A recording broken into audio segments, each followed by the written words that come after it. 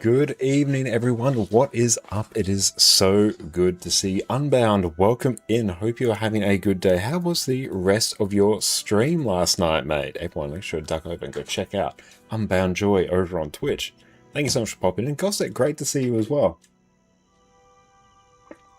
We are back again this evening, continuing on with our Guild Wars 2 map completion journey, and I am interested in deciding what is the ultimate map completion build for Power Reaper, because we've just been rocking the standard sort of Power Reaper build here, but you know what, it's not quite hitting the mark. There's points we're feeling slow, missing out on a little bit of the AoE damage, a bit dependent on Spectral Grasp, and really I want to spend a bit more time in Shroud. So let's take a look and see what we have. I might just turn off ArcDPS now. It is not hugely relevant. Okay, in terms of what we got for weapons, I quite like the weapons we have for the most part. I may even add in maybe like a main hand sword for a bit of extra mobility. I'll also take a look and see if we have anything in our bank to see if we can give ourselves some extra swiftness and see how that works. That was incredible. Thanks again for the raid. You're most welcome, mate. I'm glad we could send everyone over and trust they're in safe hands. Okay, so right now what we have been rocking, basically full Berserker's gear. There's probably a little bit of assassin stuff in here to make everything sort of work correctly. Probably. I'm pretty sure there is. There's some. There we go. There's a few pieces of assassin's gear. Not sure the exact amount, but there's some to get 100% crit chance. There's like tons of different variants you can do with Reaper in order to make it work. Morrigan, welcome in. It's wonderful to see you. Okay, I'm feeling let's actually add in a sword, and we'll see what we want to put in our offhand slot here. I really like Great Sword because the AoE damage is really good. Now, in terms of our traits, there is this trait here that I do want to sub in. Let's see here. Blighter's Boon. Gain life force and health when you apply a boon to yourself or remove a boon from an enemy. But for that, we are giving up Reaper's Onslaught, which is a bunch of extra quickness, which is nice. So if we do get that, we're going to have to get our quickness from elsewhere. So let's see what we can do. So I'm thinking I really want to spend a lot of time camping in Shroud for this, because then it means I can basically just free up a bunch of my utility skills for stuff. So let's see what we can do. Let's go Blighter's Boon here. What's this? Gain life force and health when you apply a boon to yourself or remove a boon from an enemy. That is going to pair very, very well with Chilling Victory here. Striking a chilled foe grants might and life force. This is basically going to give us functionally infinite life force, I think, especially when we're in Shroud. So that's going to be very, very good. But we are going to need to get some quickness from elsewhere. Chilling Nova, I think that is good. Critical hits against chilled foes cause an explosion that does more chill.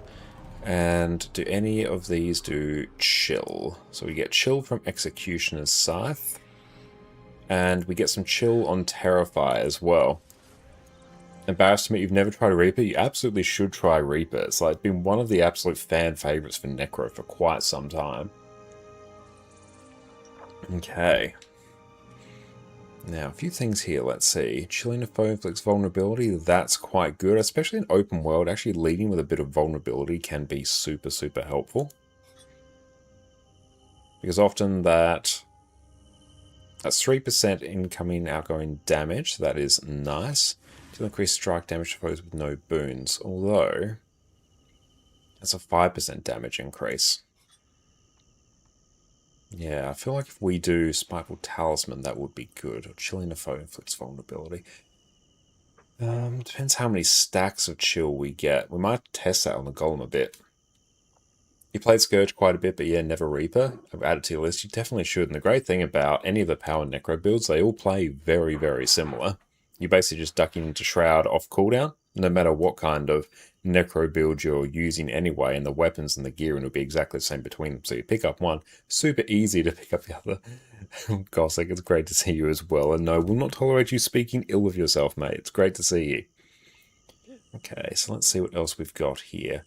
Spiteful Fortitude. Gain Vitality, based on percentage of your power. Gain a life force whenever you strike a foe below the health threshold. That's pretty good. What's this one do?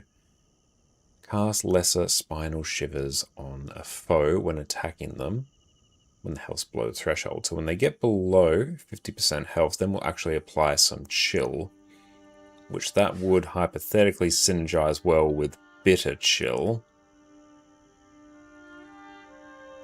We'll see. This will be a good one to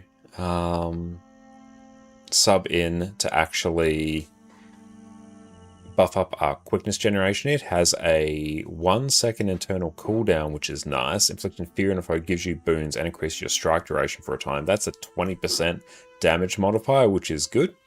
Which that will actually probably increase our damage at the start of an encounter with an enemy, because Executioner, 20% damage modifier, great.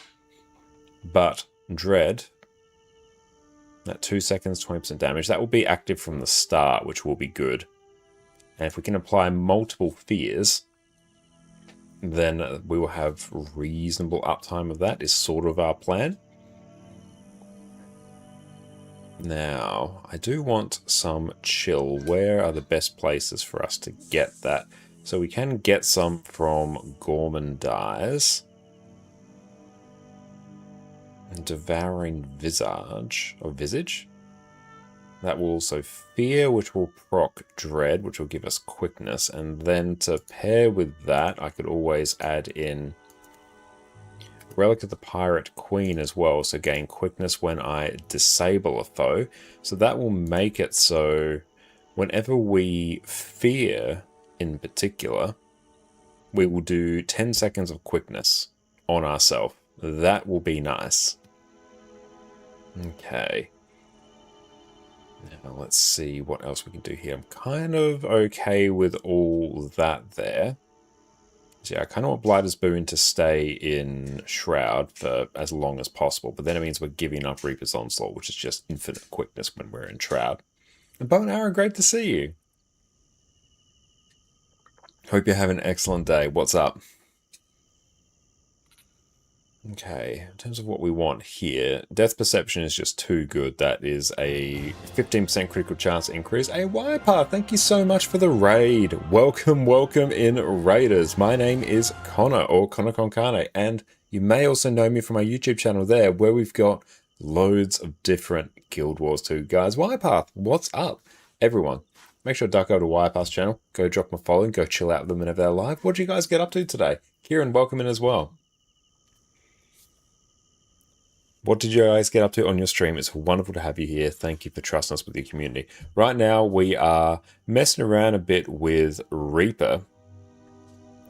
Getting a good setup for what I think will be great for map completion in particular. So we're taking a bit of a step away from endgame PvE build crafting and going towards the true endgame of Guild Wars 2 PvE, core tier map completion, because I want to do this as quickly and as efficiently as possible with the build that's going to slap the absolute hardest. So, we're sorting through our traits right now. The main things we're adding in or swapping out Reaper's Onslaught for Blighter's Boom, because it's going to give us a bunch of life force generation and healing, which means we can basically just chill out and Shroud the entire time, which is going to be very, very good. We made another piece of Legendary Light Armor, did a Fractal CM training for a new player. Hell yeah, that's great. What Fractal CM were you doing? Were you doing like one, or were you doing multiple?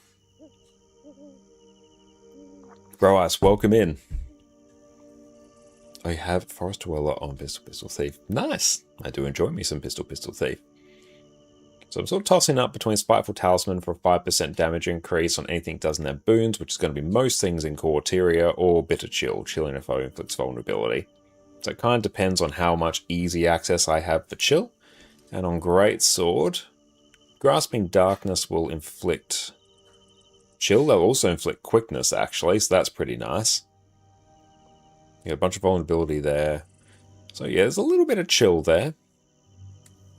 Only Kinfolk got the daily, want to do more, but it's already late at night here, so maybe next time. Okay, nice. And how is Kinfolk feeling as well? Because that one, I think I heard that one got bopped pretty hard by a lot of the HP nerfs. So how's Kinfall feeling? I saw memes on Reddit about how people were blasting through it after a few rounds of its mechanics. Haven't tried it yet, though. Okay. Entering Shroud grants swiftness and removes mood impaired conditions. Meh. Kinfall HP is really low now, it seems. I'll have to get in and try it at some point. It does sound quite fun. It feels pretty quick now. Okay, wow, yeah. It must have, like, been really bopped if the consensus is, like, that universal. Silent Surf's insanely quick. Oh, I'm so keen to try Silent Surf. I enjoy Silent Surf as a fractal, but yeah, it had way too much health. I only got 3 or 4 arrow mechanics. Wow, yeah, that's really, really quick. But yeah, I think Silent Surf has HP basically halved. So that's fun. I wonder how that interacts with the CC, though, because now you're going to have shorter between the CC phases, so that will be interesting.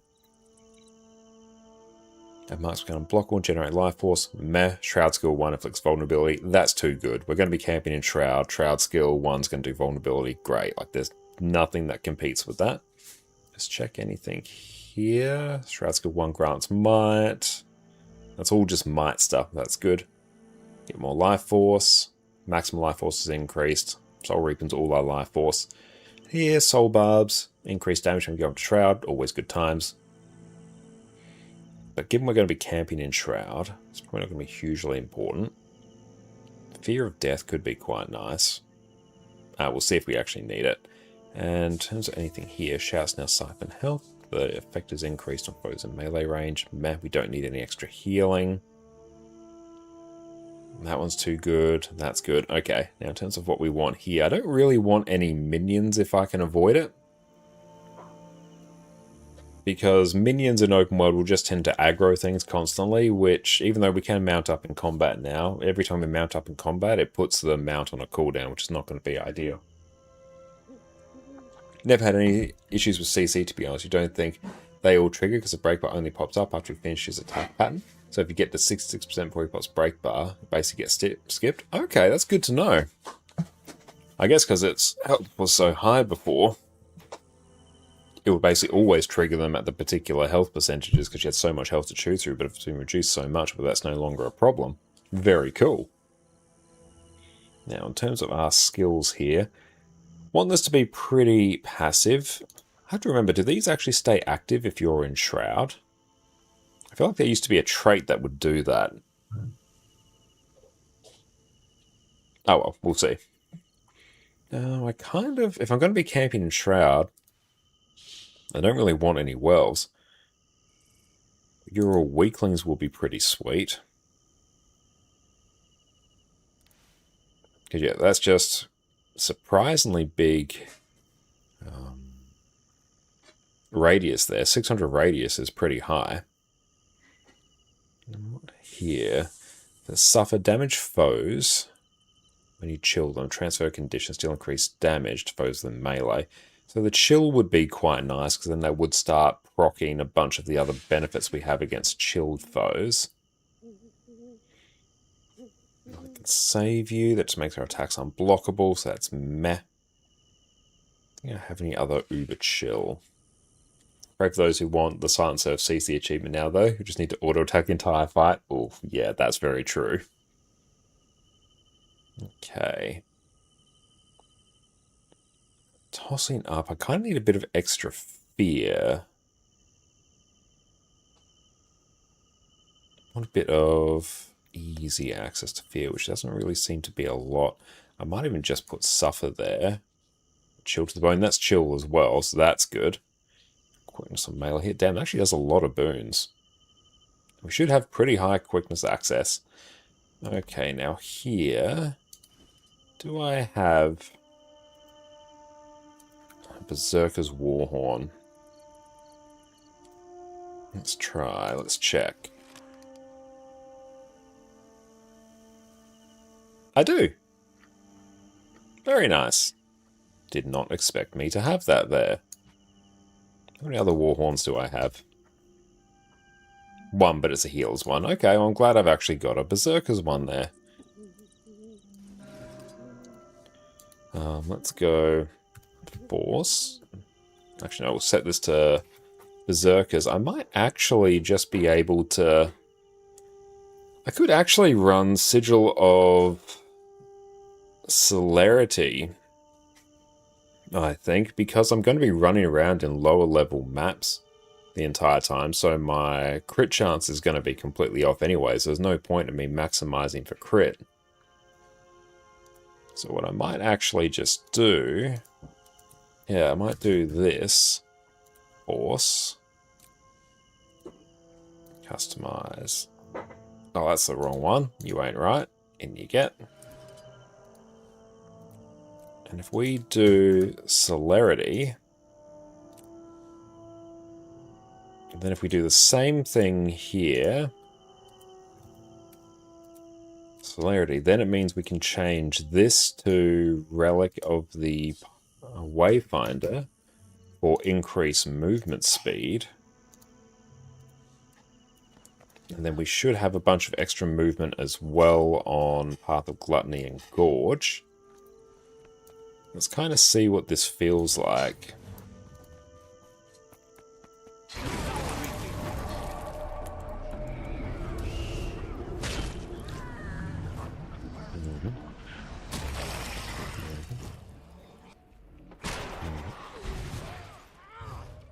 So I'm definitely going to want more quickness access.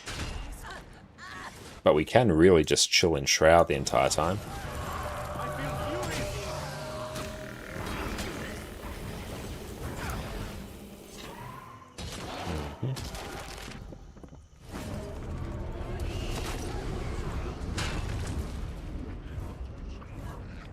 Things are melting very quickly, especially once that Chilling Nova proc gets going.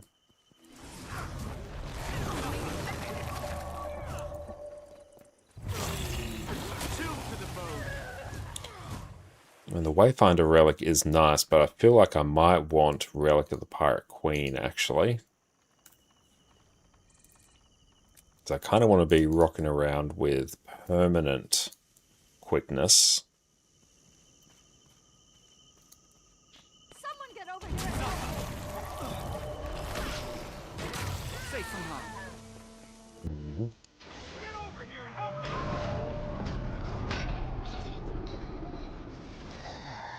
We'll see how that goes. Okay, let's go hit up a new map. Got Abomination Weapon Box, nice. Okay, let's go into Brisbane Wildlands. Yeah, let's do that. Or would we do Metrica? I think Metrica into Radanovus, Brisbane Wildlands is pretty solid.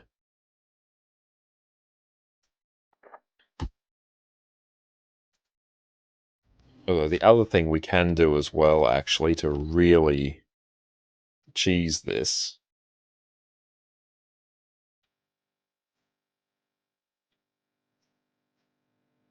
is to get our J Protocol boosters.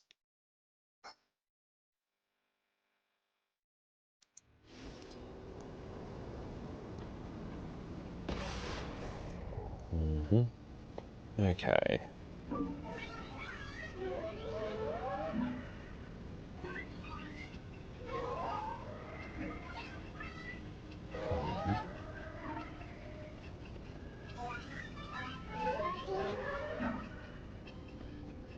So we get chill on that, which then procs a bunch of everything else.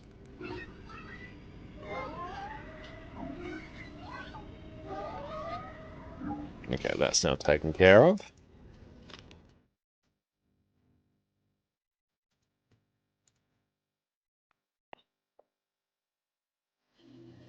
Okay, so where is this one actually starting from? Cool, it's starting from here. Excellent.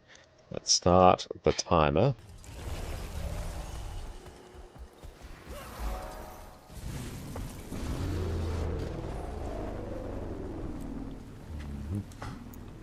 Ah! Didn't exit quick enough.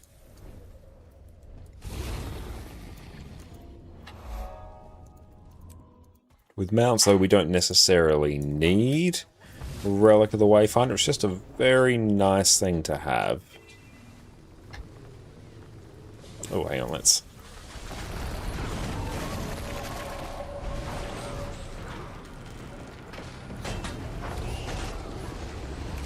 Nice.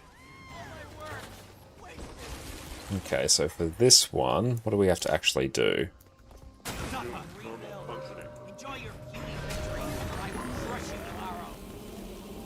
Just go nuke all the haywire golems, I think. This is map completion build going to be on YouTube. No immediate plans to put it on YouTube, although it is an idea that I've been toying with in the past. But next time we meet.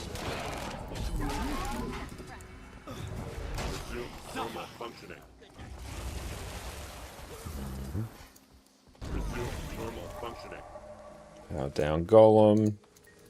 Just random things.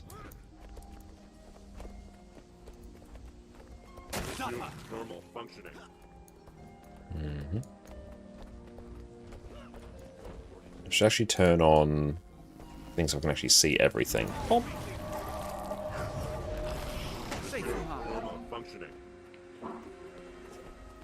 Welcome in feedback. See how quick we can get at this map completion, then we can see if we can outsource our services. Oh, what's this one telling us to do? Test trials, map completion.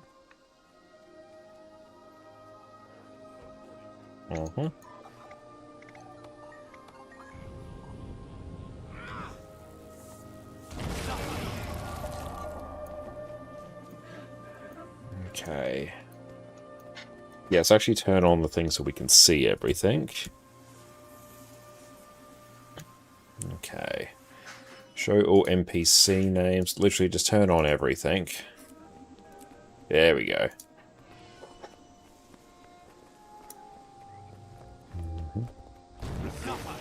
Almost there. Nice.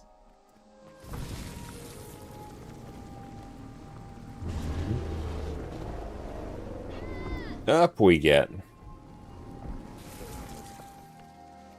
Mosquito event, kill mosquitoes. We do not have it.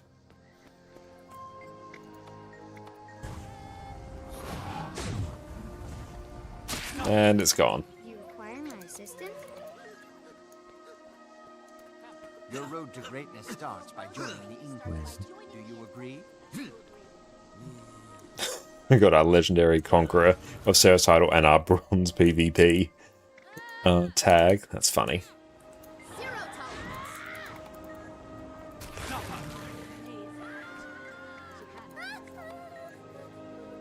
I have an amazing opportunity that you cannot pass up. Always be loyal to your crew. Your road to greatness. Is that one actually gonna... There we go.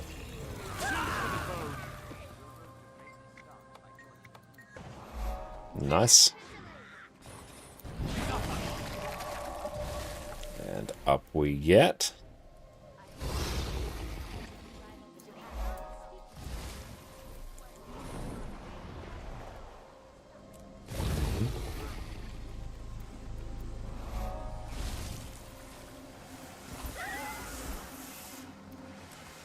Also redone that one. Off we trot.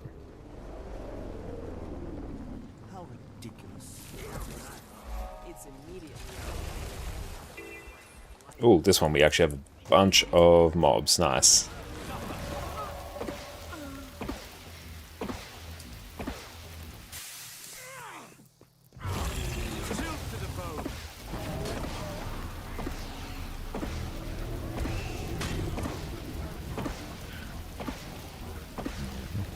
Blast forward.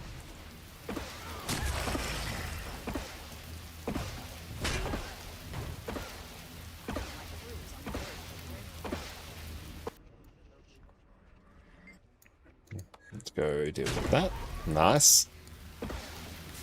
Cool, we actually can still interact with that.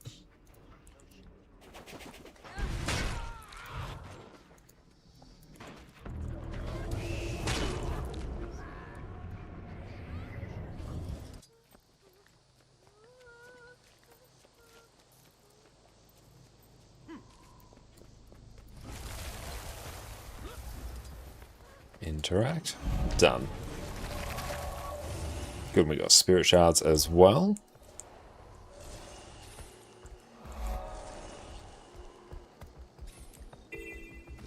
Okay.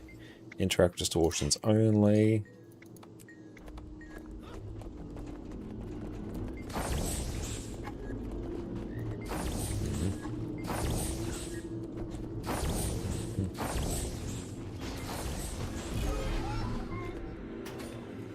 Oops, stop it. Hang on.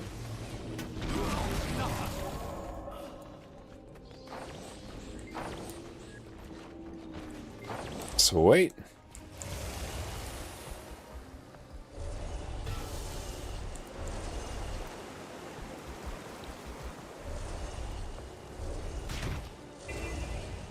Okay, this one we actually have to follow the heart, the actual heart line. Keep following heart trail repeatedly. Okay. Zero tolerance. And he's gone.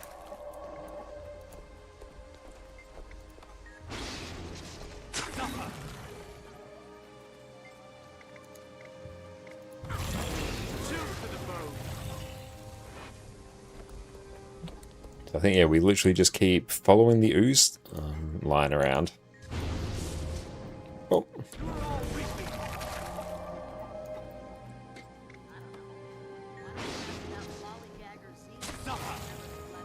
Ping is definitely a little bit on the high side today. Okay, yeah, so we literally just loop through this.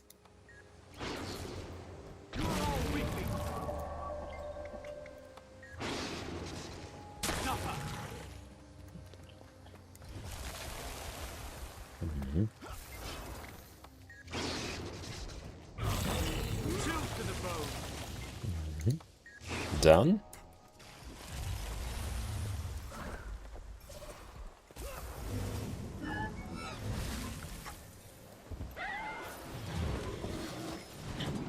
Down we go.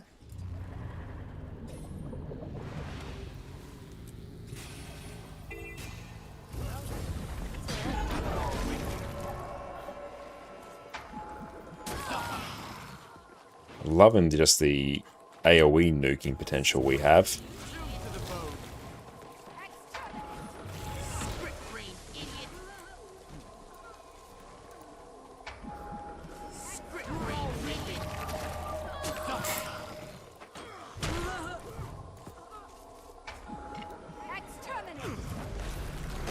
Nice.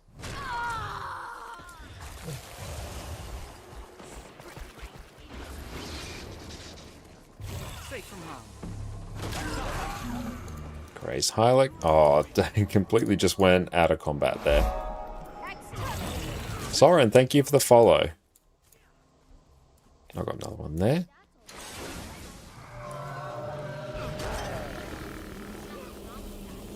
Some creatures are just naturally born that way.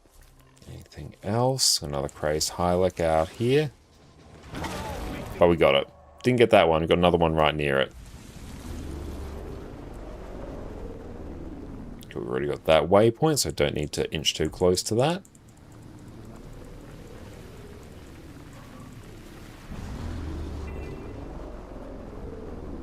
And big drift. That was a good one.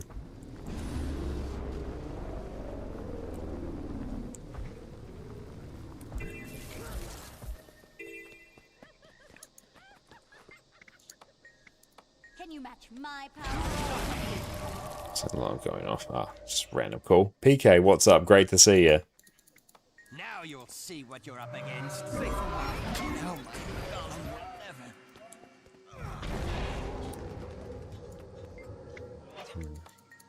You can't match my brilliance. Just give up. Do you think? Oh yeah, Eddie, what's up? You can smell Mum making dinner. You can't even comprehend my powers.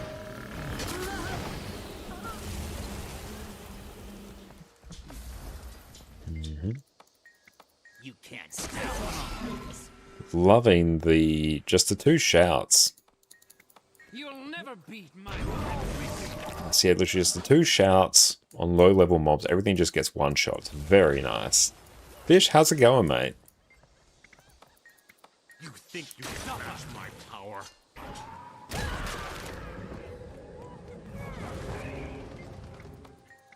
You've made a fatal error with me. Cool. Dunskies. Busy on all strikes? Excellent. What strikes have you been working on?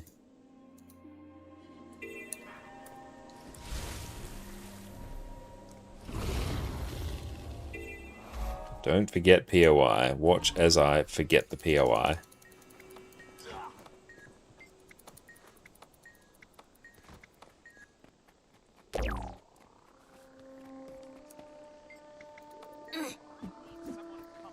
What?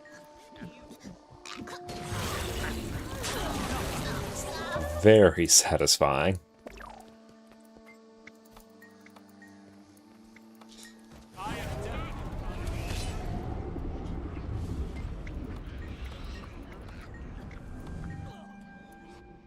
Okay, good. We'll make sure we actually get the POI.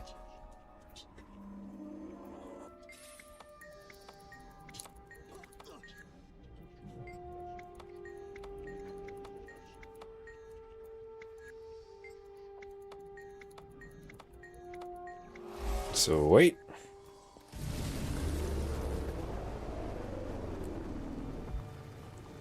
Grab that straight through.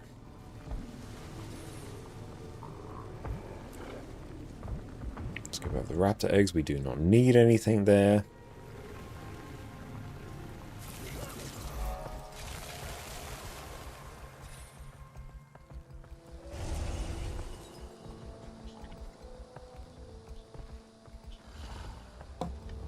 This one, let's try and do the fancy jump. Didn't quite get it. Oh well.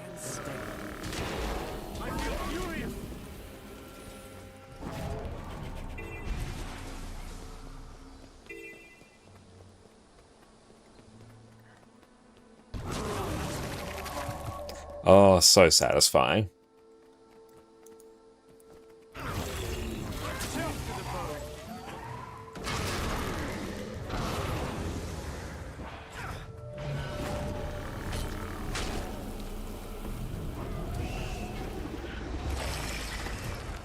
Surprised that one actually dodged that.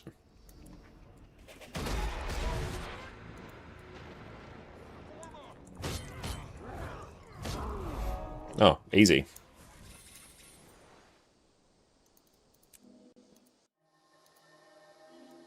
Okay, we're off to now. So we've done we haven't done anything over this way, so let's continue onwards. Can we Bond of Faith there? We can.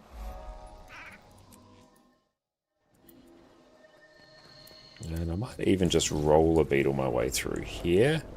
We go nuke oozers.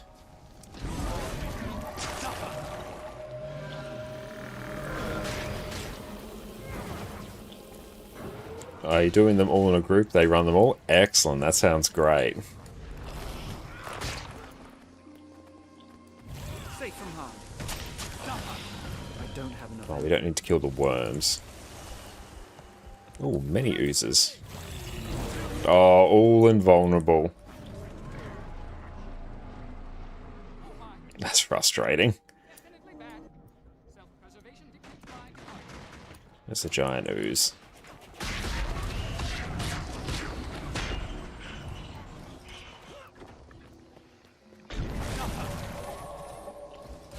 Magic Infused Raptor, let's go.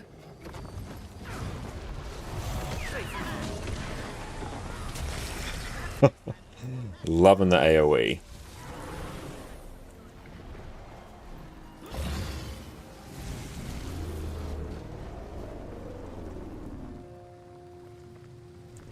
Grab that. Sky scale up. Go nuke Scrit.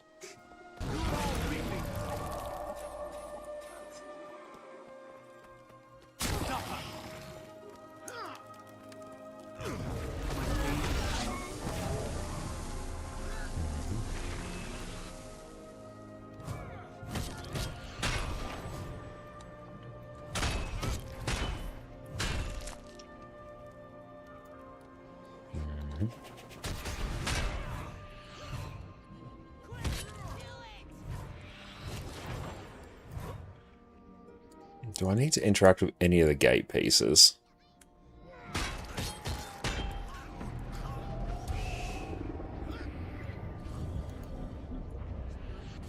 No, we'll just get a few of them.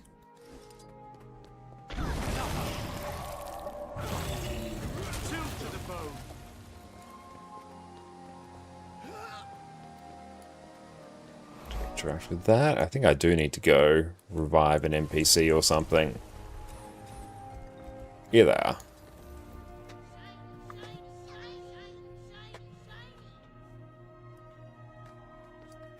Ooh, mini script. Nice. Can I mount? We can.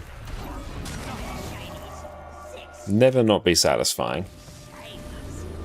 Hey, you. Rat thieves. I'm here for my Matrix. Where are we off to? Up this way. And so we've done that route.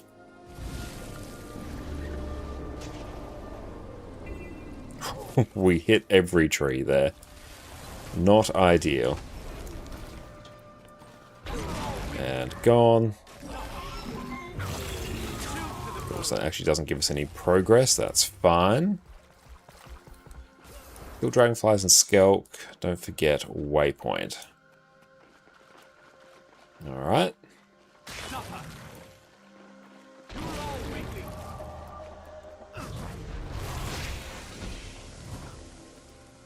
Oh, we got the event going. Nice.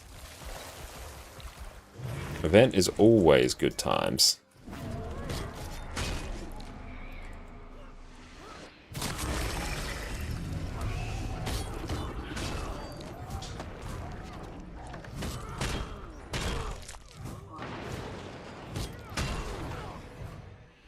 Well, that's a very specific achievement that we just got.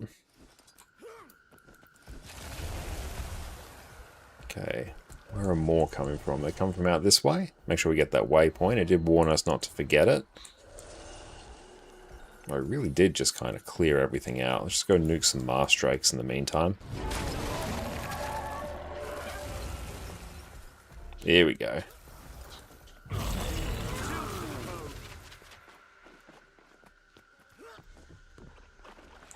Don't know why it came up that way.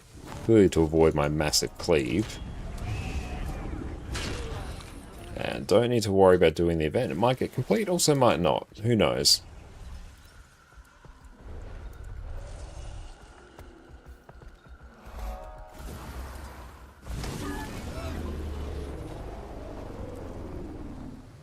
Big drift.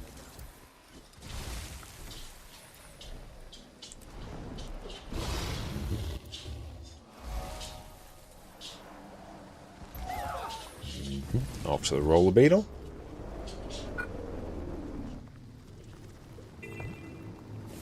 Interact with NG distortion. Life is discovery.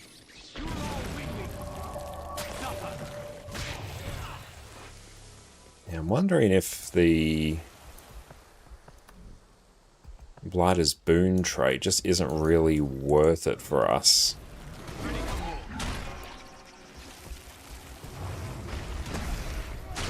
Oh, that doesn't do anything. Okay, off we go. I'm feeling like it's not. Feeling like just missing out on the quickness we'd get from Reaper's Onslaught is just not worth. Even though we can get in other means, it's actually just slower than us going into Shroud and then nuking everything.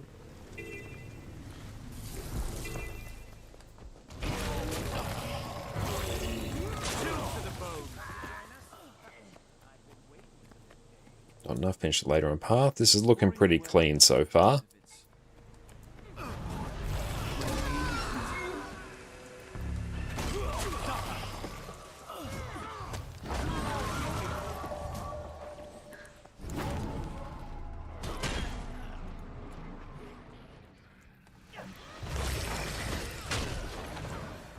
Moralize, what's up? Great to see you, mate. It's going very well. We are just working our way through finding the best Reaper build for particularly world map completion right now.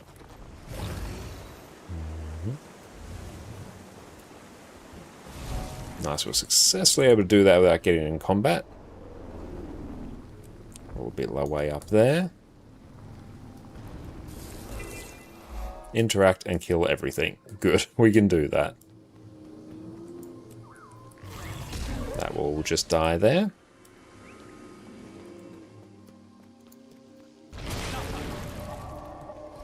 Veteran Air Elemental, nuke it.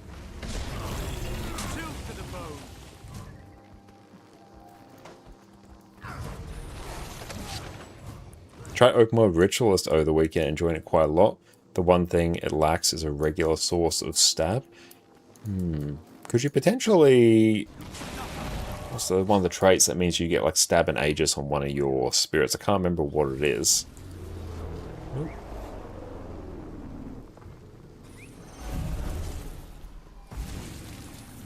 It's not like you have Trail of Anguish either from Scourge, which is a bit rough.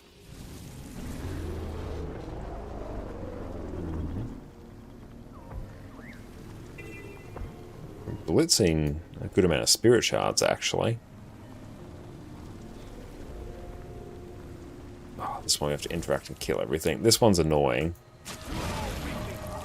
You're spoiled by Amalgam when it comes to stab.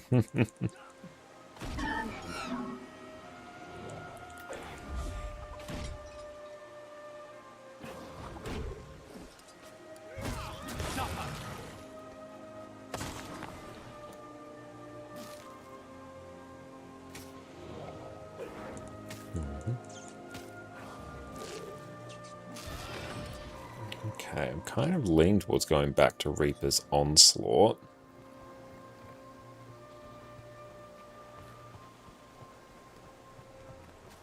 Strike around you when entering Shroud. That might be nice, actually.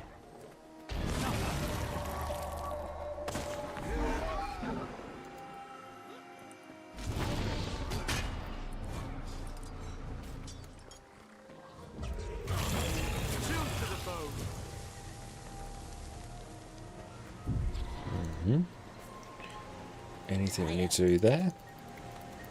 Cool, we can just talk to everything.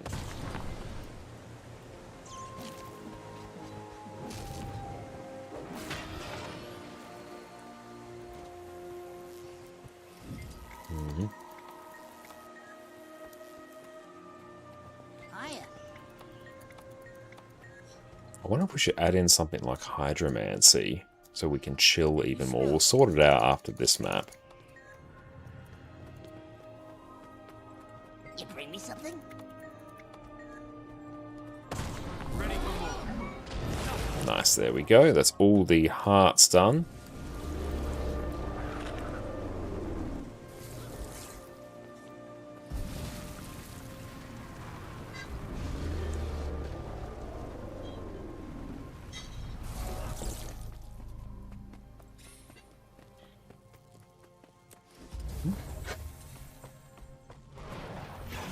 In we go.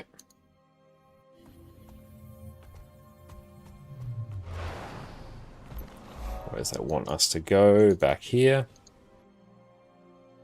I'm glad we have the skill that actually lets us stealth our mount.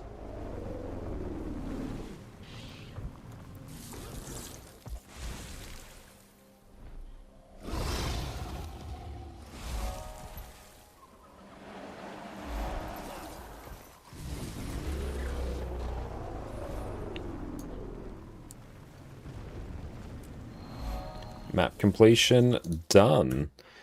So that is sub 25 minutes on that one, and we got a key. Nice. Sweet and steady.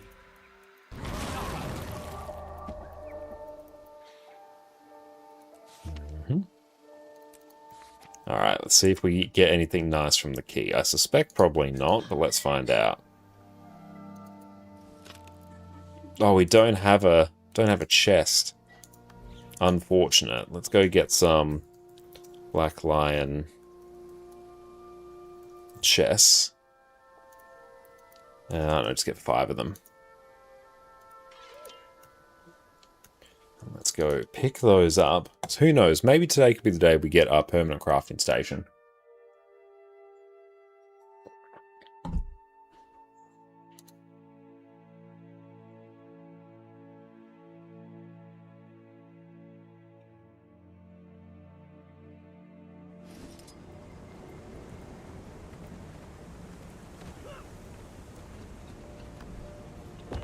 That.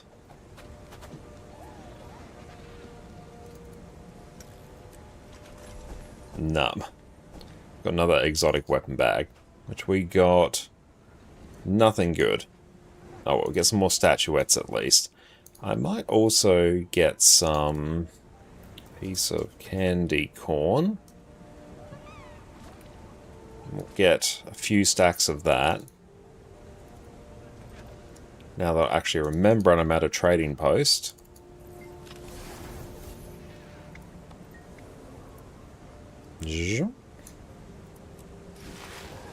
Beautiful. 9 hours of experience. We love it. Now, in terms of some other traits, kind of wouldn't mind leaning into the chill in some capacity.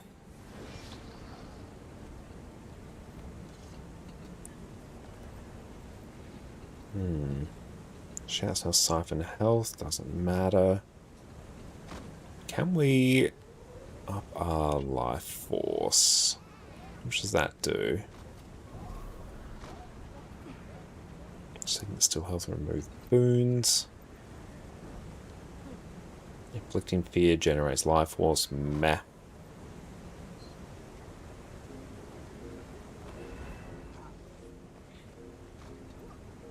If I inflicts vulnerability.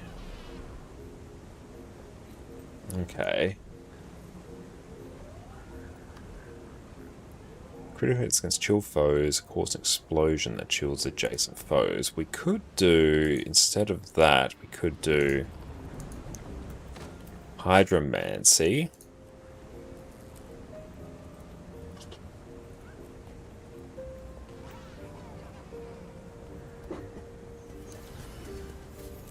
So we're basically going to be leaping in then and instantly going into Shroud. Do we yeet that and then go for something on a weapon swap? Something that can just give us a bit of extra burst of damage in a very rapid time frame. So damage is increased. Something that could allow a bit more burst when we go basically into Shroud.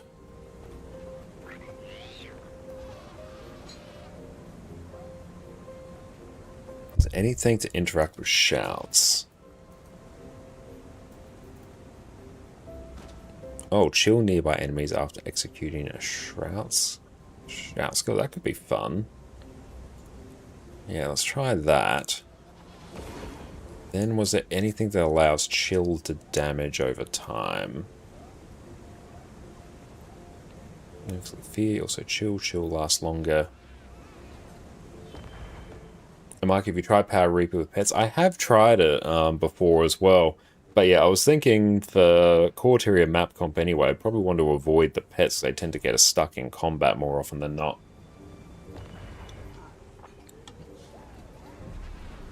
Something to emphasize the chill. Maybe it is actually bitter chill now.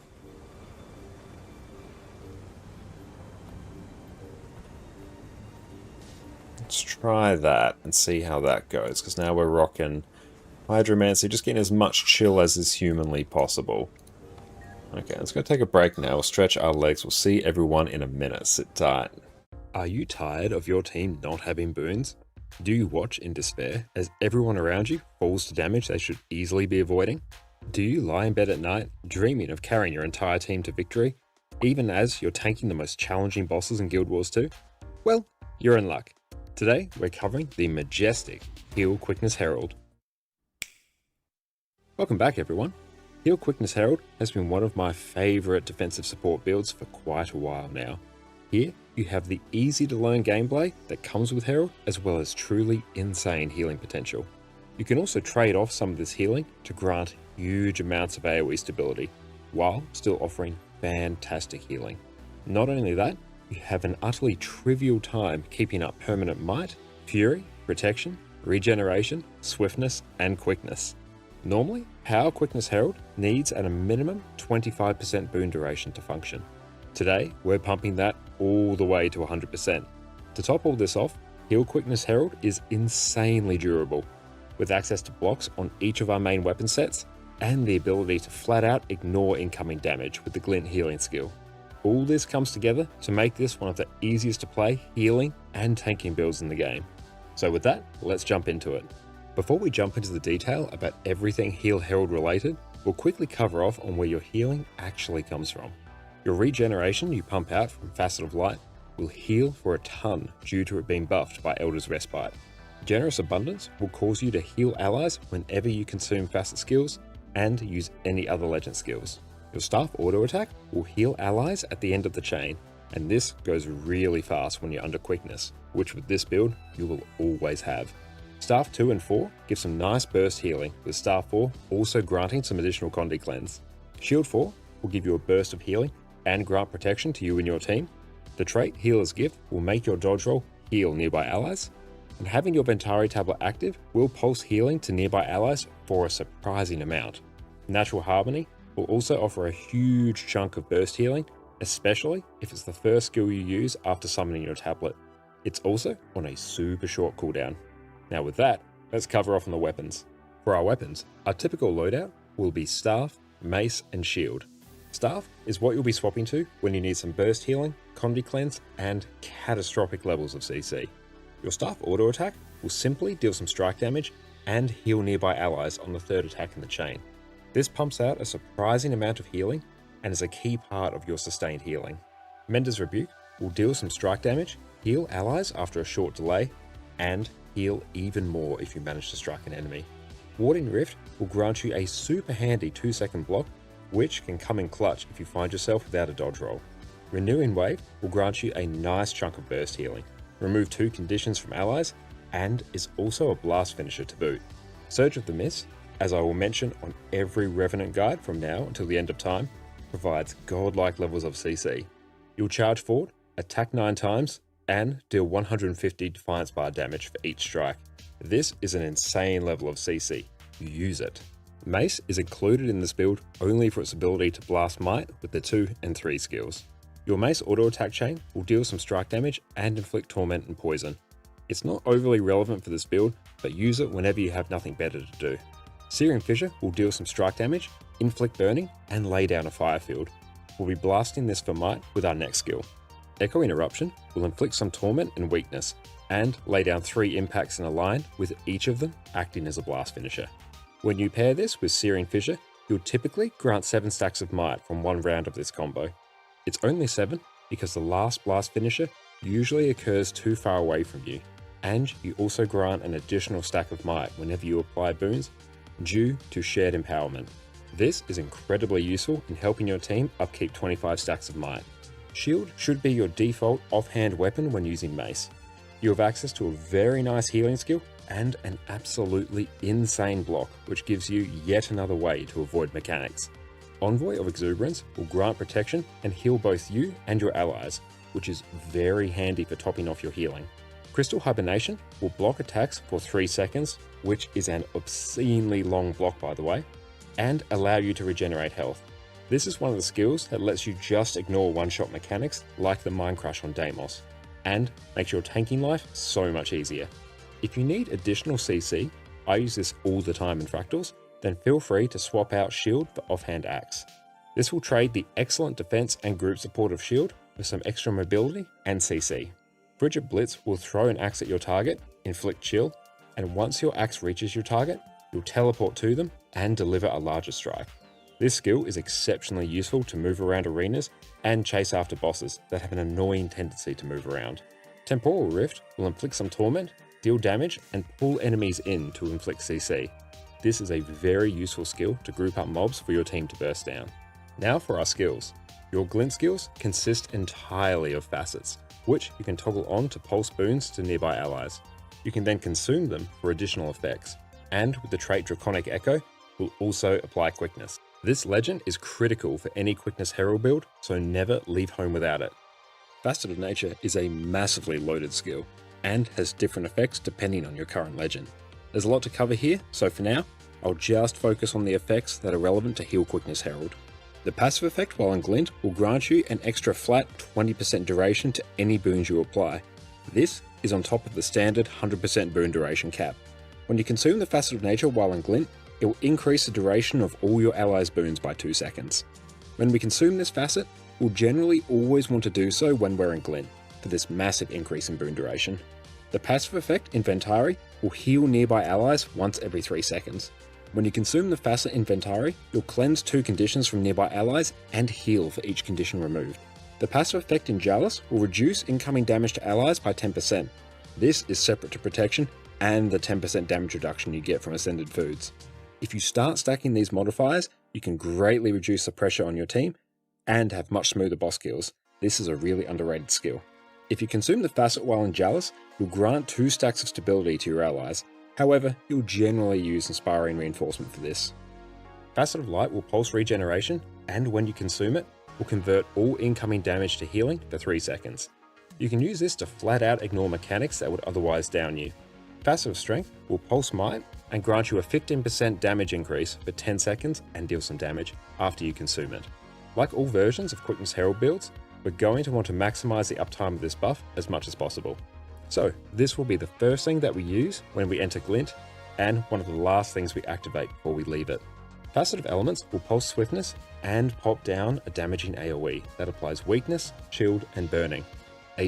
And we are back. Welcome back, everyone, and we have returned with a loaded Bolognese. Thank you, Jess. This is absolutely amazing. It's been a while since we've had Bolognese. I'm so happy to have it. Amazing. Okay. We have made some changes to our build now. We're rocking Sigil of Hydromancy, so we can chill as much as possible. I might also actually sort out the underwater gear. And put Hydromancy here. We're going to do as much chill as is humanly possible. And lean into it as much as we can. Okay, so now let's head on to... I think we're going to be heading to Brisbane Wildlands. Another one of the maps. There's a bit of a notorious... Takes a while to map complete one. So let's see how quick we can go.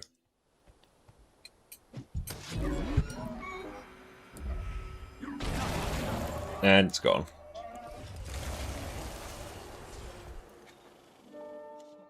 Okay, so I haven't done any hearts in this map. All hero points are done though. You just find the start point. This is the start point. Perfect. And T. Yeah. Actually getting used to that timer.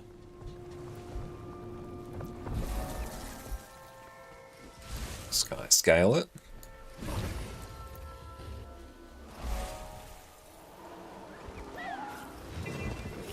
Okay, so now we just need to nuke everything here.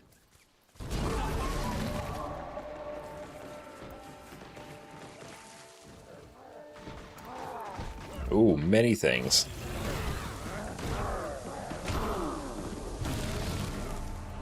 That was a sizable amount.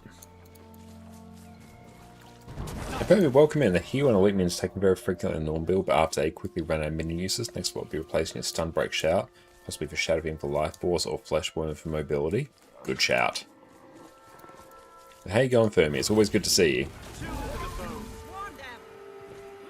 I might actually need Axe here just to deal with some range mobs occasionally. Yeah, the utility minions kind of just sit there. They don't really do too much. Flesh Worm does have some niche uses for mobility and stuff like that. Let's get these right. But the other ones just kind of sit there and do pretty middling damage.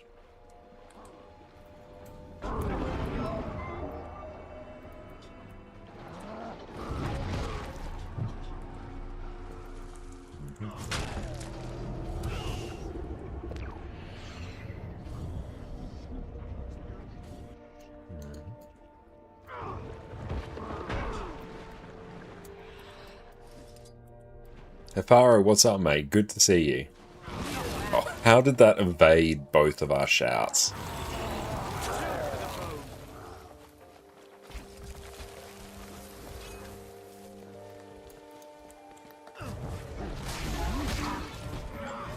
Yeah, you would like it if bone minions or big damage when they explode, so you can use in places like fractals where you can precast. That would be very fun.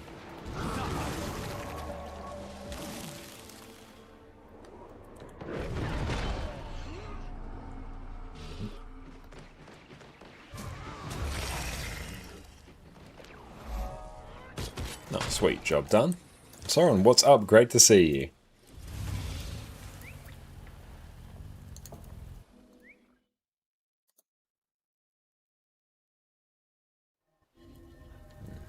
Probably the number 1 path. Okay, you can't actually see it. There we go. Fractal incursion portal there. Okay.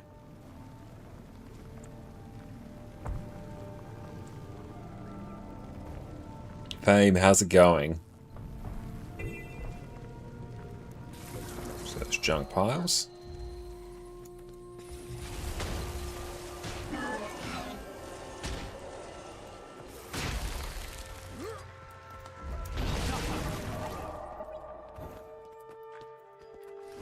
Interact with skulks and nuke everything. Two to the bone.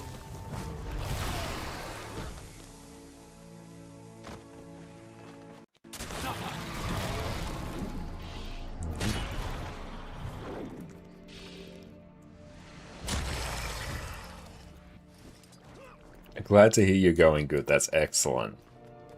I don't have enough energy.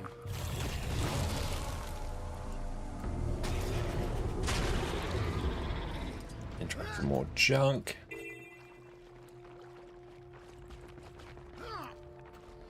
Oh, more scales.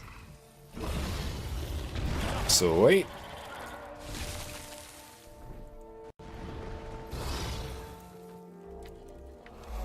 Just wondering, should you train your skimmer mastery to max, or should you proceed to live in Wild Season 4? I'll do both. They're both great things to do. I definitely recommend doing... kill grabs deposit on me. I definitely recommend upgrading skimmer to max. The masteries on it are pretty sweet. Two to the bone.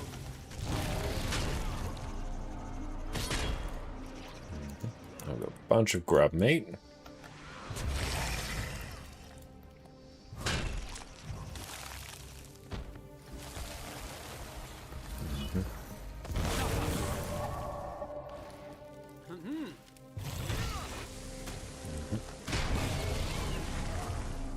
I'm liking having hydromancy there.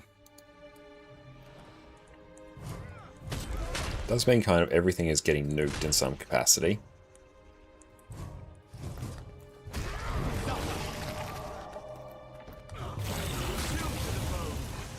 Okay, so we should be able to just turn in all of our meat now. Nice.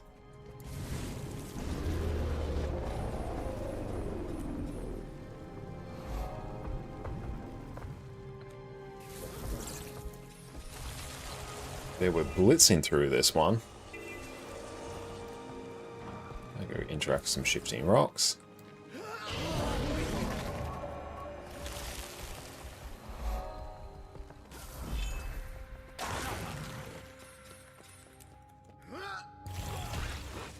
Thank you for the hydrate fire.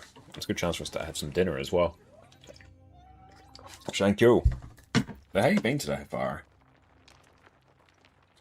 Been blitzing through some map comp on Reaper, having a great time for it.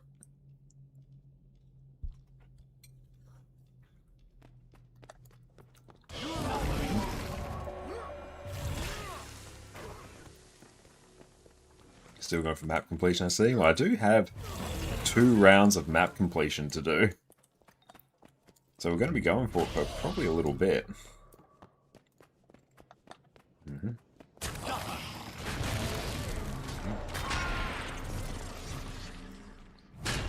Great time, map comp in the same sentence. I do actually enjoy map comp. Swap.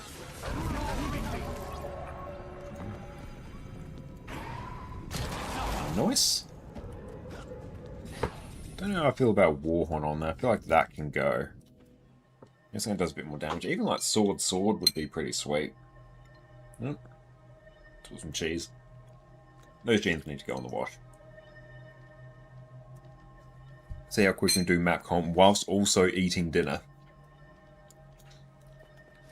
So we did Metrica Province in about 25 minutes, which I think was pretty good time.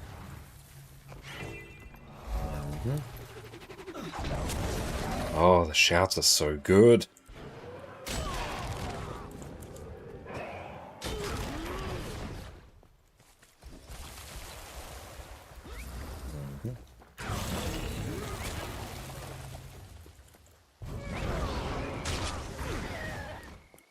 We've got loads of Nightmare Court here.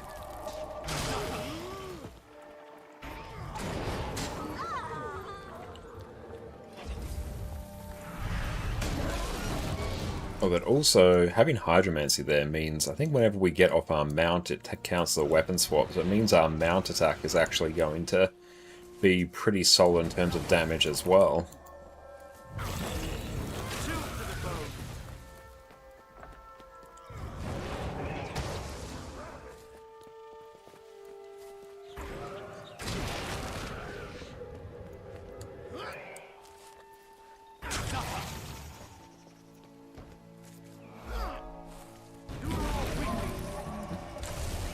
16 done.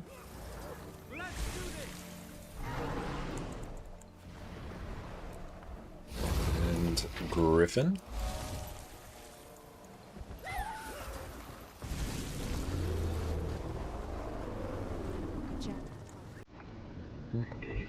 Oh, we got an actual event here. Will this still count? Please. I don't think it did, but hey, the extra experience there will be helpful for the many, many spirit shards we need.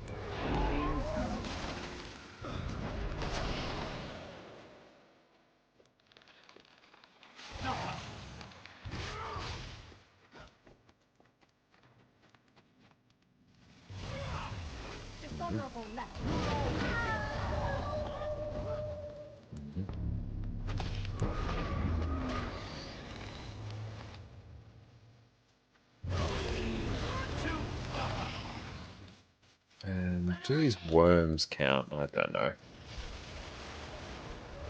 Nightmare Hounds definitely do.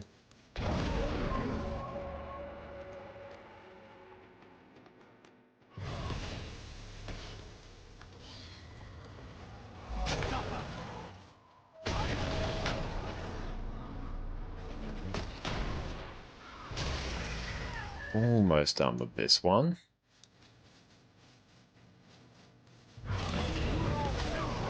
Oh, satisfying. Just like teeing up, probably tee up all three shouts. And then basically any regular mob is just going to be nuked from existence. Very satisfying.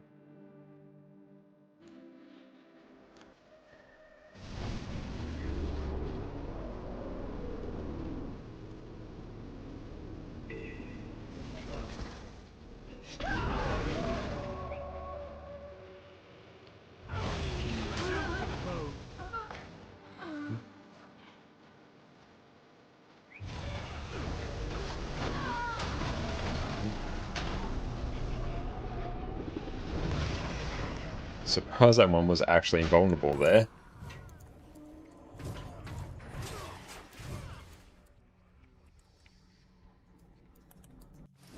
So we're going to weapon swap those.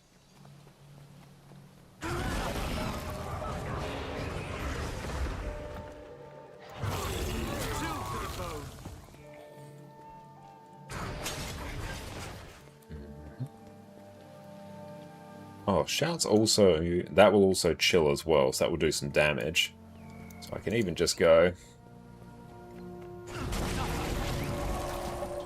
pop them all. What marker packs this? Looks very neat. This is Tez Trails.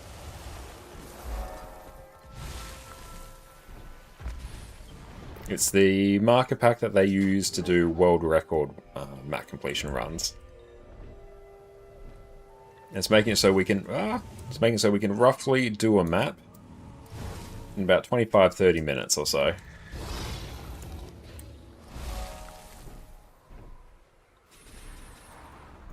Bit height down to Griffin.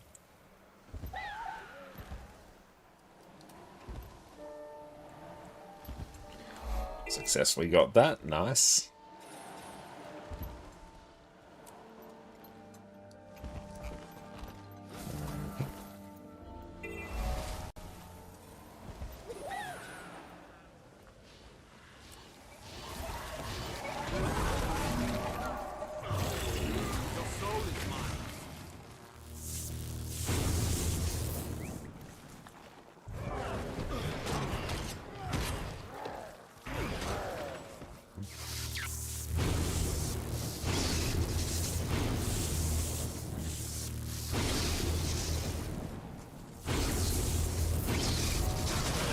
So satisfying.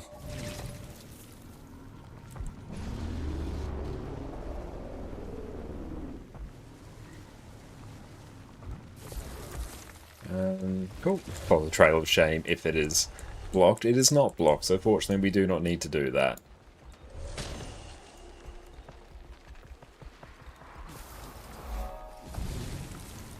Wait till we can get some speed.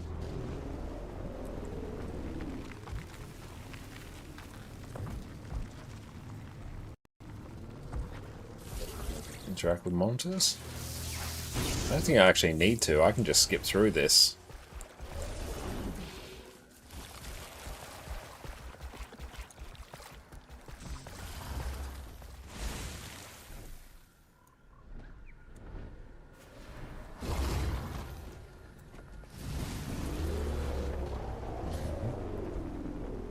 It's got so many characters on this account have basically no map completion. So we can really just follow the path without any real consideration.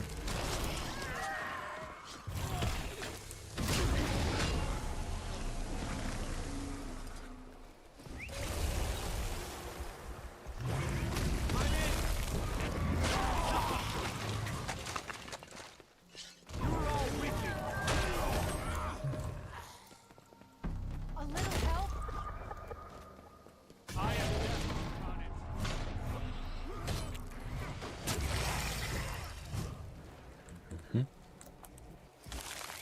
Your soul is mine. What if I take like the consume conditions? The consume conditions skill, so I can actually have a bit of Condi removal. I don't think it really matters now that I can mostly mount in combat.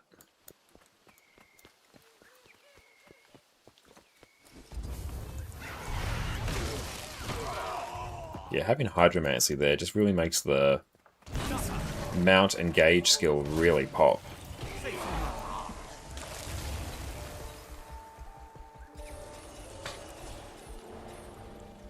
I'm going to stand here and just have a few more mouthfuls of dinner. Floated bolognese is amazing, thank you, Jess.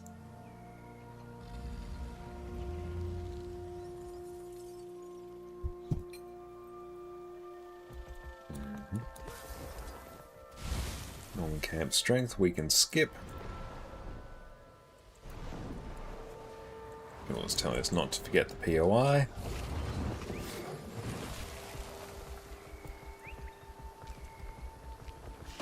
You replace the Signet with Spectral Walk. Okay, is that mostly for the swiftness?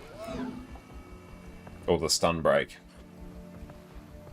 The Hill moves Condis but still gives you Vuln, which is kind of annoying. Yeah, that is annoying. For Condi Cleanse.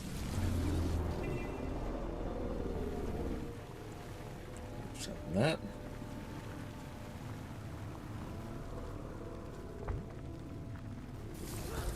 So there, Spectral Walk. Condition remove interval 2 seconds. I gotcha. Never actually knew that one removed conditions. I just used it for the mobility and the swiftness.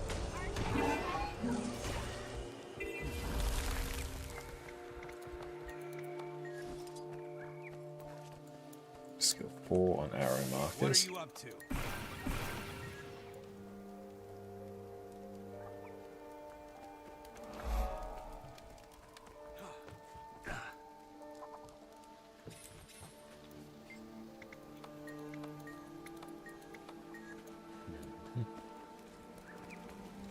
Some more battle orders. What's that smell?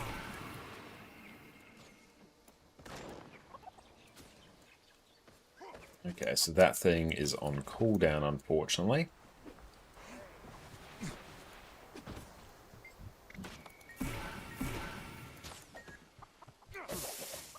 What's that smell? Show me your face.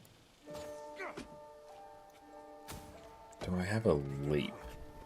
I don't. To realize the shadow settings in this game give massive FPS drop. Oh yeah, the shadow settings in game are absolutely huge in terms of their impact. I definitely have those down. I have mine, I think, on low. I think, is it medium? That's the one where above that they start introducing the uber fancy shadows that nuke your performance.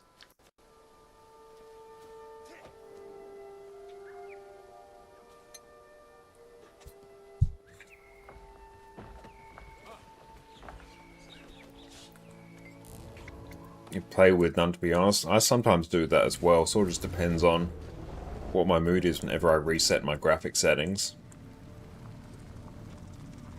It's not really the thing you notice.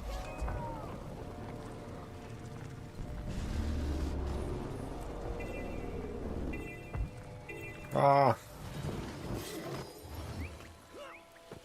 Hello. 3. You must like me. So satisfying.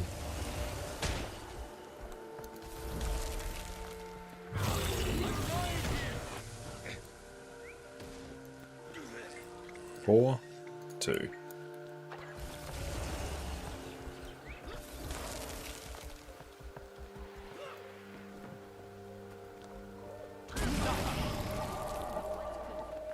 More people should learn 2, smarter. 3.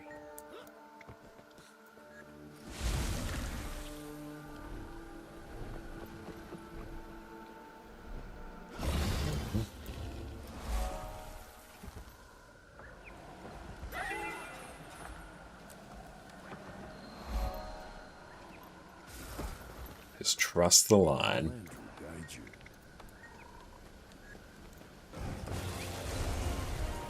Hey, not pure, welcome in Raiders. My name is Connor, or ConnorConCarne, and you may also know me from my YouTube channel there, where there's a whole bunch of different useful Guild Wars 2 guides. Everyone, make sure to go check out Not Pure over on Twitch.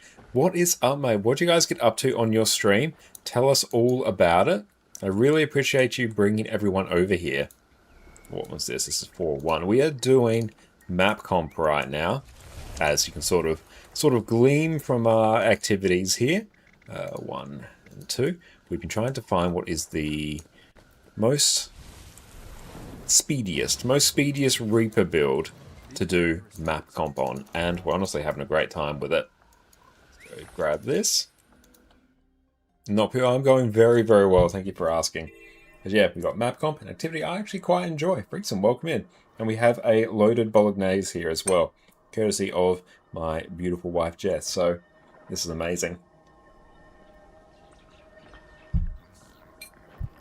But you're doing ESO stuff, but then servers are down and drew raids. Okay. So I might send the peeps into lurk and hang out. That's fantastic. I really, really appreciate that. Oh, this one I actually need to fill up my inventory. It's a weird one. Let's do that, actually. But how are things going over in ESO? 40.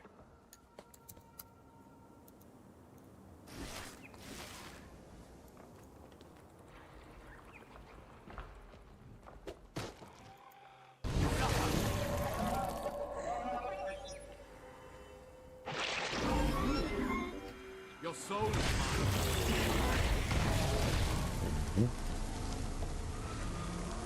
Joys of having to do this with a full inventory. Nice.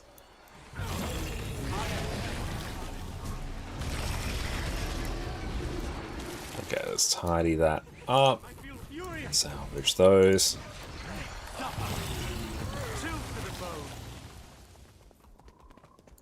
about to do the same thing. This made you the same. Oh, nice. That sounds great. Enjoy your dinner. ESO's good. Lots of updates, but changes to come soon and big nerfs. Ah, okay. I can appreciate how annoying big nerfs can be. Guild Wars 2 just recently had a big round of nerfs for itself, but I think it actually handled them pretty well. But enjoy your dinner. Thank you for the lurk. I really appreciate you.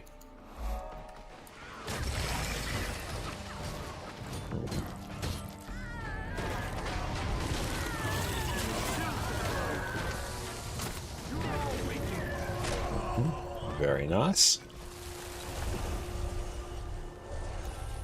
You've been flooded with spirit shards, which is good because I basically used up all my spirit shards.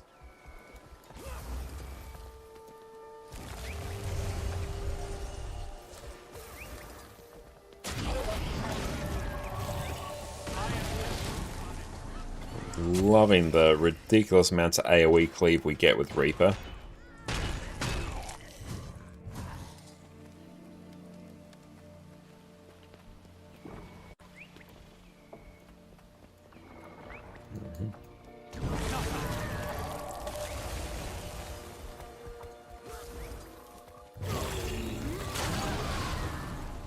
It's just so satisfying.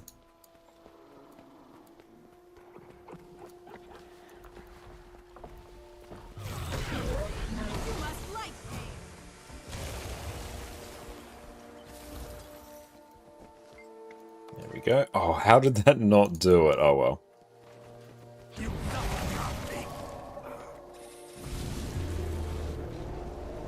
Trust that we can roll a beetle up there.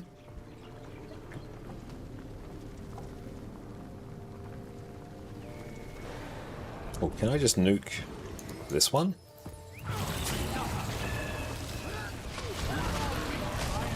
Yeah, may as well. It's just free experience.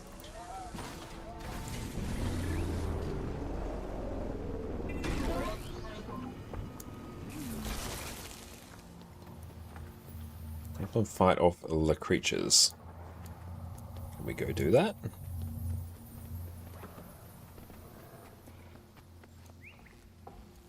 Through the Asura gate. Are we ready to try this again? Yeah, let's do it. Say, are we ready Good to chance see for us what to else eat. comes through that gate? You double-checked my coordinates this time, and I verified the repairs you made to the quantum tunneling coils. Well then, let's observe which one of us is the Buka. Firing the trigger switches now.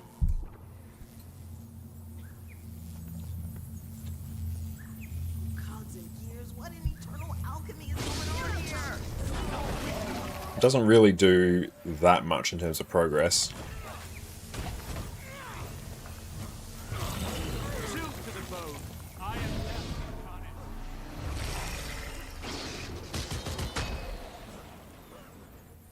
Yeah, they might actually just skip out on that. Let's just go interact with the lattices. 2.84 or 7.5 hours. 3 or 9.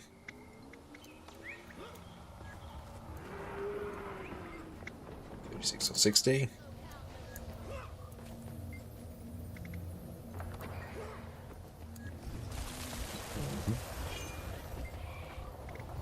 Help! Get these beasts out of here! And let's just nuke that. A little bit of progress.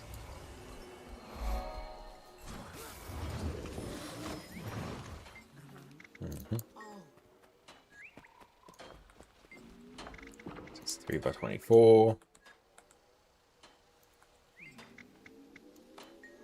Sweet.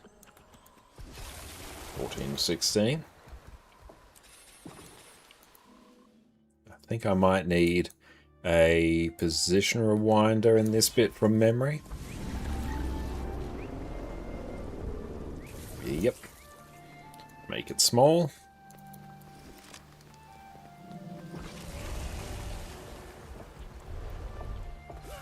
Back we go.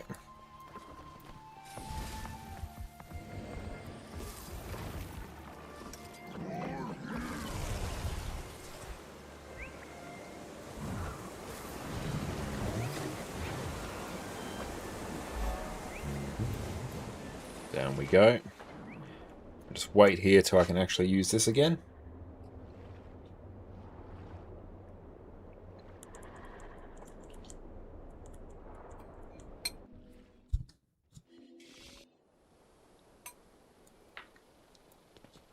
very, very helpful. Up we get.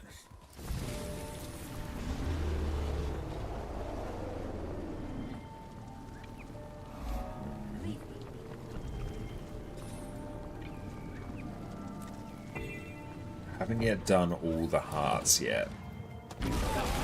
Ooh, there's going to be many, many peeps here. Give it your all.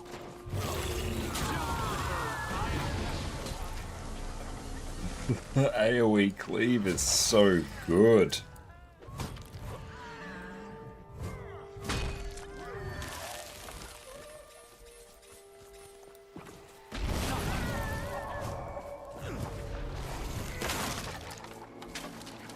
Don't really want to deal with that event out there. We can. Might just maybe have to take this trait instead and maybe go that. Okay, thank you for the follow. I appreciate that.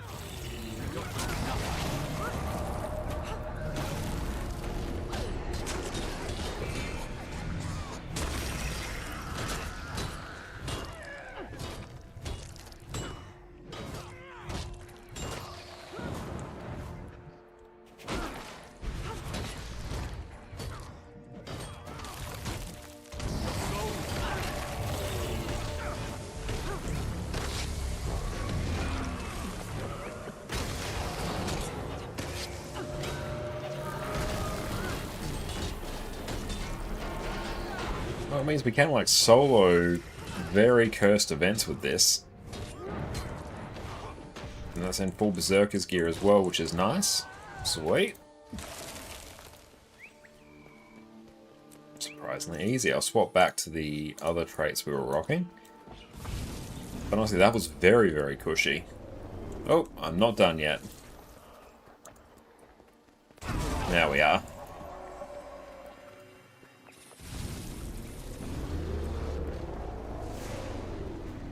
Oh, can we get up there? We can. Nice.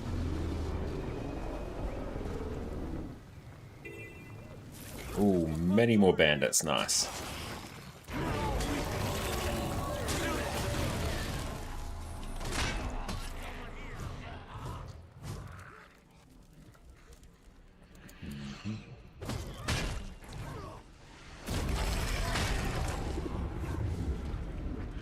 Sarah supplies.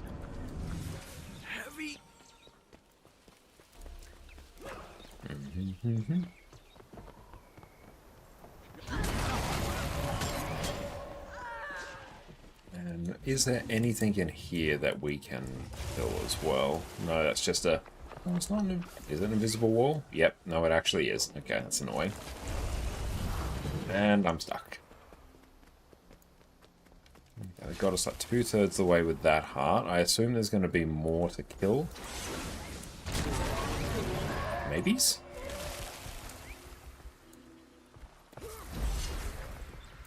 No.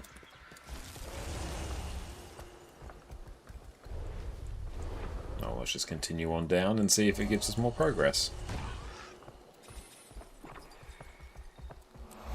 Okay, so we still have this. More bandits down here, though. Good, some more progress.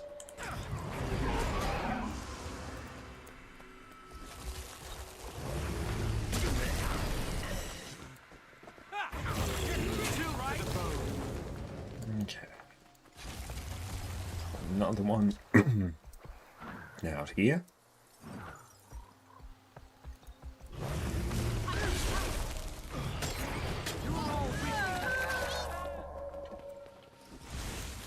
Okay, I've got Suspicious Bush now we can actually interact with.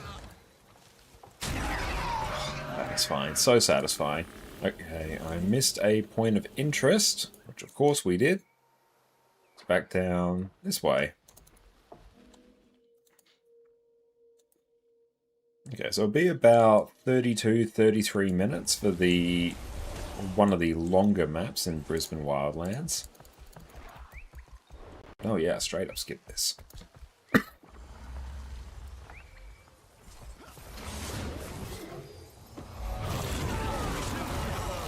There we go. Another round done. No key.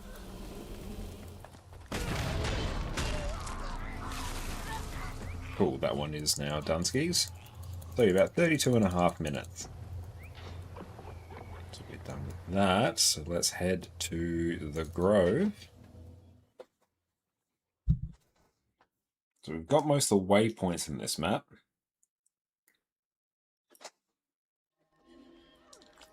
Dinner is so good, thanks Jess.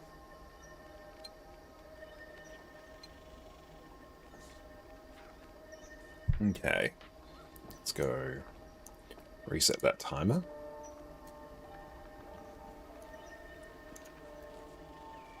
Hey, it's restarted.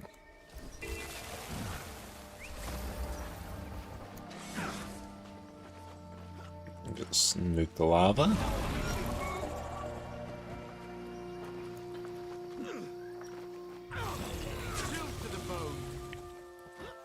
Yep, it's great that because everything is so low health here. Even just the act of me going to Shroud kills everything. And Narc is still doing map completion? Yes, we are blasting through map completion at a very impressive rate. It's about half an hour per map, which is very, very solid. Not world record pace, but is decent nonetheless.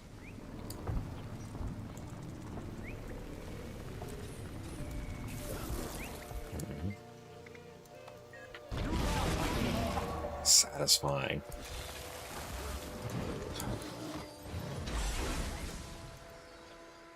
Oh, we've already done this one. Cool.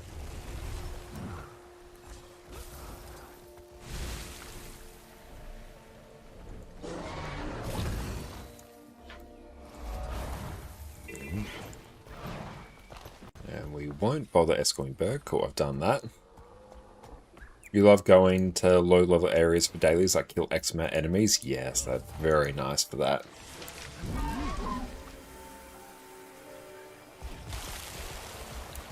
Call it trail. Nuke corpses.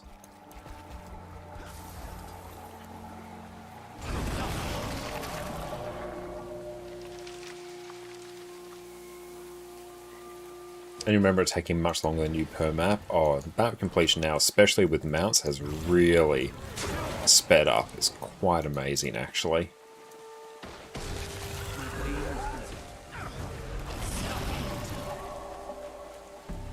Oh, cool. We got Giant Risen here. Yes, please.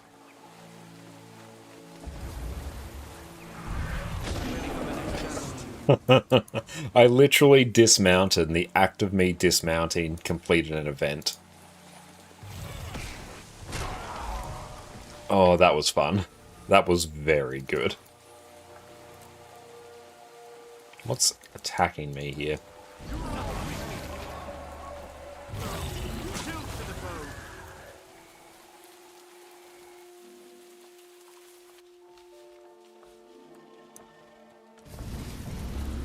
Yeah, I quite like having Hydromancy here. Heal, Risen, Interact Corpse, and Grub Holes. Actually, we do get a bunch of extra benefits from Chill, which is nice.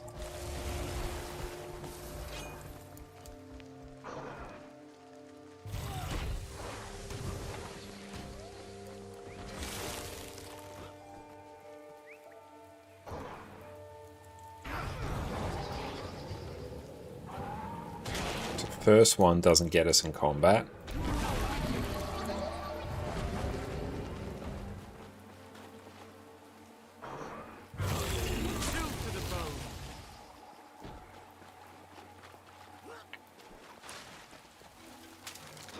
Agent Rex, no.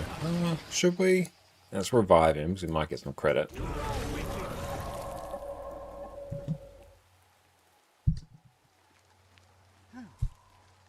Part of the plan.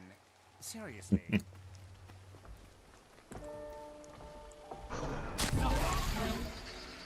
Better follow me. Nice.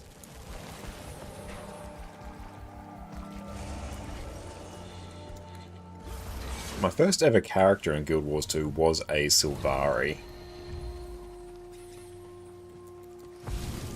So I always have a good time going back through the Grove.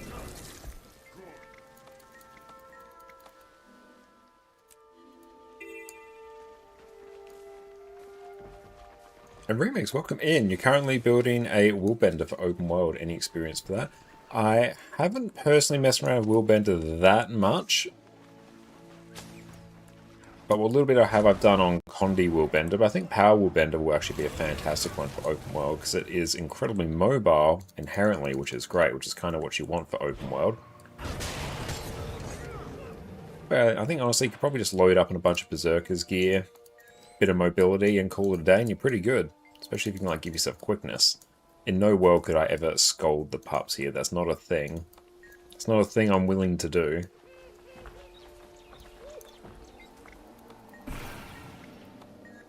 Cool.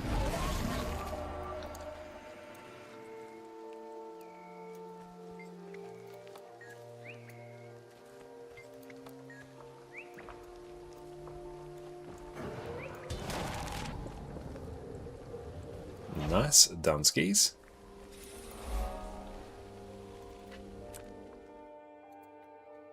Well, already like a chunk of the way through this map.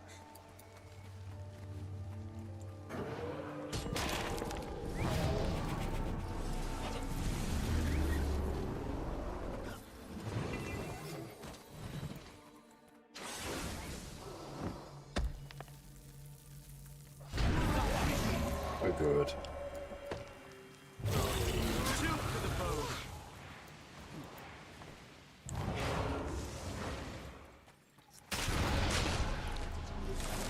Tree, that was wondrous.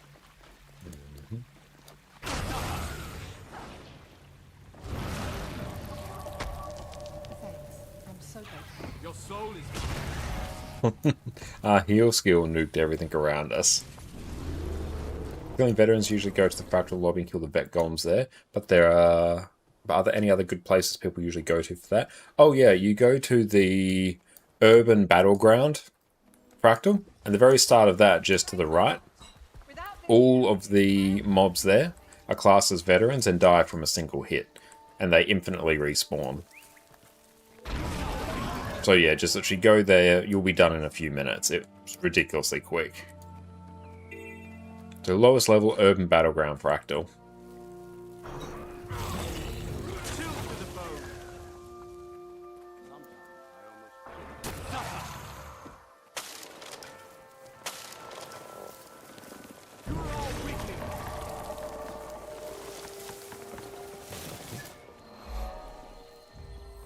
And just one more thing.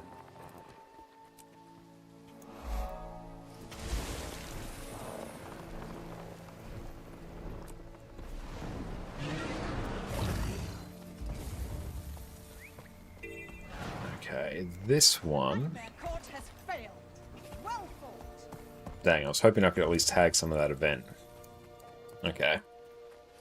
So you can tag the event, this one's over pretty quick. If not, this does take a smidge.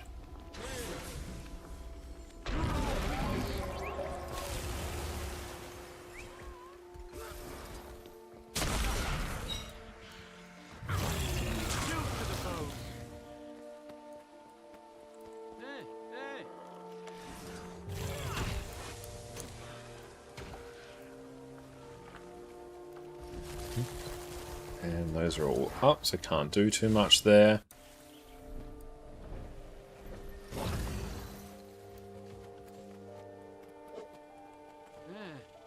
Let's swap. You can just weapon swap these. Instantly burst them down. Ooh, there's many here. Very good.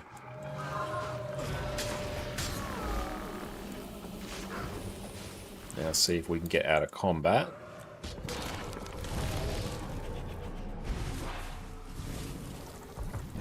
Now I'm pretty sure there's one of these where I do actually need to buy something to complete it at least as quick as possible.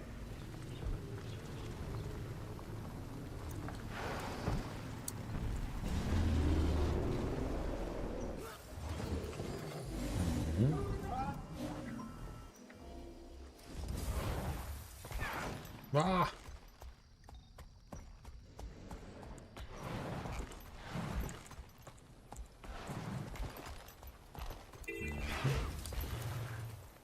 Okay, Since we actually have to do the thing.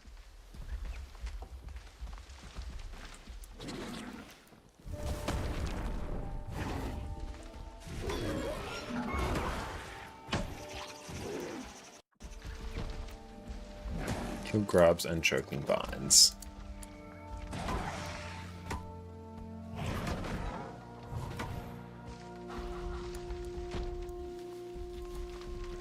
If we can, wonder if we can kill those in our normal form and get credit.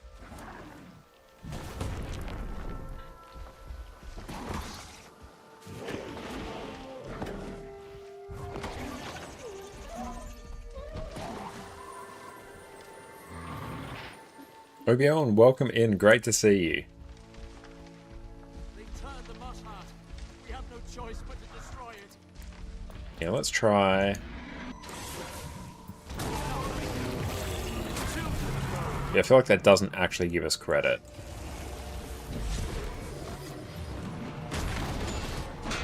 No, we'll get progress anyway. Is that map completion on a timer? It is, yeah. We're just using it as sort of a means to track how quickly we can complete each map. Roughly, it's been sort of 25 to 30 minutes per map as a rule of thumb.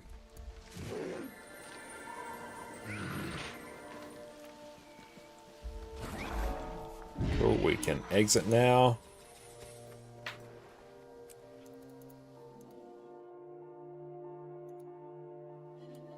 Okay, this one wants one out this way. Okay, turn in Caledon Lavender. This one I think I need to buy like 20-ish.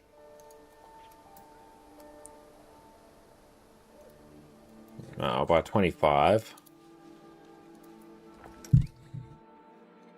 They do have to take the longest. They do, yeah.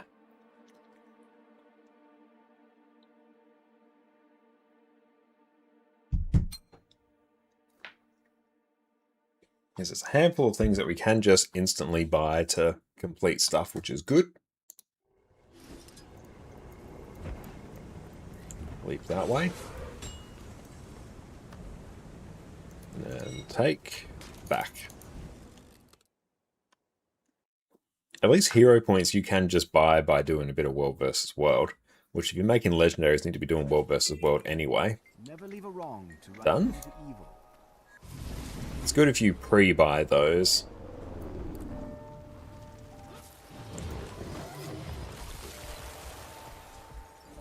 Did we get that?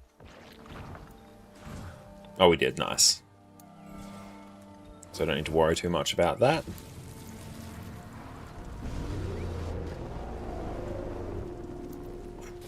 Don't know how we could have made that jump. Done.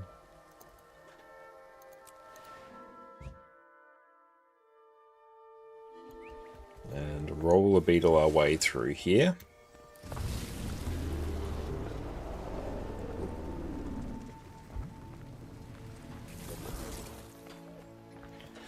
Already done that one. So this one we need to do, kill wave riders and repair fishnets.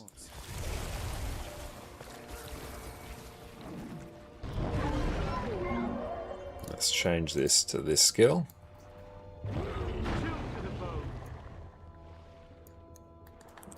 Good thing is Reaper is fantastic underwater.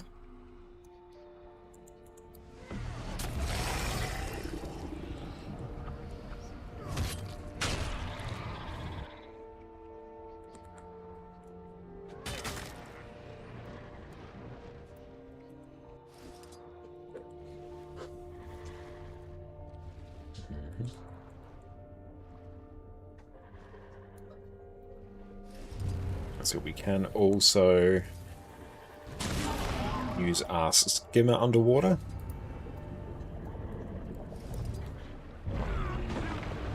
And it is gone.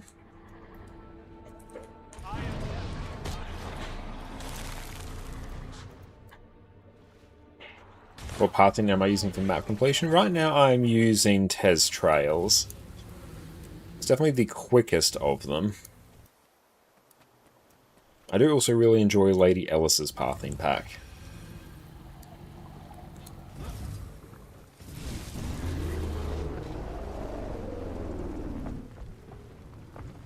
done this one already. We've done a bit of it, which is good.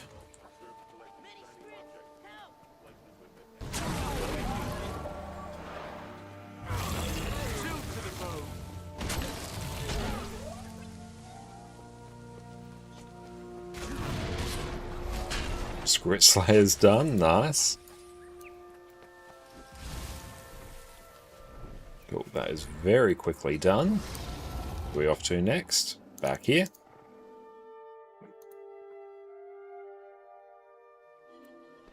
And I'm pretty sure it's out this way now.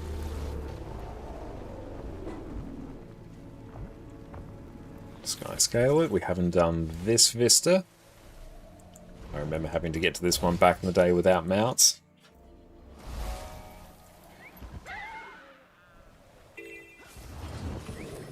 Destroy cells and kill crate. Let's get a nice central spot and nice.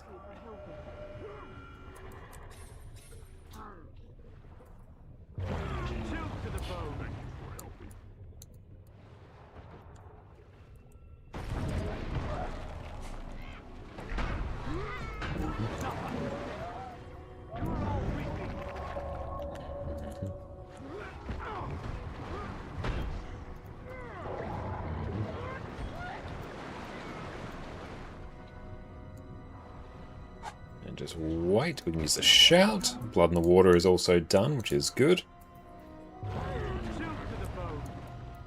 Shouts are just amazing on Reaper. It's like designed for Corteria map comp. Cool.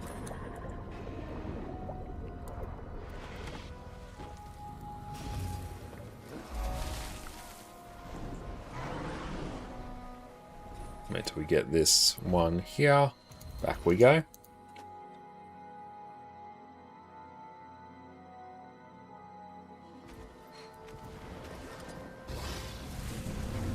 And I don't know, let's go in and sort of nuke some of these.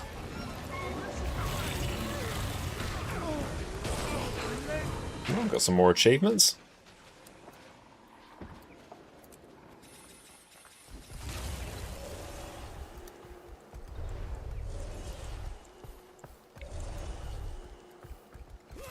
Sky scale. Up we get. More achievements. Oh, nice. We can simply press button to delete everything in here.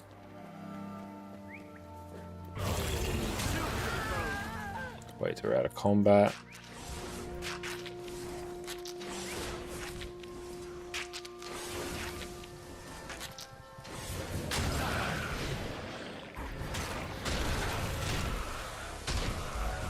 As a veteran, when you come back to Ulterior maps, can you see the dedication they put into when they create this game in the base environment? Absolutely, I can.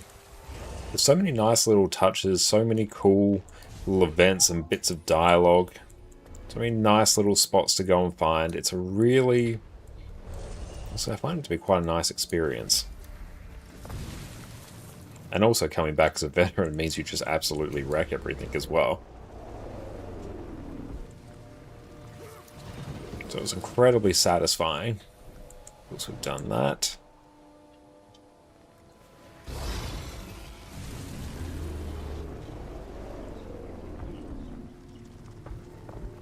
Wasn't gonna be able to do that one well. I don't think they knew how much the game would grow in time. It's always a bit of a gamble with something like an MMO, because an MMO inherently is designed to have an incredibly long lifespan. And design directions and design philosophy can change over that time as well.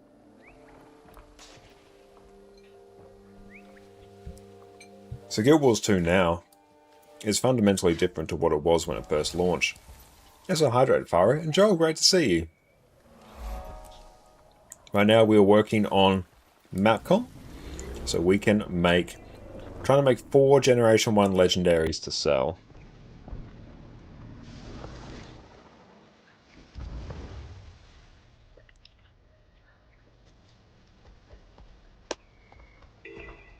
Okay, so how many here do I need to turn in? Hylic armor. So this one I actually need to buy some.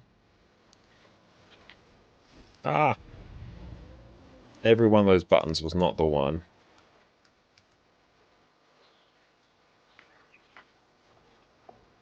Oh. No idea if that's how many I need to get. Which ones? I think Frostfang, Incinerator, probably Flameseeker Prophecies. It sort of just depends on what I have in my bank from all the starter kits. I'll sort of just work my way through the most profitable ones I have. Because I always get the Gen 1 starter kit if I'm not immediately planning to make one.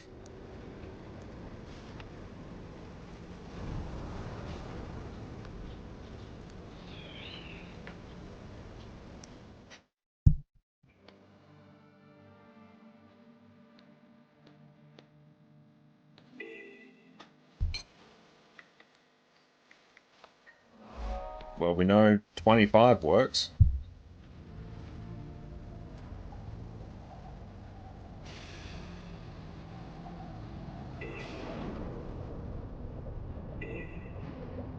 Intro with lanterns.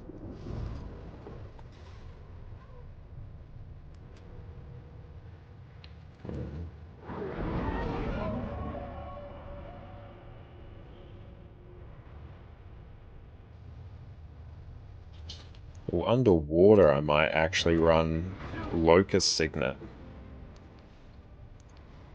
With extra movement speed. Loving the shout skills though for Corteria.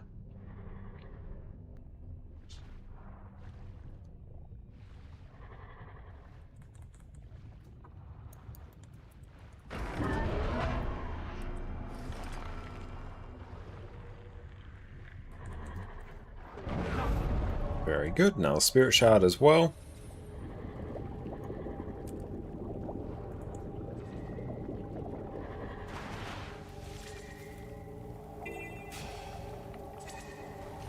Because Reaper itself is quite good underwater, it does make Corteria Mapcon quite nice on it. Makes it quite enjoyable, actually. Oh.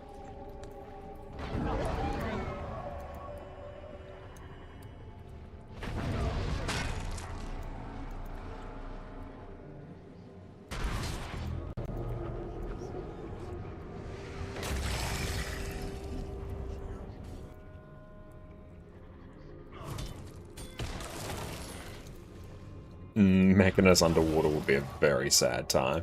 That's why you have Scrapper.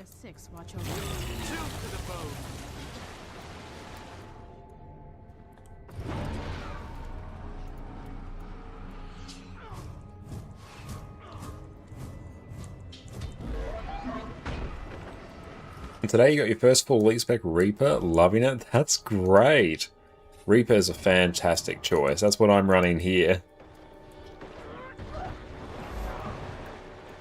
Not Spizcake. Yeah, Reaper I think is one of the best designed elite specs where as soon as you unlock it you can just feel the power spike and just how satisfying it feels to play. It's a really, really fun elite spec. That's why everyone's just always loved it. Some classes do need a bit of work underwater, Mech being like the most obvious one.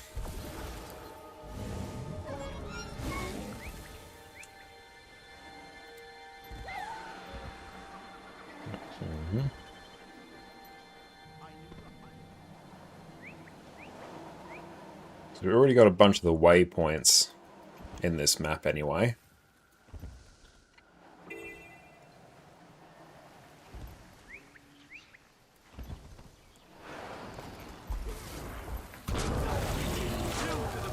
This doesn't give you progress, dang it.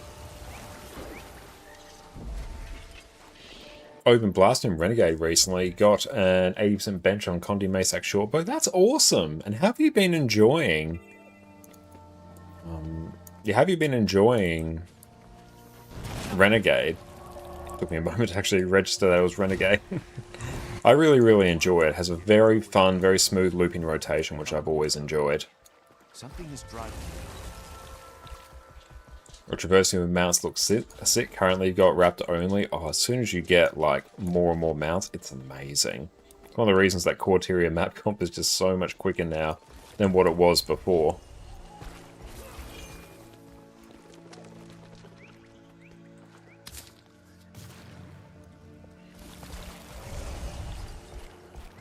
Moralize, thank you for the sub, mate. I appreciate that. Renegade's lots of good power classes. Power Marine, ADPS, Renegade are quite useful. Yeah, they are. Like, Power Renegade in particular is pumping pretty well right now. First try with Elite Spec was Mirage, but you hate that clones vanish after mobs die. Switch to Necro. That's fair. That's always a bit of a complaint people have about Mesmer in general. It's just inherent to the design of the class. If you don't like that design, you're going to have to be a bit selective about the Mesmer specs you take. But Troubadour and Virtuoso both don't have that mechanic. Their clone mechanic has changed, so it's much less reliant on clones, or they just don't have them. You take Virtuoso and Troubadour. Yeah, Vert and Troubadour, they don't have clones in the sense that other Mesmer specs do.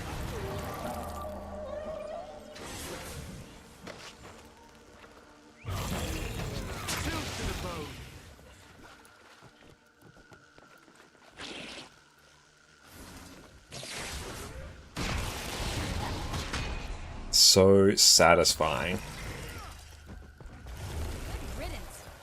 Fell in love with Necro. That is great. Map comp done. That is 26 minutes.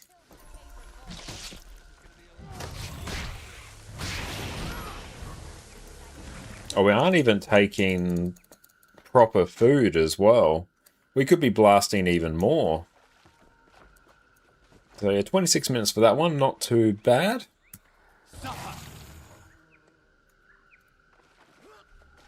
Okay, so where are we off to next? So we've done that, we've done Kessex Hills. I think we're off to Gandaran next, probably.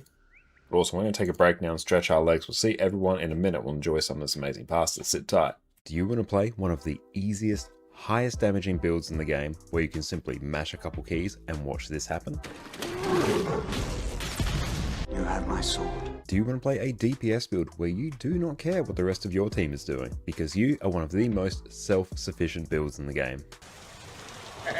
Do you want to play a build where you can customize it, provide all manner of useful utility to your team to carry them through even the hardest of content? Well, today, your prayers have been answered. We are covering the majestic Power Soulbeast. So it begins. Welcome back, everyone.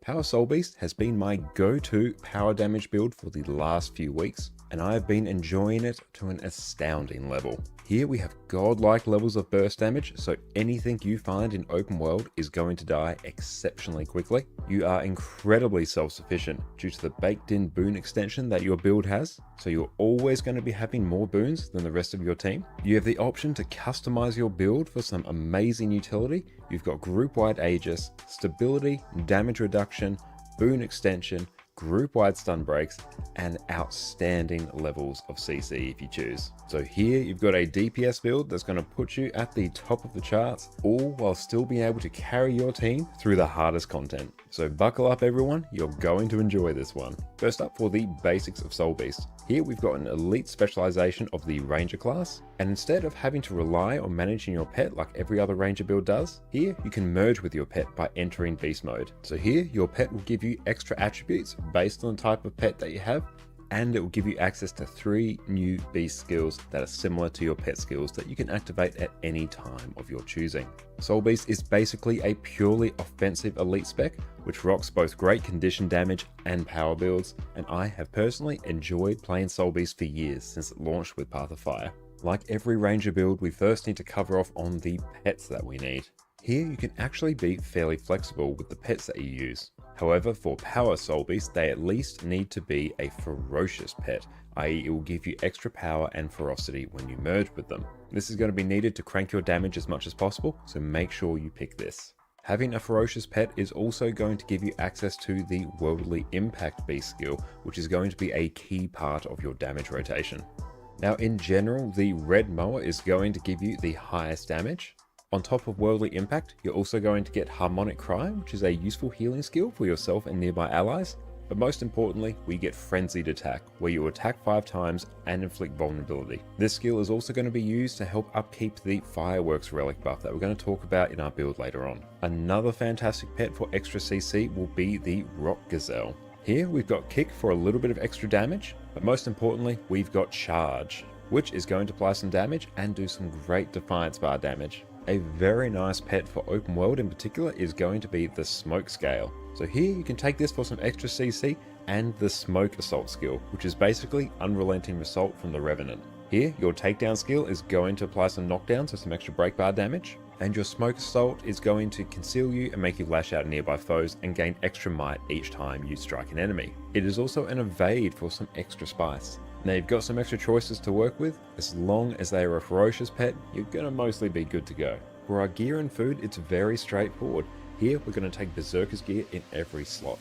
We're also going to be taking Rune of the Scholar for the extra power and ferocity. For our weapons, we're either going to take Sword, Axe and Hammer, or Axe, and Hammer, depending on your preference. And for our sigils, we're just going to be taking Sigil of Force and Sigil of Impact. Nice and simple. These sigils are going to give us the overall best strike damage modifiers for our power build, so it's a no-brainer. For our relic, we'll be taking a Relic of the Fireworks. So when we use a skill that has a recharge time of 20 seconds or more, you'll gain 7% extra strike damage for 6 seconds. This relic is also affected by your beast skills as well, so Worldly Impact will trigger it.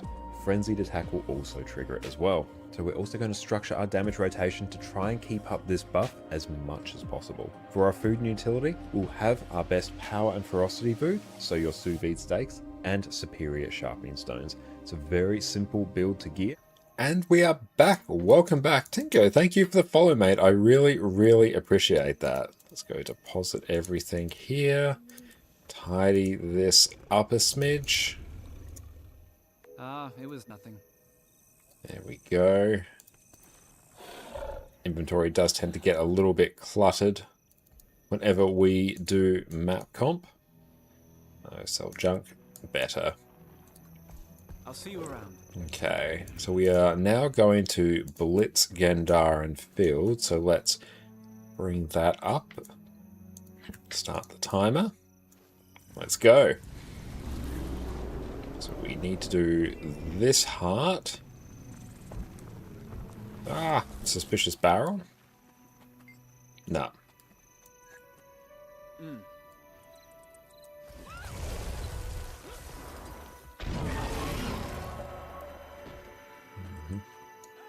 Also don't really need to see that. I do want to see the ping and FPS and stuff.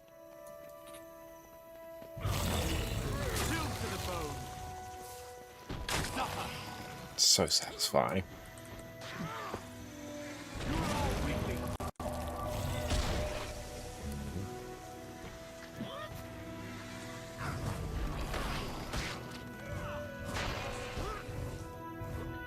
Can put another farmer here. He's not going to let us interact with it. That's fine.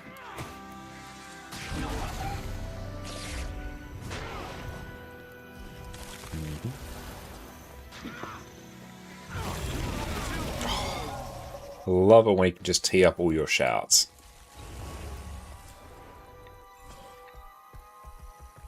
Catalyst, welcome in.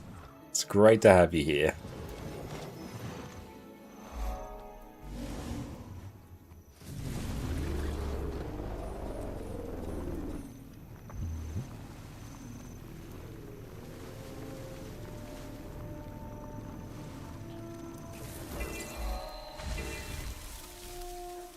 Repeatedly talk to the same servant.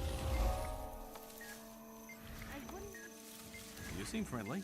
You're not a Oh, he disappeared. Dang.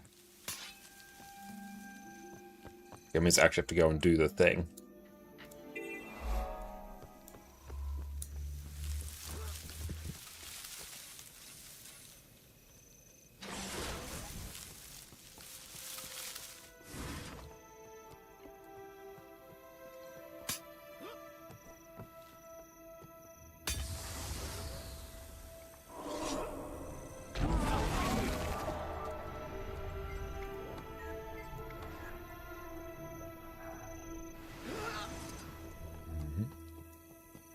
Just keep on running through.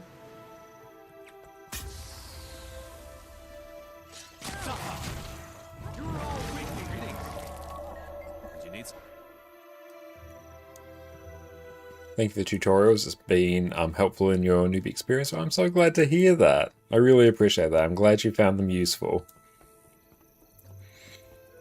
Okay, the spot pirate trap. Yeah, shame we weren't able to just cheese this one. I mean, it does give us a chance to actually use our Omega Shouts, which is great fun. Dunskies. Go back up and out, and we can continue on. So we've done the vista there. Oh, shame we actually latched onto the wall there, because I don't get enough endurance. But then we can do Griffin shenanigans. Didn't actually get the flap, so I'm not going to have enough speed to really make this work. That's alright, we can simply sky scale the rest of the way.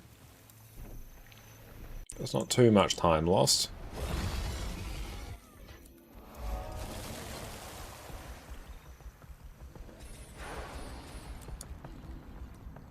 Champion Cave Troll, and we can skip that, don't worry.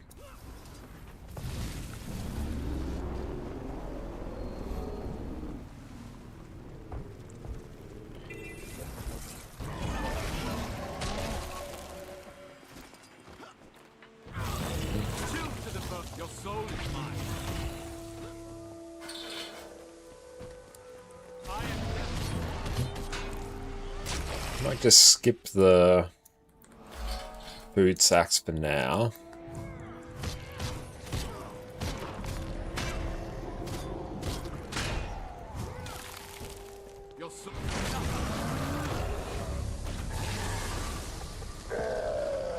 Love when all the burst lines up.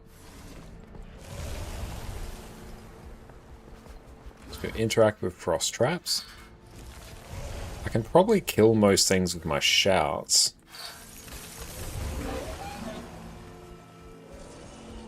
So let's go talk to Heart Person.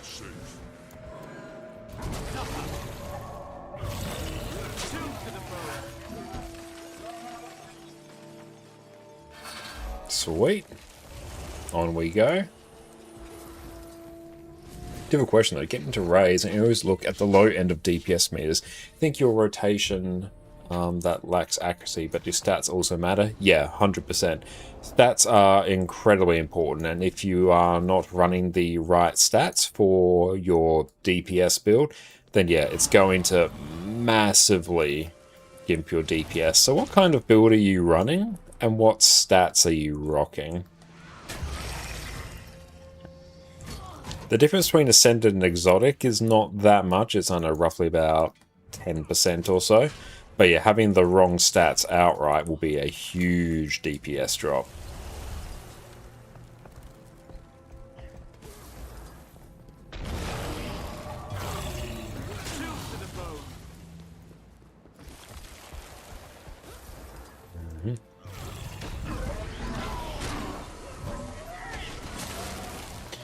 Definitely want to swap out my weapon set here. I do like having sword, but even I think just sword would be pretty sweet.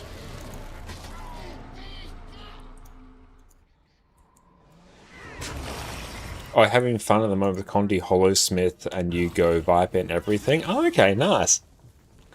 Condi Hollow,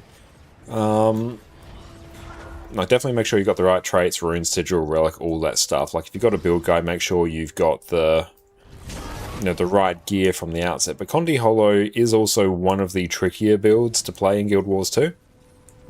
Certain, like, Condi Engineer builds, Hollow and the old Steam Trigger Condi Amalgam are some of the more complicated ones to play.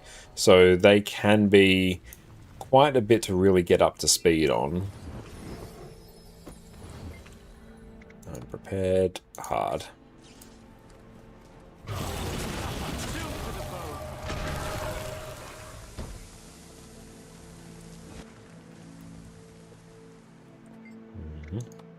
So there should be 3 of these.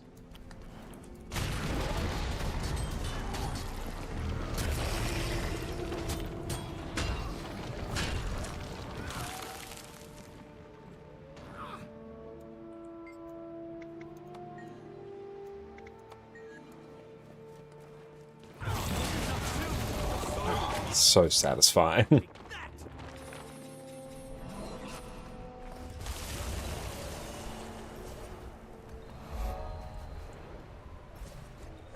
But yeah, Viper sounds right for Condi Hollow.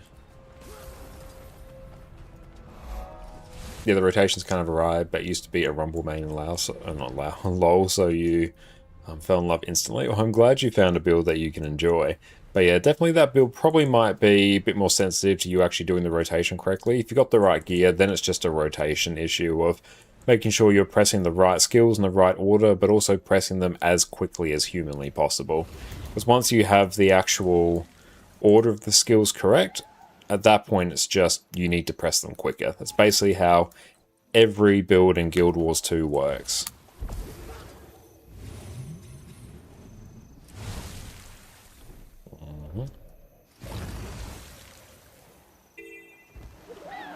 Let's try and get a bit of height. Oh, dang. Oh well.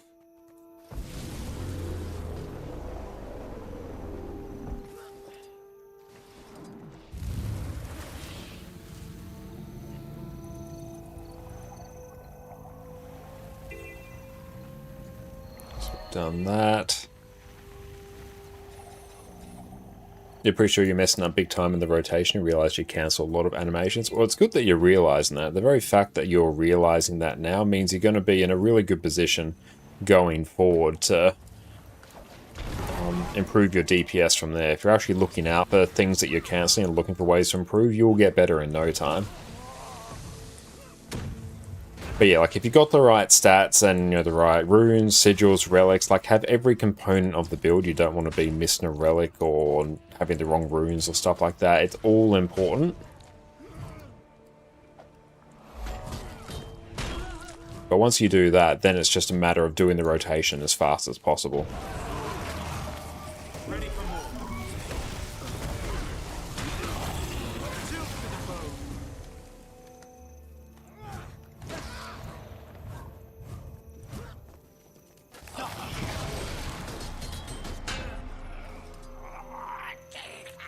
Okay, let's use all those.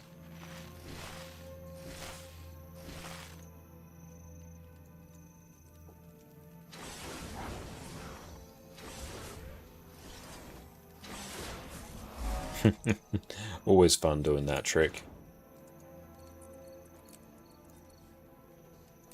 You're in the trap, a relic of practical equip. Perfect. No, it sounds like you've got it right. Then yeah, it's just going to be getting the rotation right from there.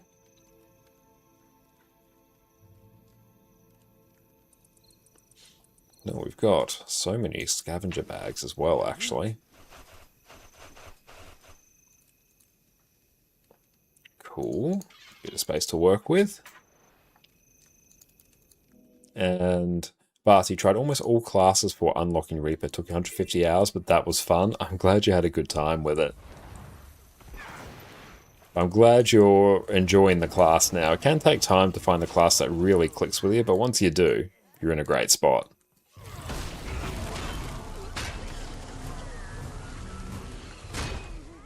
And Lord Free, why 7 runes? Do you mean like why 7 legendary runes? Because yeah, Aqua Breather.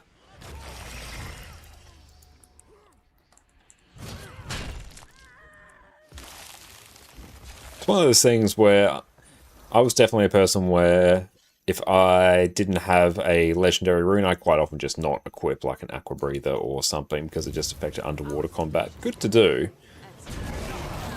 but it's a very easy one to skip out on.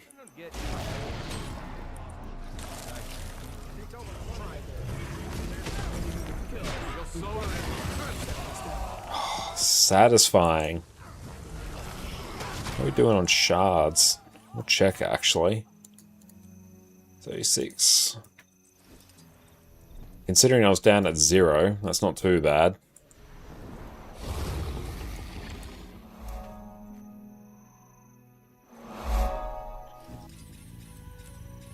And Bar, thank you for the follow, I appreciate that. And people are so against the legendary runes and sigils because you never really regain the value by just buying exotic ones once you have them such huge quality of life. Oh, it's really just there for quality of life. That's the case with basically all legendaries. They're not really a financial boon because it's going to take you so long and have so many characters and so many different builds to get to the point where having legendary makes sense from a purely financial standpoint, but the quality of life that you get from them is just amazing.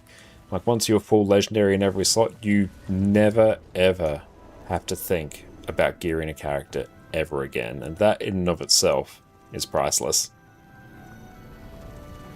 Oh, I'm glad I actually got that waypoint there.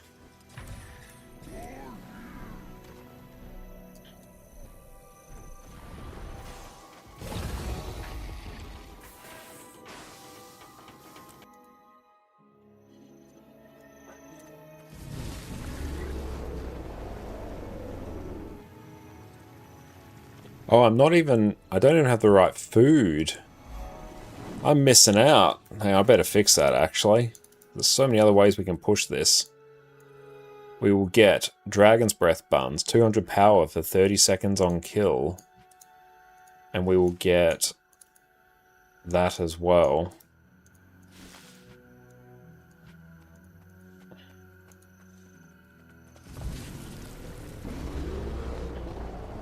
Now, you're very welcome, mate. And yeah, like, the improvement in your rotation will come with time. And yeah, I have made an entire video of how to improve at Guild Wars 2 as well, which you may find very helpful if you haven't seen it already. Success, I remember the command.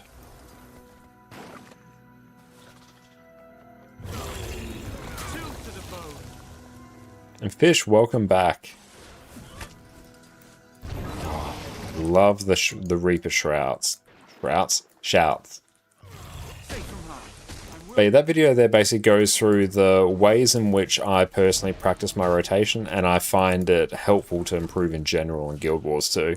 So given you're at sort of the rotation stage, you might find that one particularly helpful.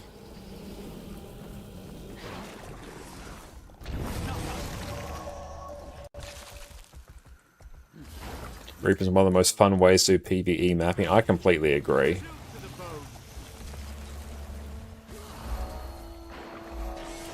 The shouts are just so effective.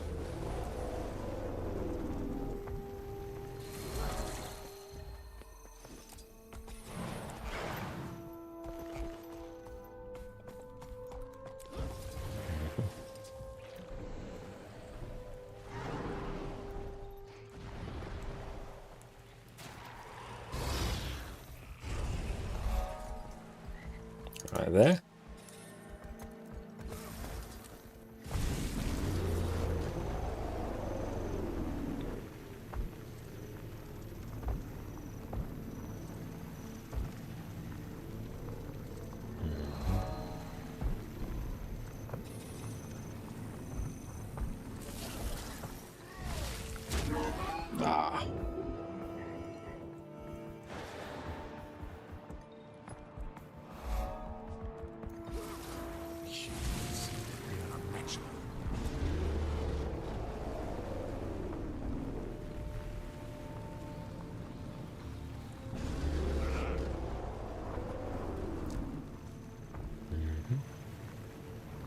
And you won on Harbinger and one on Reaper. Reaper was more fun and faster for your feeling.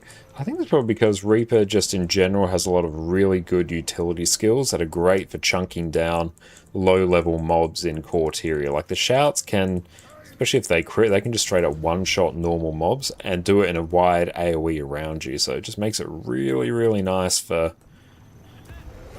Have I done this, huh? Yeah, it just makes it really, really nice for mapping in particular.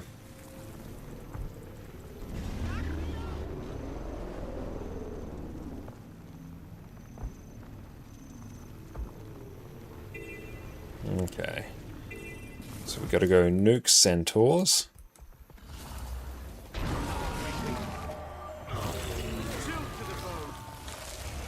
And where's the cave that has all the skelp? We'll find it. I think it's actually around here.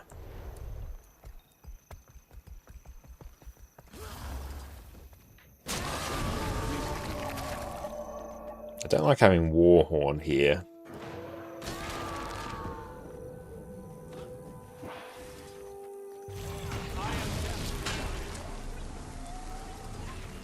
AoE cleave is just so damn good.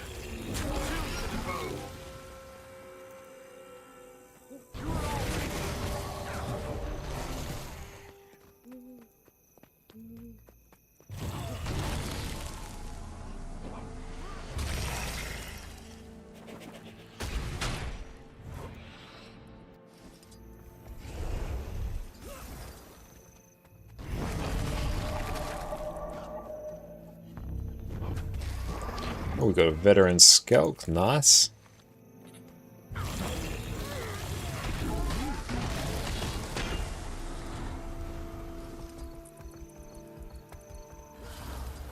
The Reaper just feels incredibly satisfying to play, I find. Some of the hearts are painful to do. Some of them can take a while. I think that's why the pathing packs, particularly Tez Trails, is really, really good because it will quite often show you the best way to actually complete hearts in and of itself. And in some cases, it will show you some very neat tricks to complete some of them quicker. So I think I need to go grab a med kit and revive peeps. Or I can just keep killing Skelk now.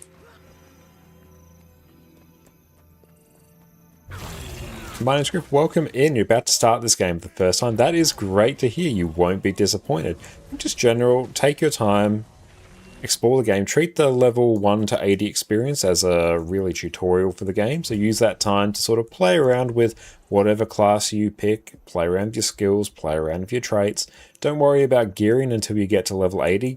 Gearing in the process from 1 to 80 is functionally meaningless. Only really worry about it once you reach level 80. But yeah, just take your time and explore. Every 10 levels, you're going to be getting more and more of your sort of main quest line to do. So in the meantime, while you're leveling up, just go around, do events, explore the world. Basically, everything you do in Guild Wars 2 will cause you to level up in some capacity. And in terms of servers, servers don't matter. Only pick EU or NA based on where you are in the world and what time zone you're in.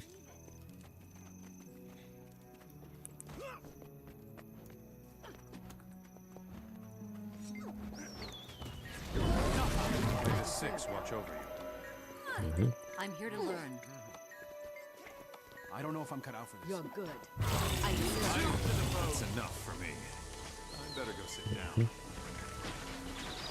I think I have bruised. And yeah, I'm from Australia as well. And yeah, my ping on NA to EU is similarly bad depending on which region.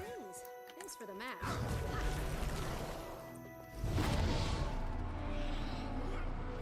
Oh, come on, stop bowing. And Griff, thank you for the follow. I appreciate that.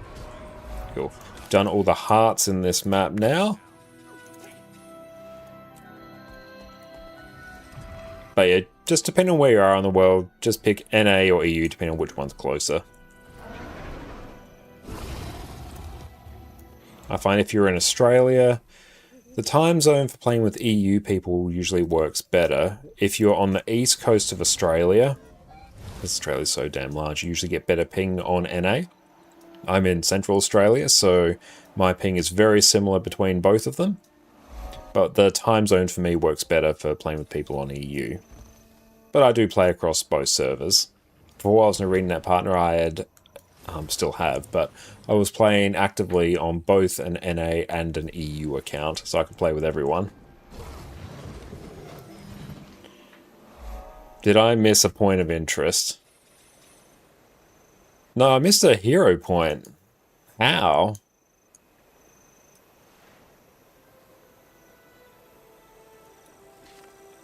It's one of those ones you can't actually complete with a heroics thing. Okay. Fair play.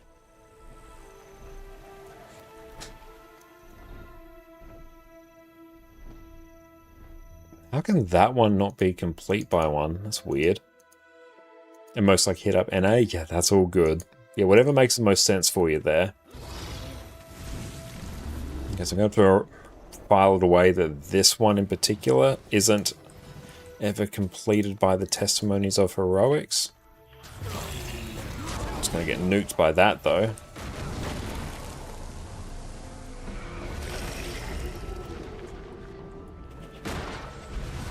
Cool.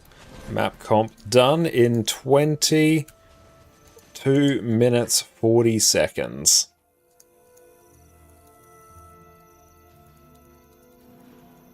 Pretty good pace. Okay, let's move on to Harathi now.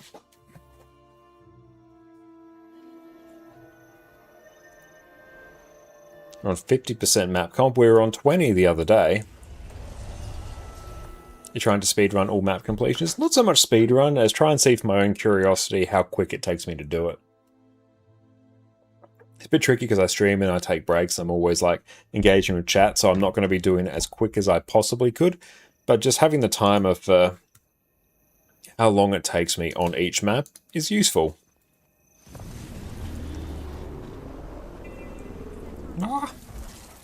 Oh, the event's up. Sweet. Event, do it. Yes, we will.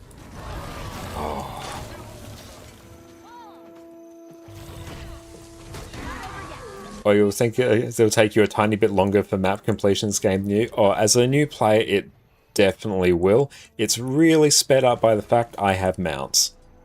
If you honestly don't bother with doing core tier and map comp until you have mounts and then come back. Mounts don't take particularly long to get in the cosmic scheme of things in Guild Wars 2, but yeah, don't bother doing map completion until you get them if you want to do it, as efficiently as possible. Back before mounts were introduced in Guild Wars 2, we all did map completion without mounts, and it took a lot longer. But yeah, it's a... Oh, I was waiting till those came in. Oh well. Let's keep an eye on the Harathi, because they complete this very quickly.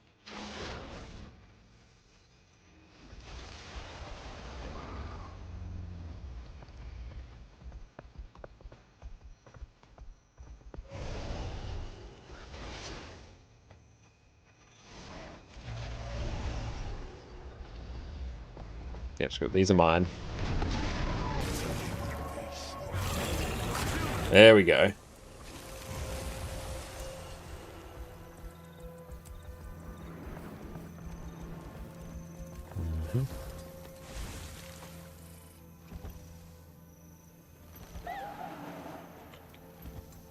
And Angry Buzz, welcome and quick question. When should you start looking for good stats on items? Should you start when leveling or just take whatever's the highest numbers and start looking for gear when you hit max level? The second one. Don't worry at all about really gearing your character from level 1 to 80. As soon as you reach level 80, any of the gear you get is just going to be replaced anyway. But yeah, if something has better stats, equip it. But yeah, don't really go out of your way to gear your character too much when you are leveling.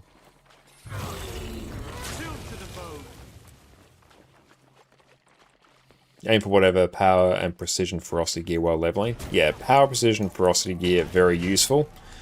Because that's just straight like power DPS gear, and playing a power build while leveling is going to make things a lot quicker for you.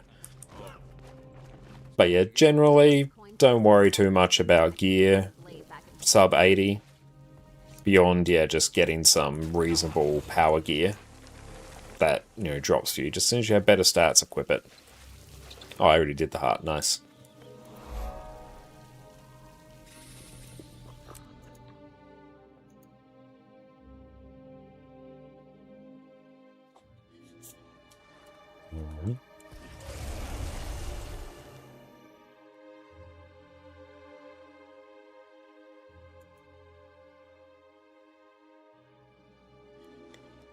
Okay, so where are we going now?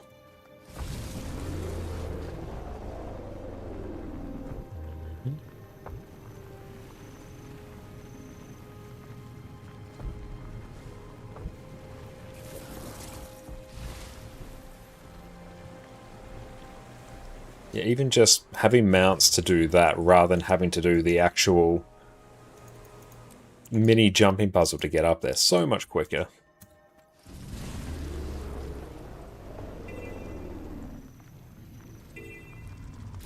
Someone gone through and killed all the things. Meh.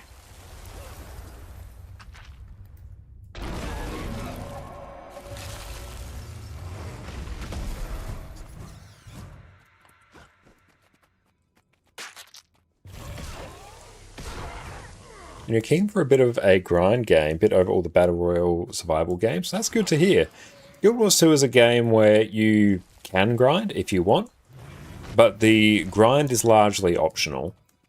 Like, it really doesn't take too long in the scheme of things to gear your character, and I've even made an entire guide on gearing all your characters there, which you'll probably find very, very helpful. Something's not right. The spider. But yeah, it doesn't take long at all to reach, you know, quote-unquote stat cap or best in slot gear in Guild Wars 2. I'm just going to change a few traits here so I can go blast this event. But yeah, you can grind for cosmetics, you can grind for legendaries. It's all entirely optional though.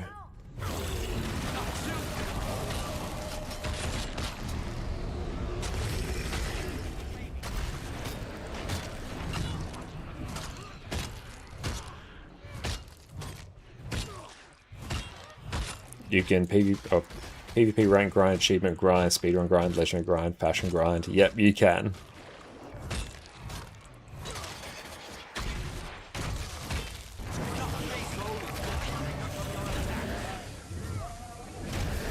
Oh, satisfying.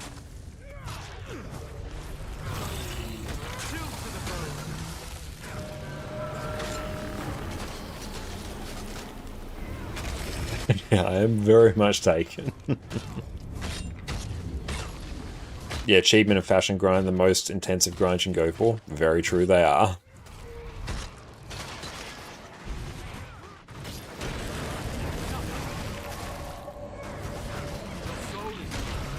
What kind of engineer are you? I'm a civil engineer.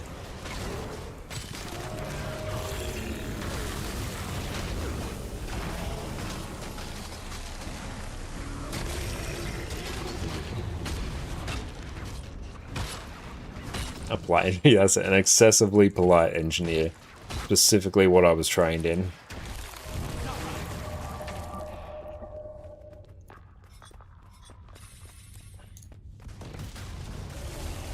Can I go nuke these bandits back here? Oh cool, more bandits.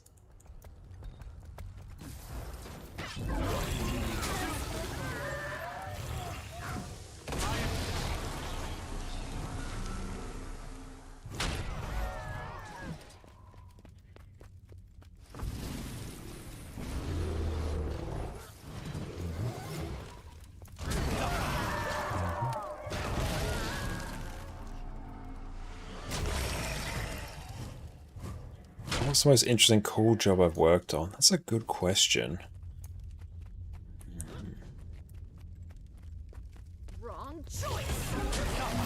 The ones I can talk about, probably things like rail grade separation. So basically either doing tunnels or rail overpasses. Those were very cool, very interesting, like very long-lasting projects that I can sort of, you know, whenever I'm driving around Adelaide now, I can always like see where they are and be like, oh yeah, cool, I worked on that.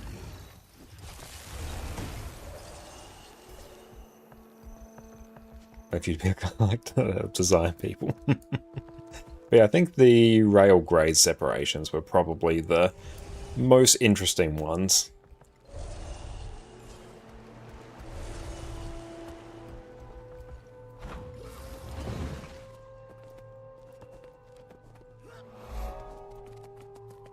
Oh, did I? Guess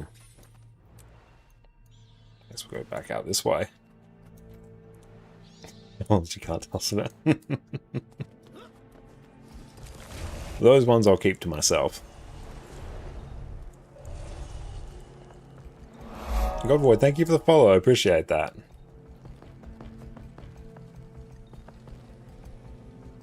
Oh yeah, I should have actually used the position reminder there. I didn't pay attention.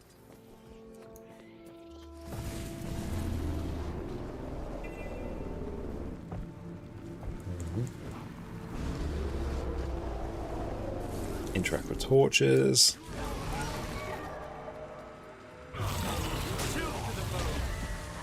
Did a lot of traffic modeling as well, and traffic modeling projects I always really enjoyed. That was my favorite sort of space to work in generally. Especially when we got to do models of like wider city road networks and trying to see what the impact of different changes would be on, you know, if you like add an extra lane here, what would be the impact further up the road and, you know, further into city and things like that, doing lots of demand modeling and stuff like that. That was always very interesting.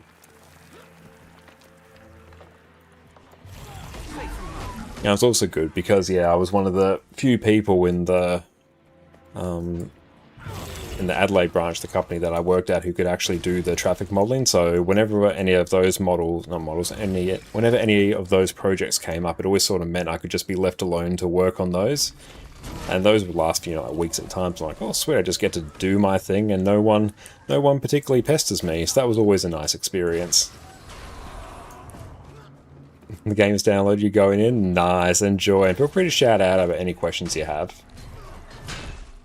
Did you ever play any city sims like Skylines? I did play some City Skylines a good couple of years ago. I really enjoyed it. I've been meaning to go back and play that at some point.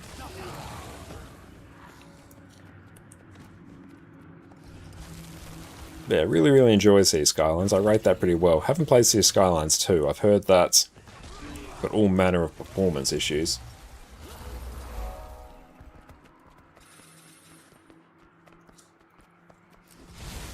I do think, like, I presume traffic knowledge translates to them. It does in a sense, yeah. And honestly, the hack for any sort of transport situation is, can you have more public transport or can you have trains? If you can have trains, they kind of fix everything. Like, so many projects that we worked on, we'd be suggesting, like, okay, you should focus more on your public transport here, and that will be, very, very good thing for you. And they're like, no, I don't want to do that. And we're going, okay, well, not much you can do then. You can slap an extra lane here. It's going to be good for another couple of years, and then it's going to be bad again. And they're like, okay, thank you. Cool. Good job.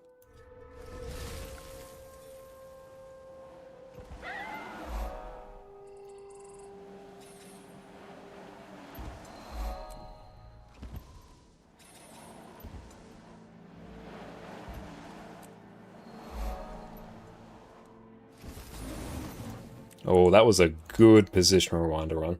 If you have trains, you can kind of fix everything. How do you tell that to the Deutsche Bahn? I'm not familiar with Germany's train network. Are there any particular issues with it?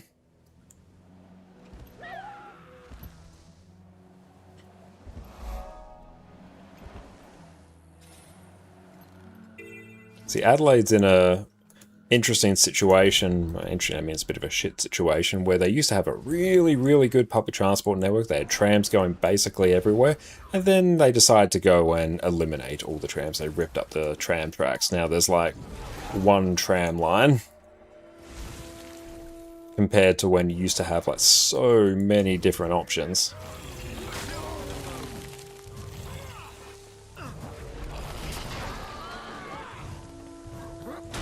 Whereas you go to places like Melbourne or Sydney and they actually have a pretty functional public transport network. Whereas Adelaide really doesn't. It has train lines that go basically just sparking out of the city to like the north and south and maybe a little bit out to the west. But if you're on like the east side of Adelaide, there's just literally no public transport.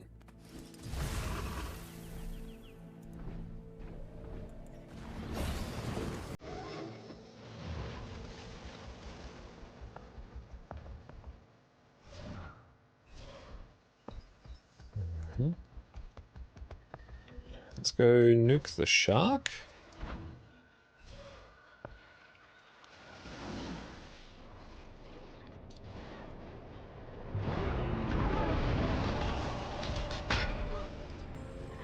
Nice.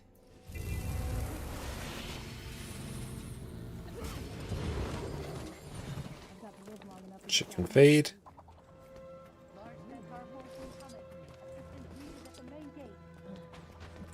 I deserve an award. Satisfying. Your train network's okay, but it's also not good, though. Germany's a very car-centric nation. Ah, okay, I gotcha. Yeah, it's never a good thing, in my opinion, when a place is too focused on cars. That was one bad thing when COVID hit in Adelaide, among the many things when COVID hit. But they really tried to emphasize, that was Adelaide City Council, they really tried to emphasize that no, this is a car city, it's a car-centric city. So they basically encouraged everyone to drive into the city where possible instead of taking public transport. Like they made all parking in the city free and stuff like that, and did everything they could to try and get people to drive into the city, and we're sitting there like, that's the complete opposite of what you should be doing to actually try and improve your road network. It's just one of the most baffling things. Nice. That one's done.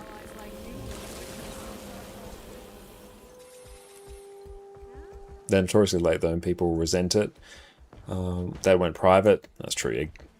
Public transport networks going private, in my opinion, is never a good thing either. Very similar thing happened to Adelaide as well. They privatized a bunch of the infrastructure as well. I think now they're going through the process of trying to unprivatize it, but it sort of just depends on what government gets in at a time.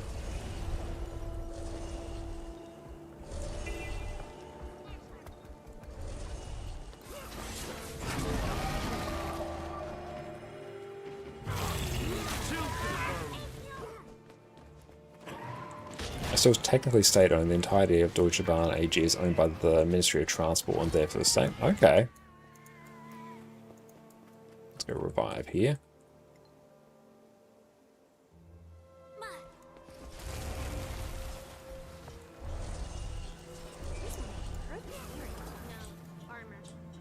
Let's keep these Skrit alive at least. Cool, we've got some more harpies spawning here. Dang. Hang on. There they go.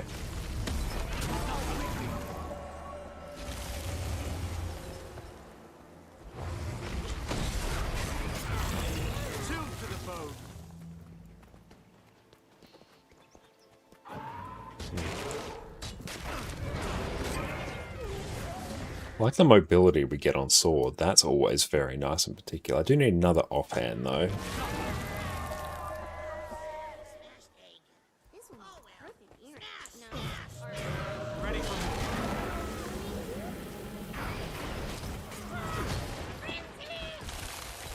Have they changed anything about how you acquire legendary gear?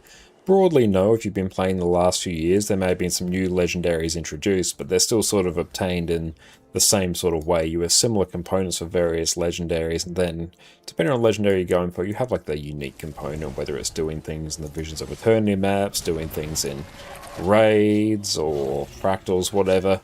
But broadly, the ways of getting legendaries are kind of similar.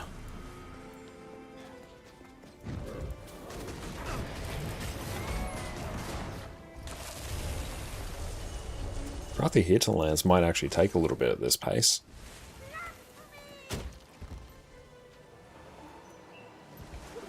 Oh, bit of height. There we go. Okay, I don't actually need to do anything here. Nice. Oh, hey, Addy. You've got... That's your doggo. Oh. Hi, sweetie. Okay. You shouldn't be up like that. Good to see you, though. Yeah, I'm playing Guild Wars, Addy. You've seen me do this many times. Destroy them. You get a very nice boy. Okay, they've got the Orgoth event up. That's good. If I can basically tag that, I should speed this up a bit.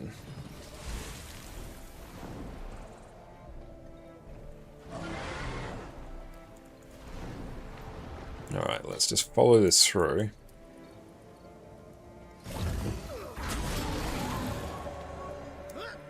Oh, we get Seraph badges.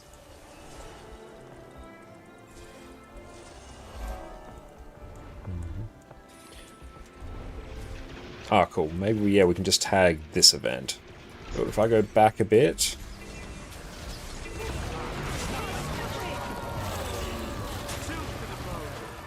Yep, that works. If I stand right back here...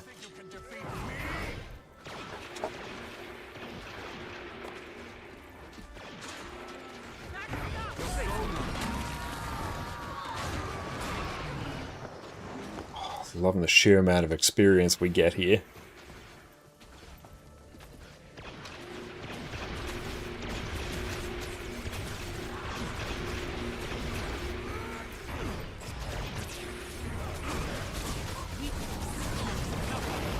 There we go.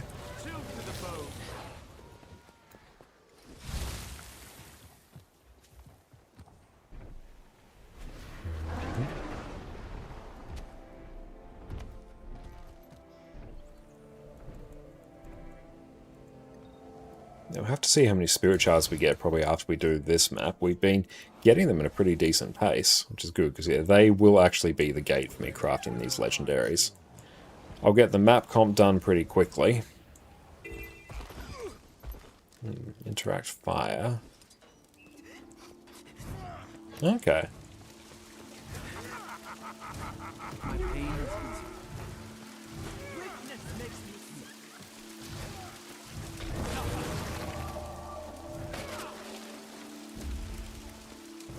Cool, can we tag these? Nah, doesn't count unfortunately.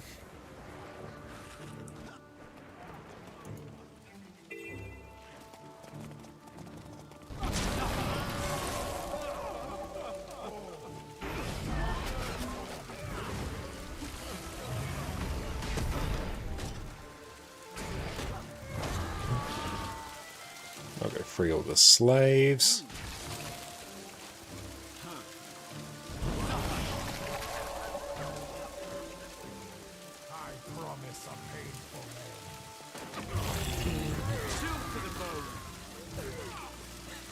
Okay, so they're all taken care of.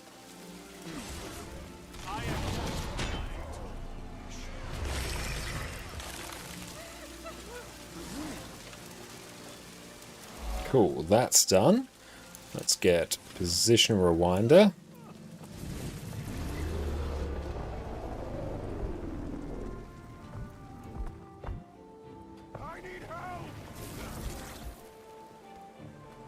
Back we go.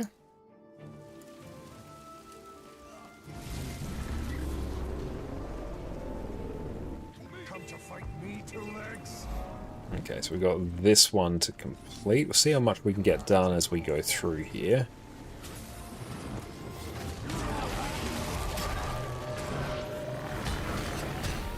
Pretty good time for us to be doing stuff in this map.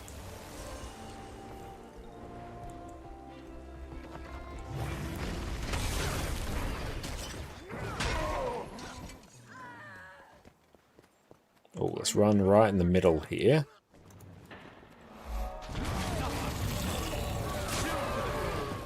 So that was an extra harvest in normal mode. Was it a little bit of a rough one?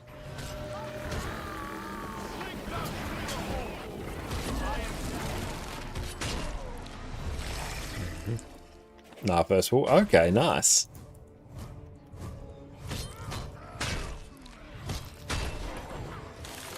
It's good, there's at least tons of centaurs around here. Dunskies.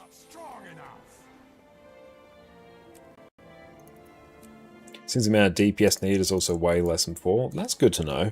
I mean, Harvest Temple has always been I think a pretty generous one in terms of DPS anyway. I think that really gets people is the Morgemoth jumps. You quite often lose a few people to that.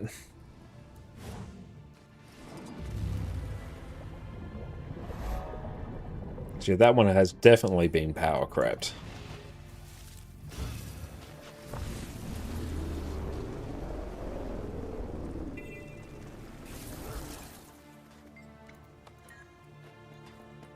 I hope you're here to help.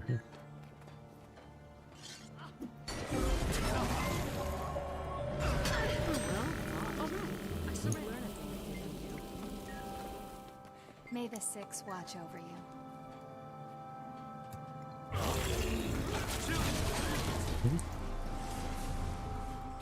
Okay, let's keep dueling all of the mercenaries. And can I just trigger all of these? May the Six watch over you. May the Six watch over you.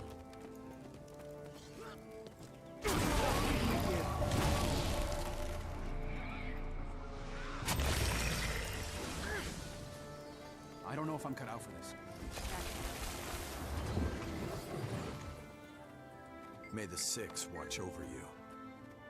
Yeah, we're still 15% stronger than we were at EOD release. Yeah, completely agree with that. Power creep is still a thing.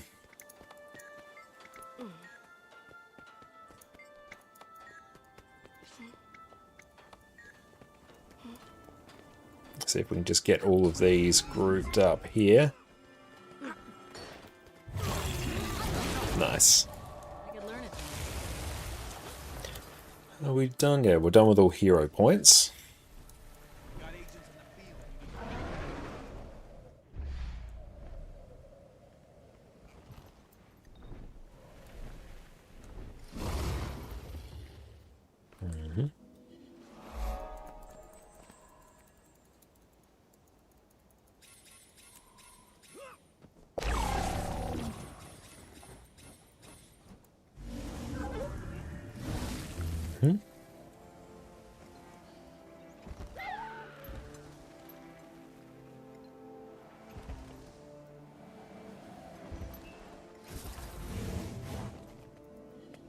Down we go. Nice.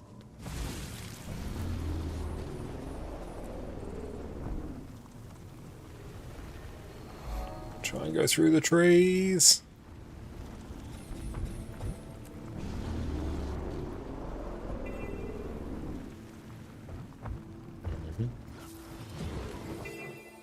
Ah, thanks for that, Fermi. Appreciate that. This one just nuke Harathi. Oh, this will be fun. Oh, so satisfying.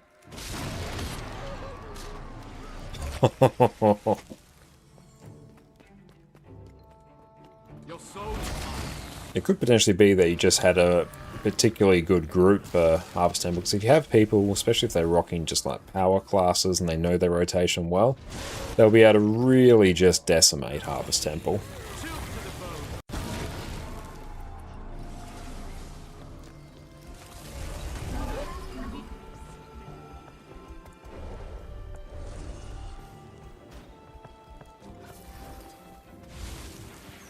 That was incredibly satisfying.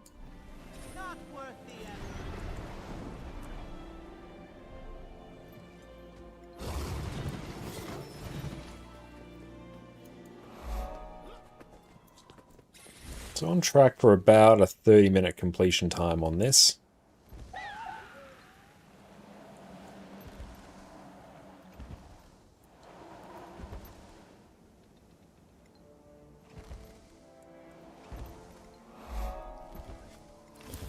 Weren't quite fancy enough to pull that off.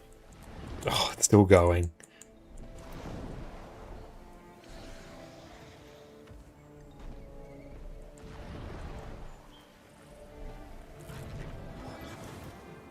Alright, boost is going. So might want to top ourselves up after this map.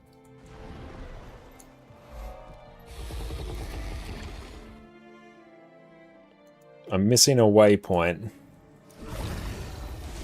How am I missing a waypoint?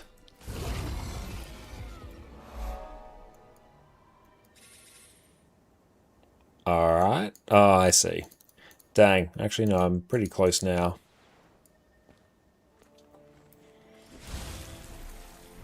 Didn't trust the line. Or I deviated too much.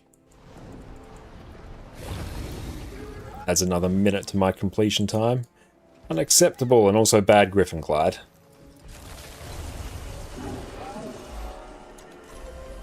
No key. Alright, next one will be... We're in combat. It'll be Lorna's Pass, though.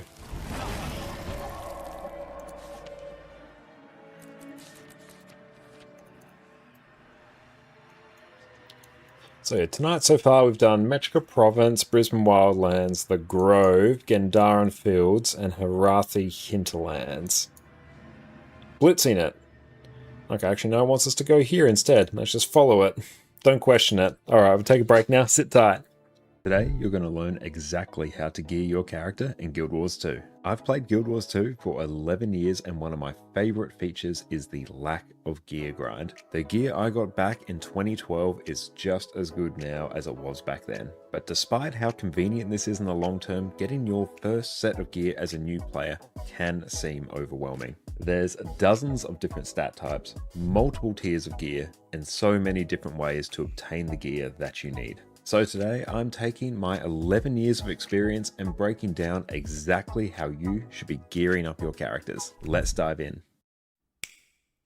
Welcome back, friends. Before we delve headfirst into raids, strikes, fractals, or world versus world in Guild Wars 2, you're gonna make your life so much easier if you start off on the right foot with a good set of gear. But there are so many ways to gear your first character in Guild Wars 2, it can be hard to know exactly where to start. There's collections that reward you with gear, countless different vendors that will sell you what you need, and that doesn't even touch on crafting. The good news is, once you gear your first character, it becomes so much easier to gear your second, your fourth, or in my case, my 23rd. So by the end of today's video, you're going to know exactly how to efficiently gear your character and be ready to dive straight into everything Guild Wars 2's endgame has to offer. But before we start, let's dial in the types of gear you actually need to care about. When it comes to gear, they're not all created equal. There are 7 different levels of rarity, from basic all the way up to legendary. But once you reach level 80, however, we really only care about the last 3. That being exotic, ascended, and legendary. Ascended and legendary have exactly the same stats. It's just that legendary has a whole bunch of quality of life baked in. You can swap stats anytime while you're out of combat, you can remove upgrades freely, you don't need to consume transmutation charges whenever you swap skins, and you can use the legendary item on multiple characters at the same time. Legendary gear is one of the pillars of endgame goals, with everyone deep down wanting every single piece of their gear to be legendary, so you never have to think about gear again.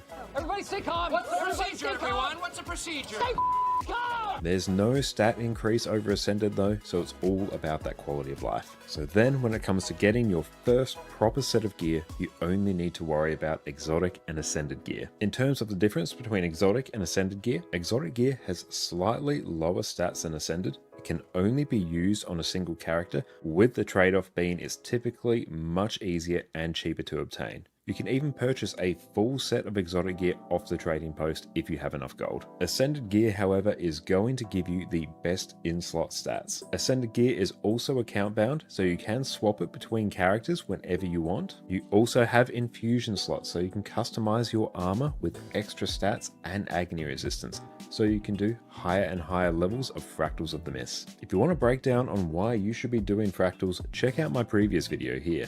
For all these extra benefits, the trade-off is that it is much harder to obtain, and it can't be bought straight from the trading post. At the end of the day, you want to keep working towards ascended gear, but with a full set of exotic gear, you're totally ready to jump into most of Guild Wars 2's endgame. Now before we delve too deep into gearing our character, you can save yourself a whole lot of time and gold by doing some planning beforehand. If you don't, you could find yourself with the wrong set of gear, and you'll need to start again from scratch, which is a big oof.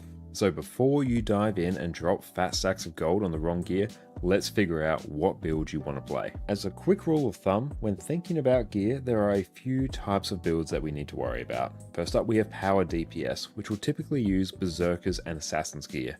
These are core stats available in the base game, and so are relatively easy to obtain. A quick sidebar, a Power DPS build is going to be by far the easiest and cheapest to gear up quickly, with everything you need being available cheaply on the trading post. So if you want a recommendation, start here.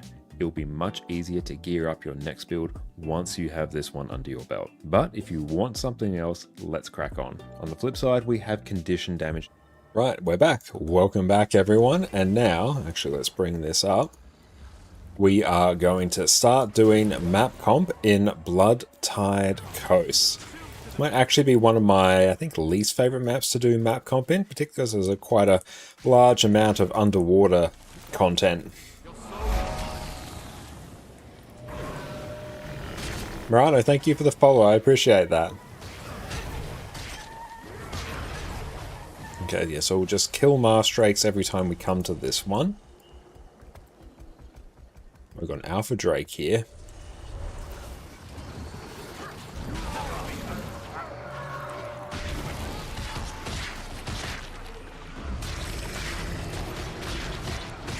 And it's gone.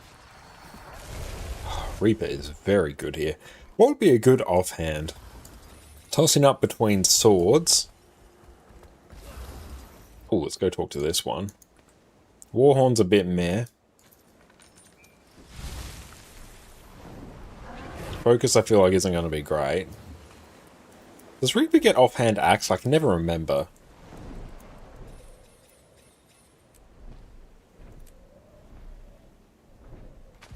Sword, yeah.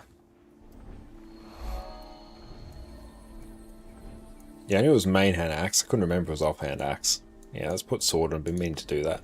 Ba-dum-bum-bum. And let's go. Berserkers. I'm liking Hydro. What's the plugin I use for this line? That is Blish HUD. I'm using one of the pathing modules within there. If you want more mobility, switch to Harp. Yeah, it's not so much the mobility that I'm concerned with. I mean, like, we're fine. We're definitely being carried by the Reaper Shrouds. I'm enjoying that.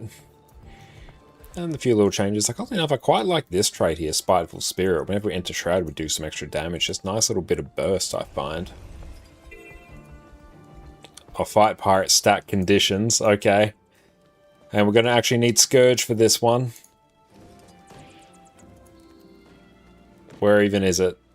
That looks like Scourge. Okay, I need to go fight pirates. Ba-dum-bum-bum.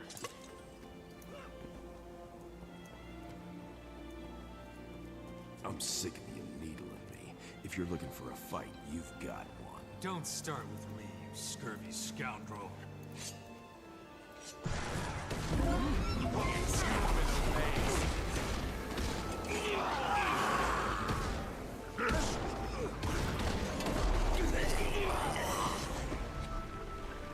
Nice. One of the points where Condi Scourge is actually good for map comp.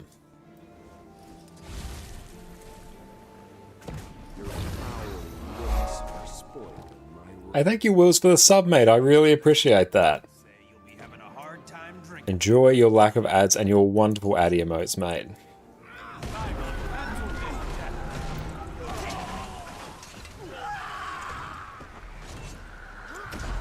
Nice.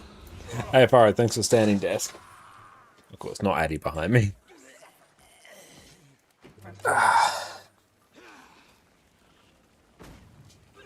Okay, back to Reaper. But yep, Scourge worked very, very well there for that one thing. Okay, let's go nuke some more drakes.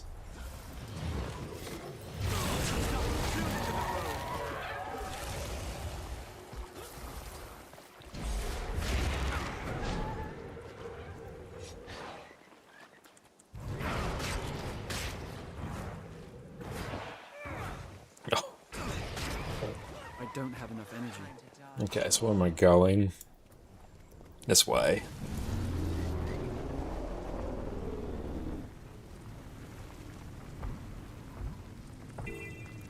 How many artifacts do we need to put in?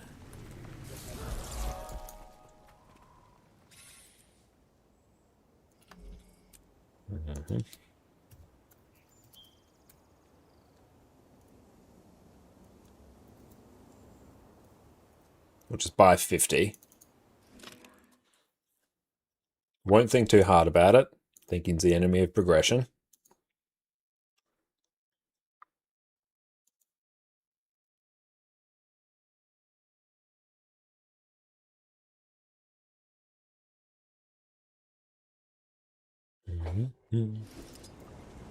Wise words indeed. Wise words from a wise and handsome man.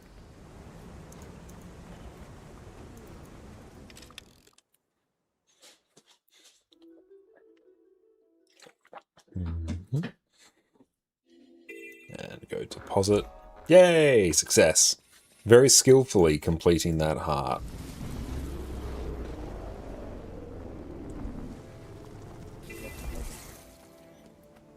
Okay, nuke scale.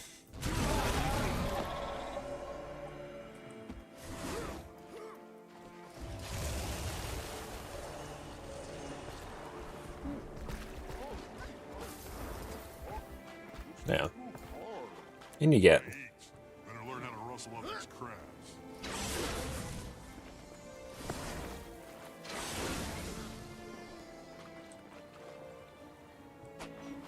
Okay, I remember this one taking a little while to complete.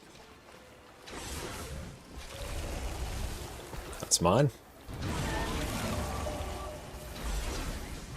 That's also mine.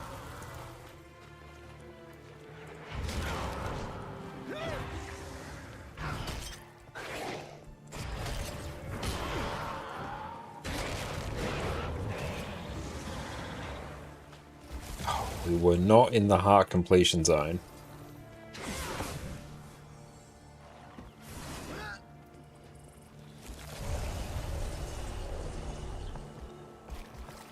Okay, cool.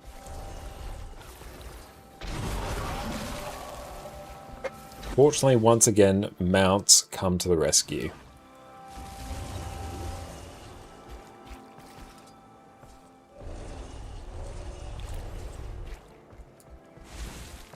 So we can just get any wild young crab, I think.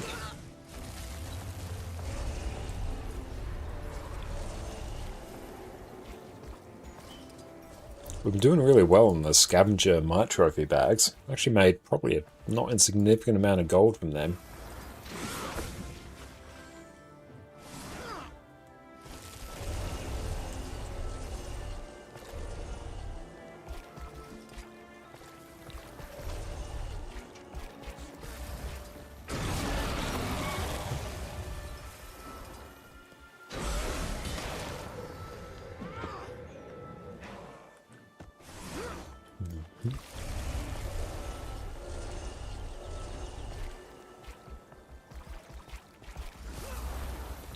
Cool, now to the bags of feed.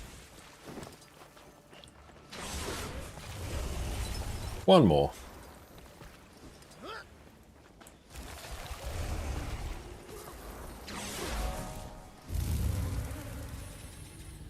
Underwater skimmer also makes these maps so much quicker. I've got something nearby. Where is it? Bit of extra loot.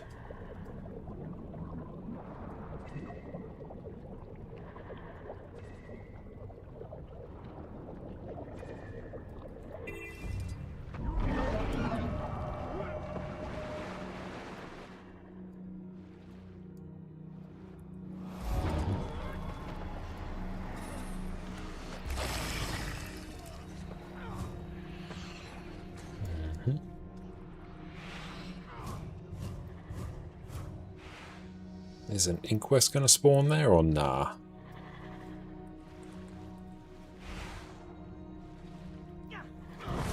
And it evaded. Evaded both of our shouts. Very sad.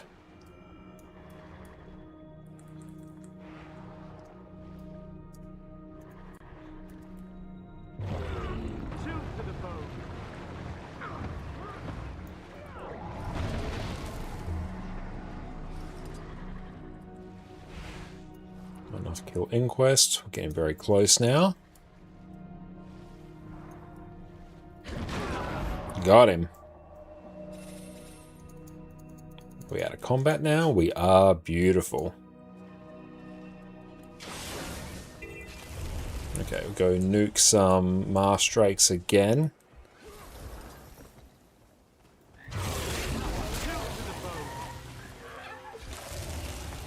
Someone... Oh, and I'm stuck. Someone nuked all of the drakes near here.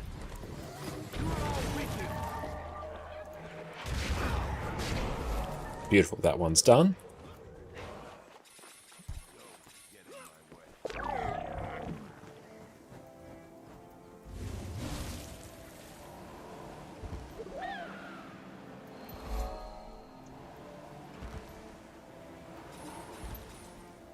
See if we can actually get enough height on that.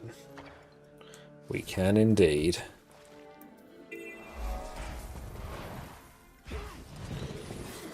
Oh no, someone's nuking all the things.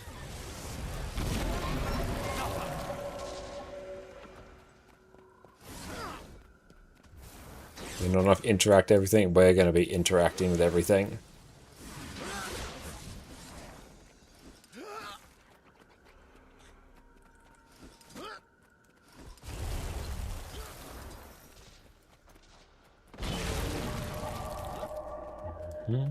Okay, so we kind of can't really do much back where we were. We've got the point of interest here from earlier, I guess. And I'm stuck. Hang on. Come on. This is very unhelpful.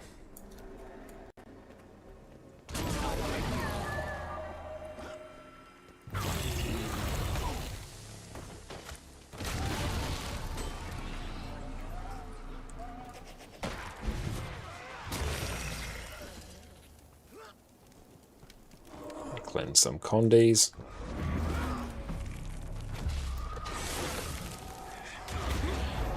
Cool, heart is done.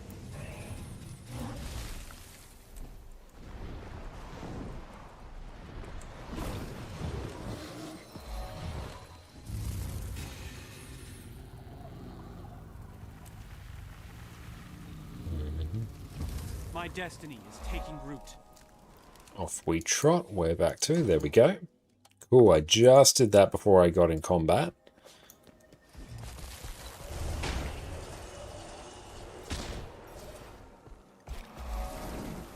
Do I need to actually go in here? I think I actually don't need to. I always forget. Easy enough for us just to do it though, and then immediately click exit.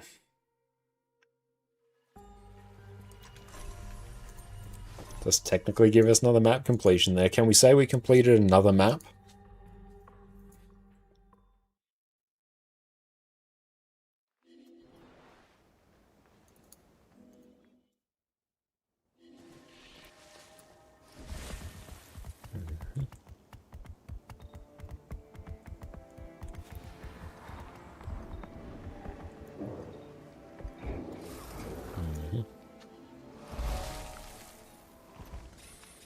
Get a bit of a glide on.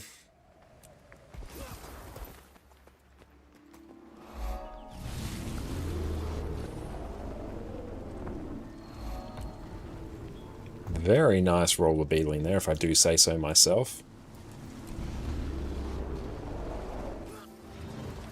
Oh, that was good. That was very good. That was not. But what came before was very good.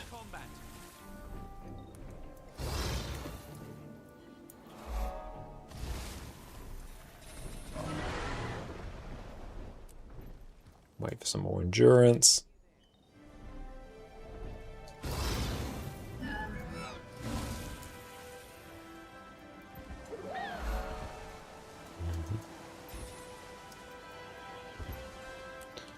Bloodtide Coast is home to some excellent griffining, he says as he messes up the griffining.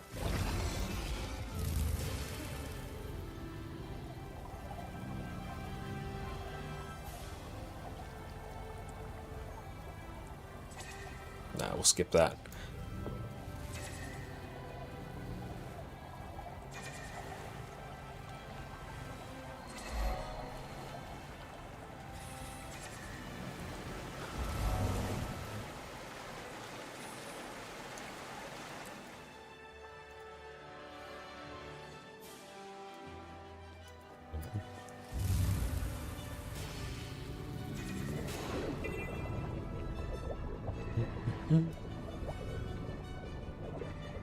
Okay, have to go nuke crate, I think. Yep, that does a bit.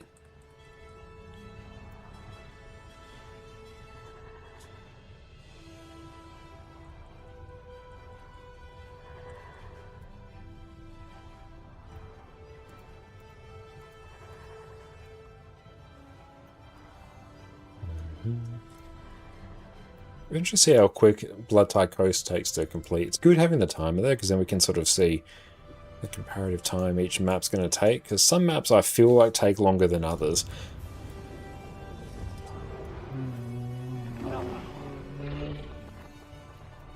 Okay, guard wants the weapon.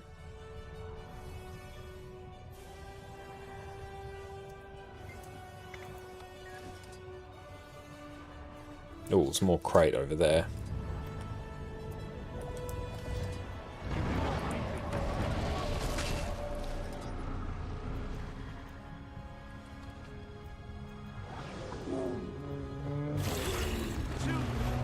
Excellent.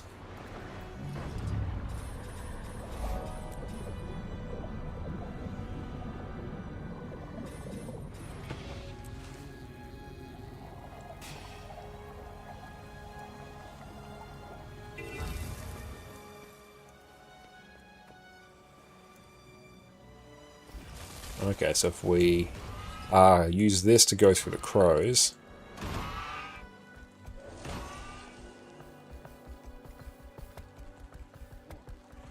I grind the times down somewhere? No, this is mostly just for my curiosity. I did contemplate doing the, seeing how long it fully takes us, but I think even if we can just note down sort of roughly on average how long it takes, which seems to be about 25 to 30 minutes, then we can get a rough idea how long like a general map completion will take us. What's the X thing next to the Lich Hut icon? Necro, that is Nexus, which is basically a separate add-on manager. So it's how I install things like ArcDPS in particular.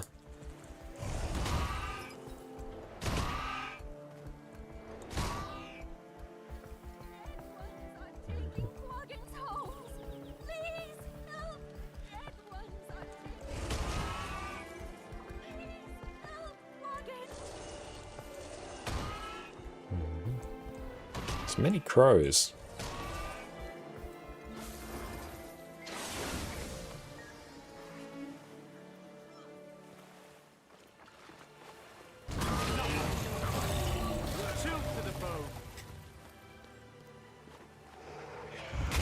Nice. Excellent, there we go.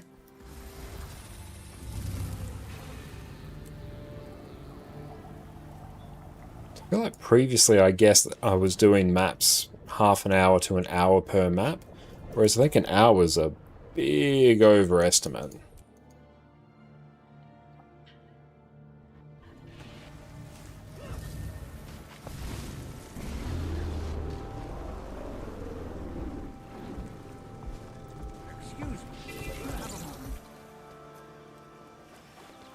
Oh, it's got an event. Let's go do the event. Abduction, extortion, I can't decide. May grant shielding. Games of polymark, but with human lives. Awaiting your orders, sir. Go swab a deck or something. I'm scheming.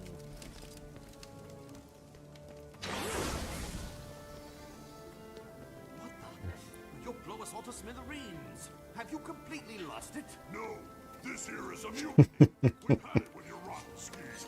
I'm to step aside simply because you've lit a bomb? I'd rather be blasted to bits than leave your sort in charge. I've seen better plans. Now's our chance. Oh, that's satisfying. That feels very good.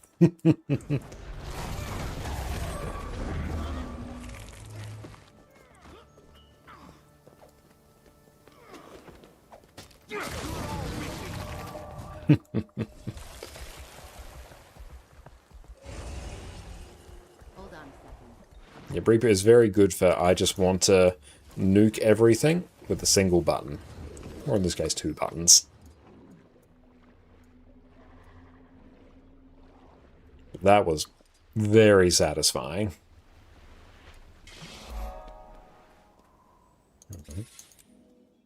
Okay, we're blitzing this. It should be done sub 30.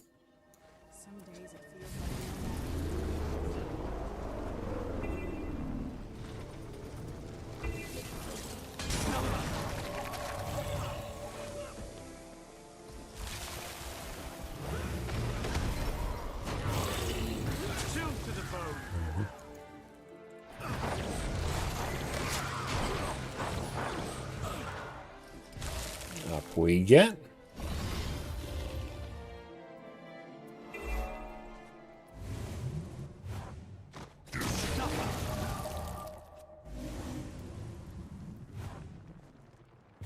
Safe from harm.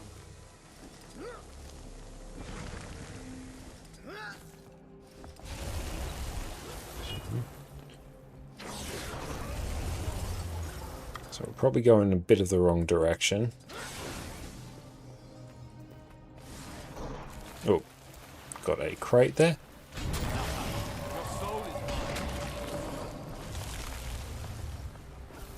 Oh, lots of peeps here.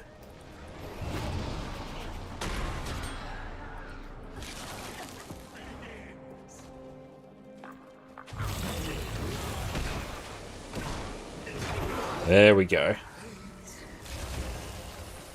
I'm really liking Hydromancy Sigil. So it basically turns us entering into Shroud just like a nice AoE nuke. Oh, kill the ooze. I would like to kill the ooze if we can.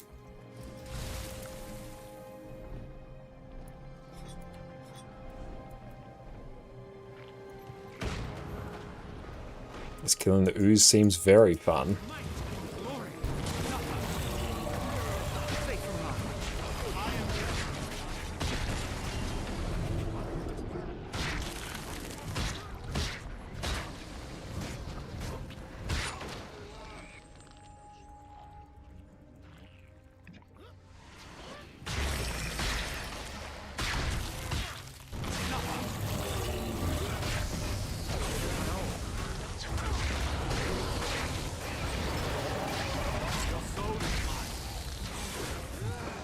Is that a new spec? No, we're playing Reaper now. It's one that you probably don't see me play a huge amount, but it's been out since Heart of Thorns. Nice! More achievements. That's a very, very fun spec for open world in particular.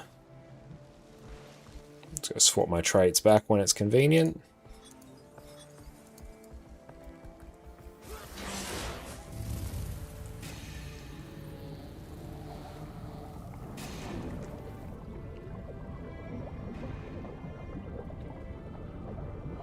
So we've done that section. So that was even with a nice detour.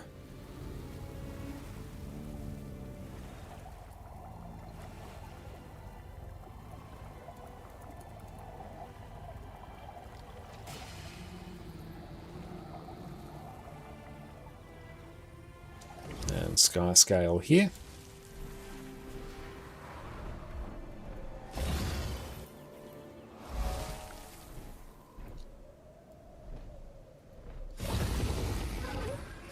Would be good to have the J-Bot gliding booster here. Ooh.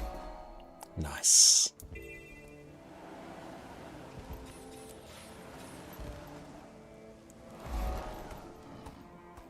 So kill a couple fireflies, then deposit everything.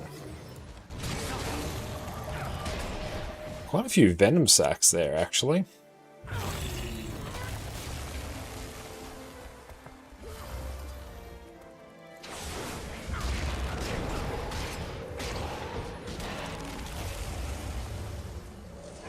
Undead strength here. Let's go nuke them.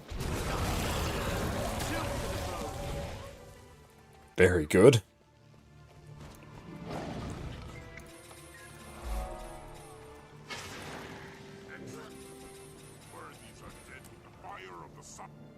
We've had pretty good luck in terms of events being up when we want them today.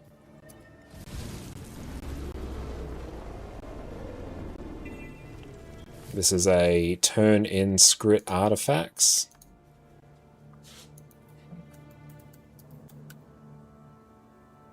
Oh boy, nope, I remember this is one that I will actually go and complete. That is too expensive for me to do.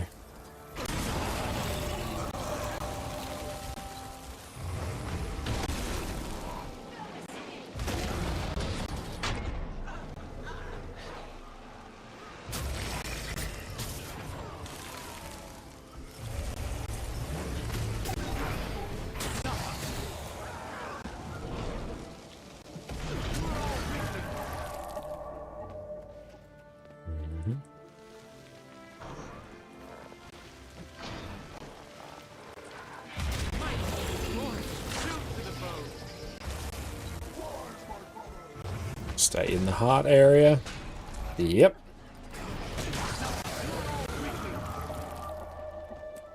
Yep, that's fine. That's actually worth the few gold it would have taken us to complete it. Let me out of combat. Let me out, let me out, let me out. Because we mounted when we were in combat, we shouldn't have.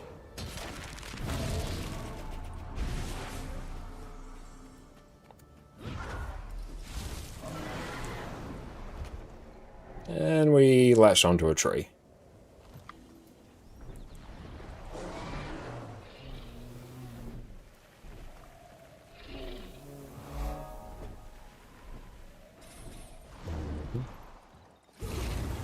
But we should actually sky scale up here.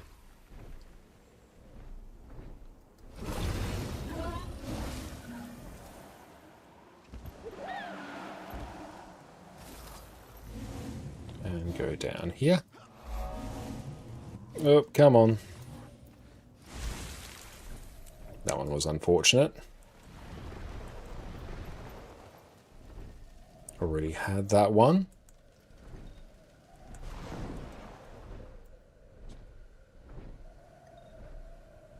And we need a bit more height.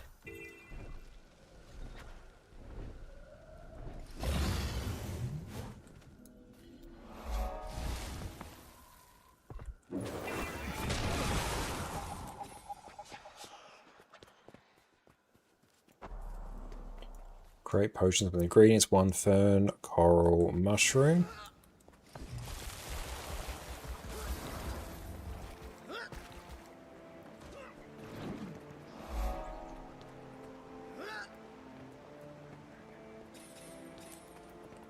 Talk to her, brew it.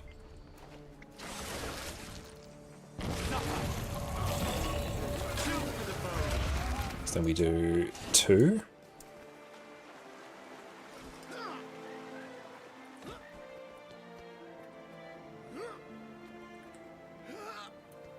And that should complete this. And it does. That is another random map comp. 28 minutes. That's with taking some detours to do some events. Not too shabby. Okay, let's see. We still have Hullrun and Black Citadel. Let's get these done.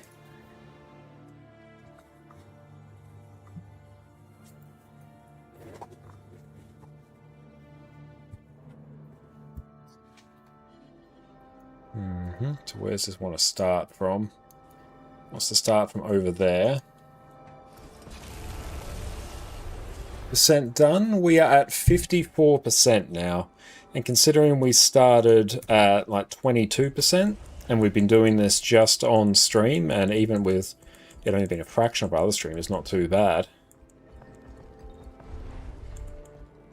Actually, yeah, I might even start this one now.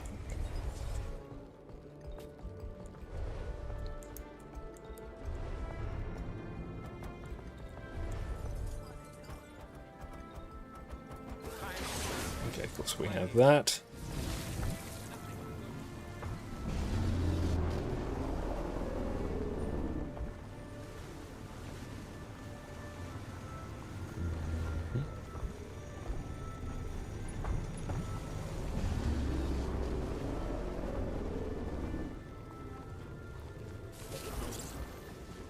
It goes pretty fast when you dedicate the time to it. It really does, yeah. Especially when you have a pathing pack. That really speeds it up.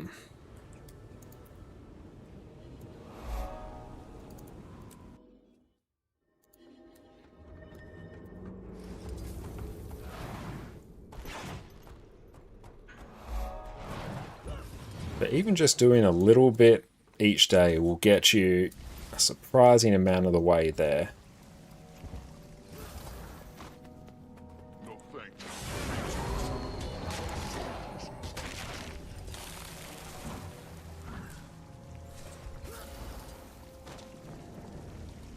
Trickiest part there is actually getting in combat.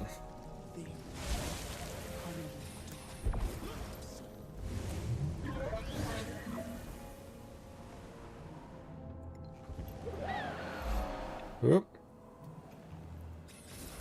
Genius. You always get sidetracked and distracted when doing map completion. That's the thing, you gotta have to lock in as much as possible. But you know, I totally feel that. Like, you even see me going just doing some events because they're nearby and I need a bunch of spirit shards to make all the legendaries I need. I still get distracted. Jump over the fence. Meh. We're doing this one a little bit slower.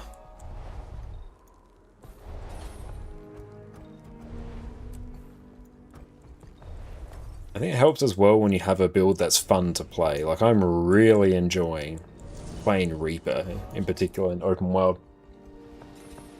Even just making some changes to your build to make it feel more fun to play. Like, whenever there's a bunch of mobs that I need to fight on Reaper, it's like, ooh, yes, I get to do this. This is fun.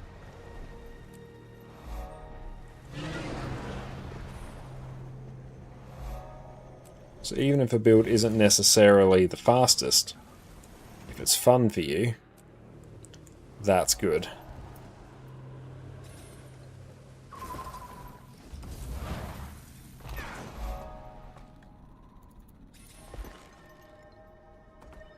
Oh, Pistol Deadeye is a fantastic one for doing map comp on. That was, I think, was the first one I actually did map comp on this account.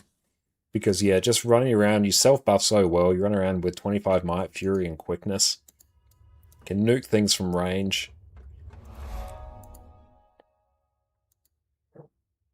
But I find Reaper's doing very, very well in the AoE cleave aspect of it.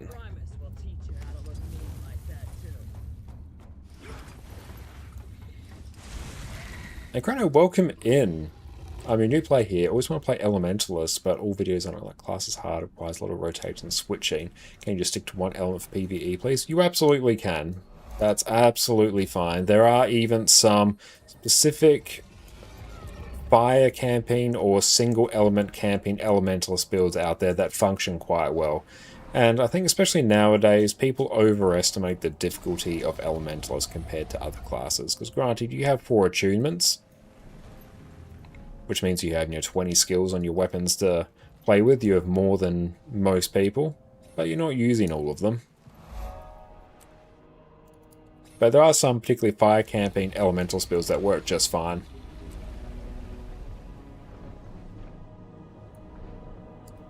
And Harrogate, welcome in. How are you doing the Reaper for Blish that you're using? Can show up if you don't have a flying mount. Can you show the non-flying path to map comp? There are some that show main trail. Let's go common trail. Route markers, mount markers. Legacy waypoint markers. Anybody else's guides, map comp, Citadel. Yeah, there's other map completion packs. So I'm using Tez Trails right now, but Lady Ellis's has a barefoot mount completion pack, which would be quite appropriate if you don't have a flying mount.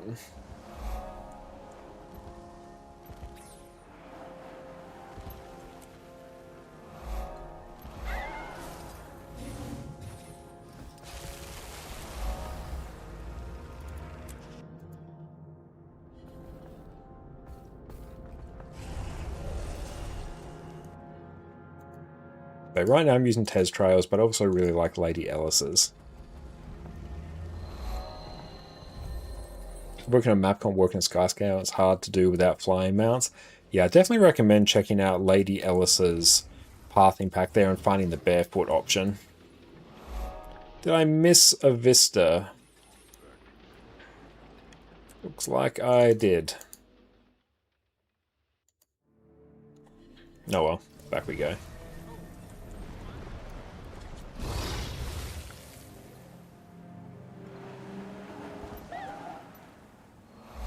Oh, hit a tree. Very sad. But there are definitely pathing packs that don't use mounts. I think even Tekets probably has one as well.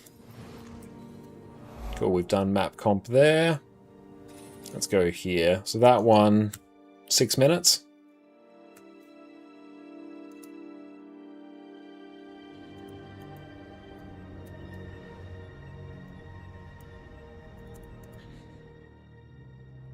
Okay.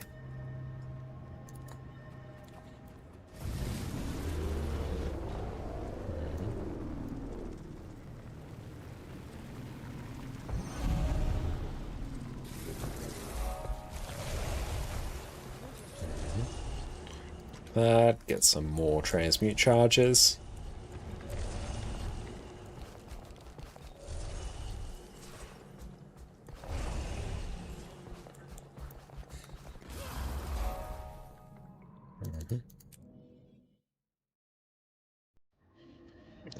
Let's roll the beetle down this way.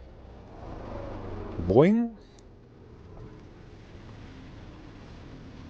In your day we did map comps without mountain gliding. Oh, I remember those days. Dark times. Not really, just took a hell of a lot longer.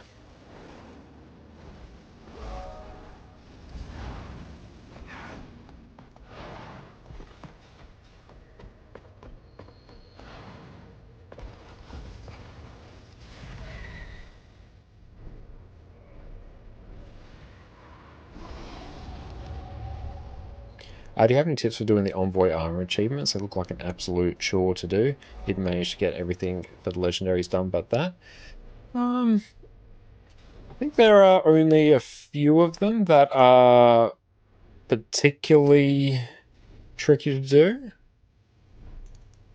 Main things will actually, I think the hardest one will just be can heart. Well, the can heart, like, do every green and, like, don't miss a green. Like, if you can do that, everything else is pretty fine.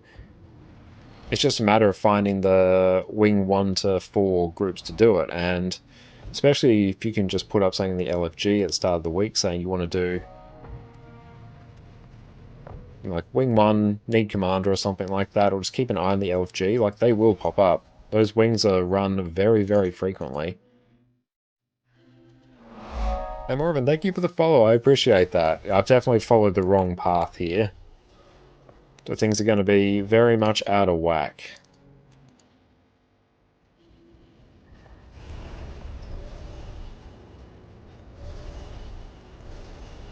But are there any ones in particular, any achievements that you're looking at and going, oh, those ones seem bad?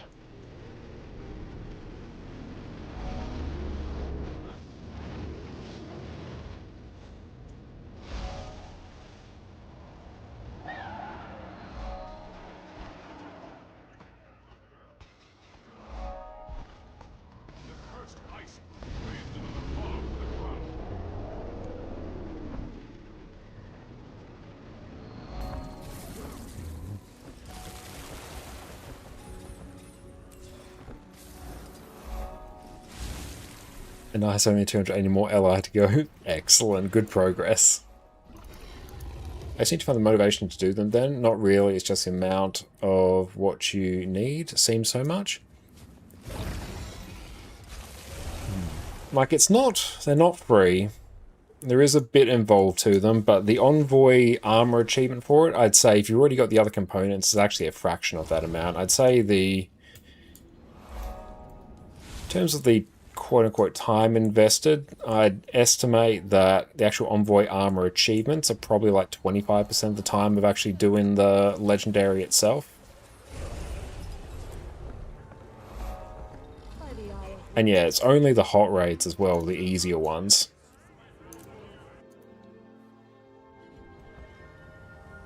So we did that.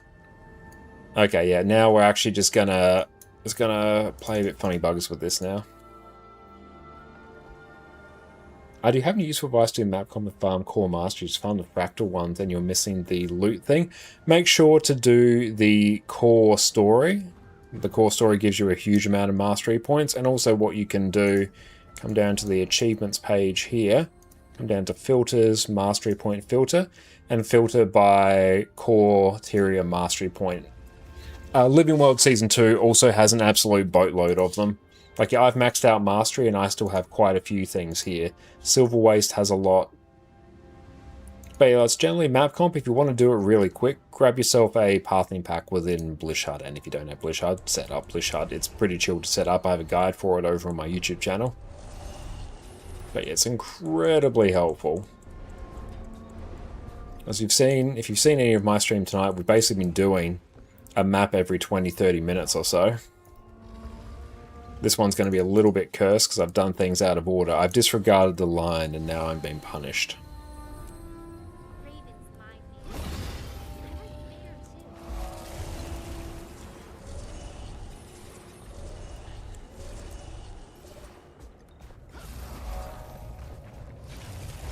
But when you consider as well that Envoy armor, the Envoy armor achievement will just give you a free set of full ascended armor, it's actually quite high value to do anyway. And you can The first Envoy 1 achievement, if you get the armor set for one you're not looking to do for legendary, like if you're going for heavy legendary, you get a medium or a light. Then on the second set, the second Envoy achievement, where it gives you another set of armor, that's the one you get the actual weight you want to craft a legendary for. So you can basically get a free set of ascended armor that's like separate to your legendary armor, which is still very, very handy.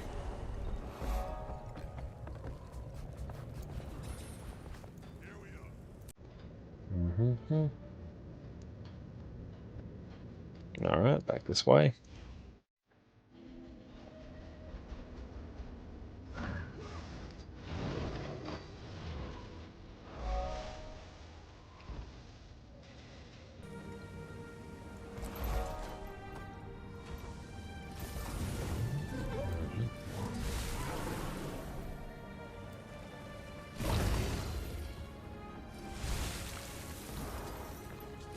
Hey PD, how is it going? Welcome, welcome in Raiders. My name is Connor or ConnorConCarne, and I've got a YouTube channel. There's a bunch of YouTube guides on there, all about Guild Wars 2. You'll probably find it very helpful. PD, what's up? Everyone, I'm sure you already have, but if you haven't, make sure to go check out PD over on Twitch. How you going, mate? What'd you get up to today? We have been hard on the map comp today. We have done... It's been very successful so far.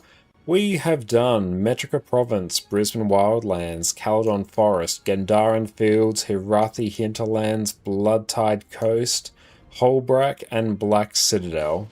So we've done pretty well so far. And it's taken us roughly about 20 to 30 minutes per map. So we've been, not world record pace, but we've been blasting pretty well. So that's been a good time. But what do you get up to tonight, mate? I think Lions Archer's done. Yeah, we're working on, we have to do 2 Corteria map comps. It's good to hear, Jack. Yeah, honestly, it's 5 weeks of raiding. Maybe a bit more if you're not doing, like, all of the... bit more if you're not doing, you know, full clears every week. Okay, let's move on. Let's do Sparkfly Fen now. This one I always don't enjoy doing. But we just did Hullrun in 7 minutes, and that only took that long because... we messed up the path.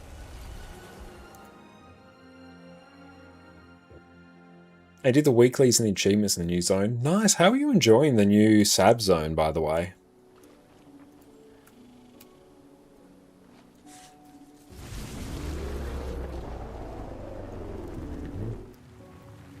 And Sky Scale.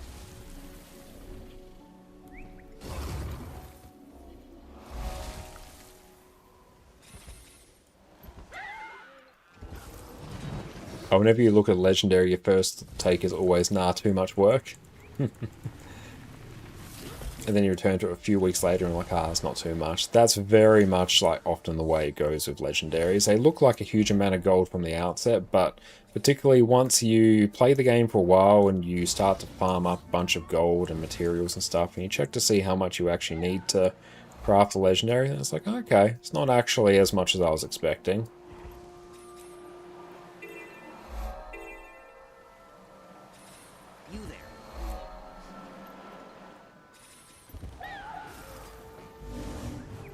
Flamethrower and burn weeds. I get double progress with quickness. Okay. Too big, too much. Nice. But I've seen you've been doing a bunch of like Super Adventure Box this year. Have you been enjoying Super Adventure Box overall? What's more important first, Skyscale or Griffin? And PK saying Skyscale's more versatile, Masoto easy to get. Griffin's nice to have, but also quite expensive. Yeah, that's a fair assessment. I'd recommend getting Skyscale first, but like get Griffin at some point. Dislike, but you want that AP. Fair enough. So I've done a little bit of Super Adventure Box this year, but I'm not a huge SAB enjoyer, so I sort of spent a few hours in there when it first came out and went, yeah, it's me sort of done for the year. Map comp is where it's at. Where's my flamethrower? Oh shit, I dropped it. Very sad. Oh, we finished Wing 1 Trib times 16 this year. Good lord. Started Wing 2 Trib and oof, that's a lot. I'm not gonna lie. That is a huge amount.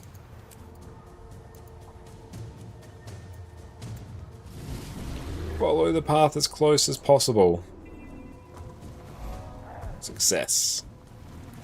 Now we gotta go interact with markers.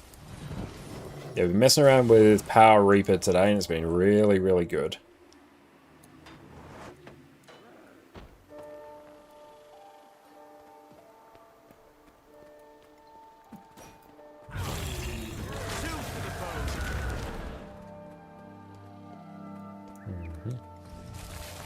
Can we kill these? Oh, yes, we can.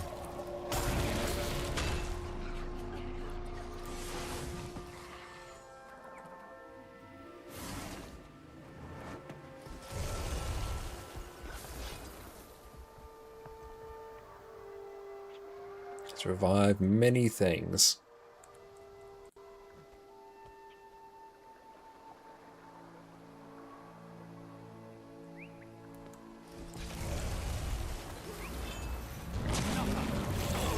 Oof.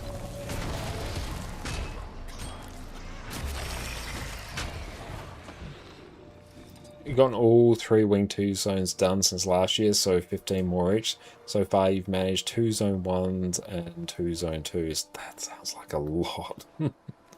You've been enjoying the Soto quest, and the zone's really weird, so you're working on Sky Scale on the old way.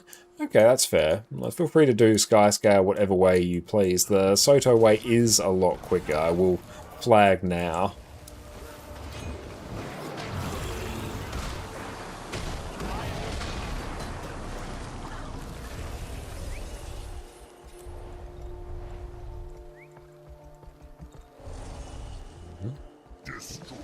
Let's refill that endurance.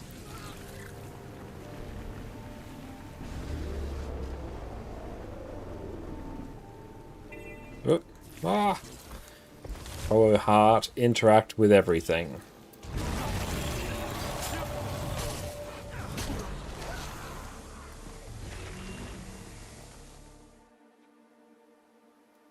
Doing pretty well on Luminous Dust, actually.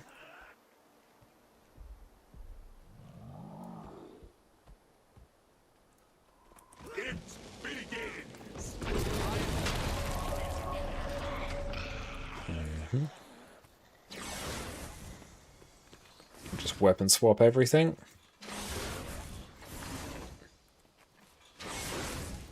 Oh, there's crate there. Yeah, let's go loop in on these. Oh, so good. Love it.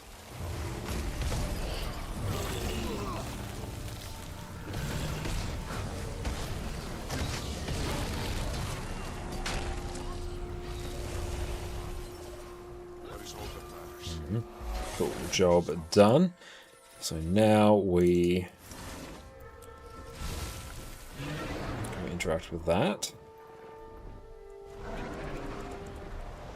Can we even do this in the time we have?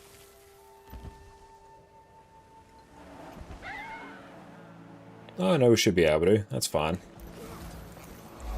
Boom. Back we go.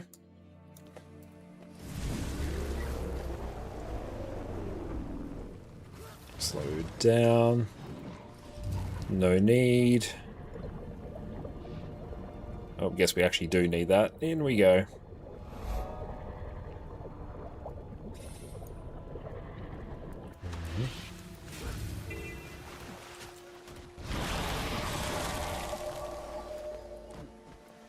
Oh, I've already done a bunch of this. Good. So we can use 3 there.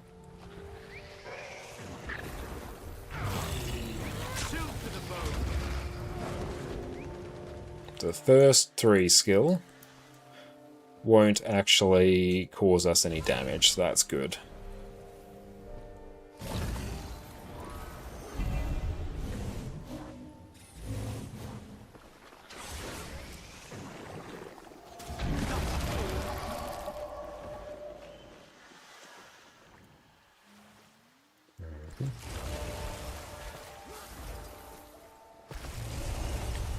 should be just after this. Nice.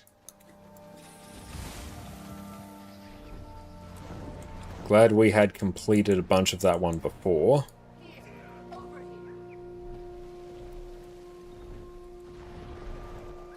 Oop, up we get. Really need the tier 1 or tier 3 Jade Glider. So that boost can be much more helpful. Right, not to hit the ground. Perfect. We had that. Bit of height. Hit the tree. Very unfortunate. Okay, it's going to be a bit slower now.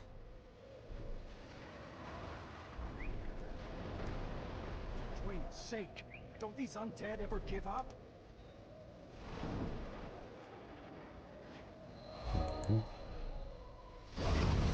Even just having this timer here has really sped up the rate at which I do map comp. We're not, for the most part, dilly-dallying at all. Okay, I remember this bit takes some time. Interact. Throw at hidden termite larva. Repeat a couple of times. Interact. Kill all jewel hunters. Meh.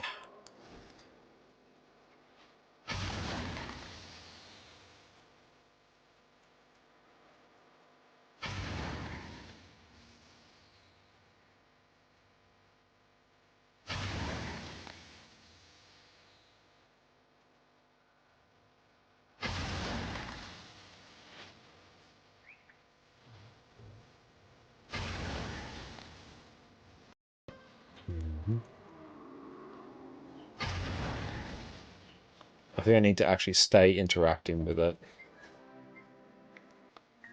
High liquid weapon.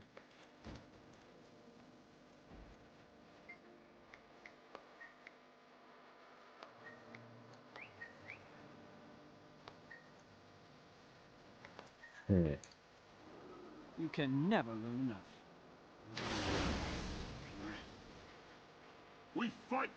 And he's gone.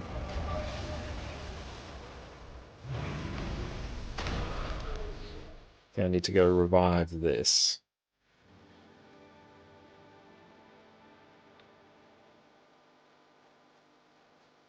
Oh, a bit more.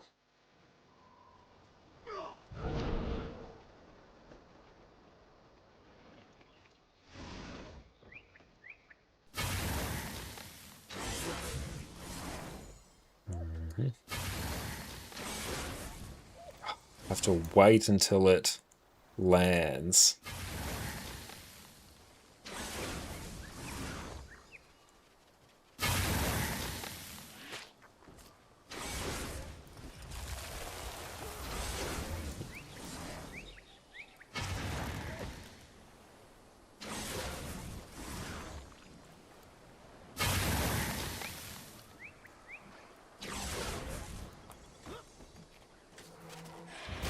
There we go. Can you go about? Do your business.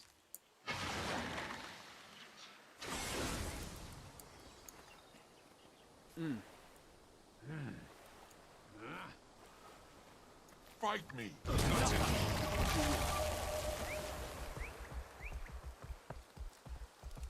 Okay, it's not wanting me to do anything with that. Let's fight!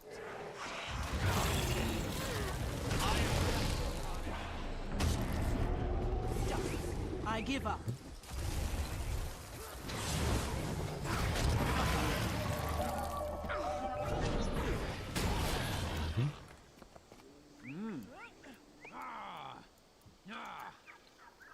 There's this and one other heart in Sparkfly Fen that I always find is a bit of a nightmare.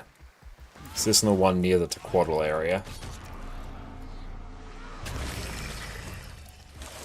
Okay.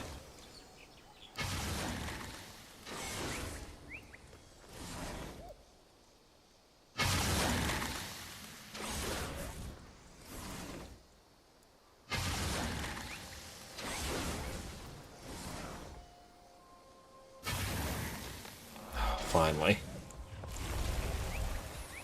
Okay, hard one, quote unquote, done.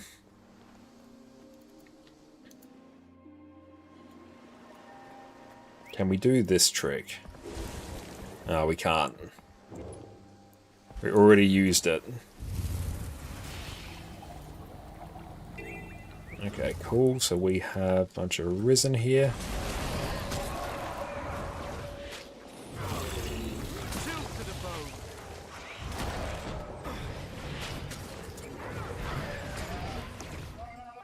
One. We need to walk over a bunch of flies.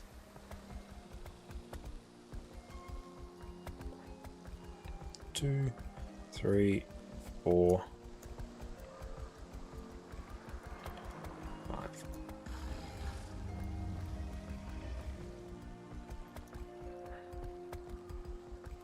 Do I have to actually walk over them? Oh no, it's that I think I'm actually DCing, that's what's happening.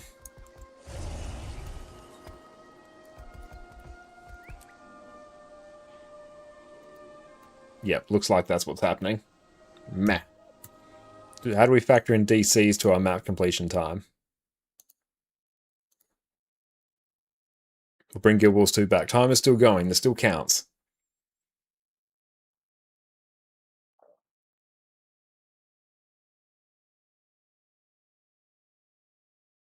The game is sort of just, it's just chilling. Let's try again. Initializing. Okay, let's go. We're coming back.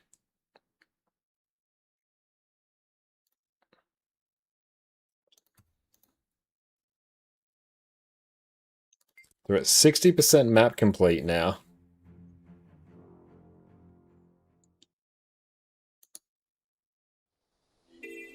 Okay. Let's go talk to the heart person again. We're all that stands between your tadpoles and the dead. Corpse fly.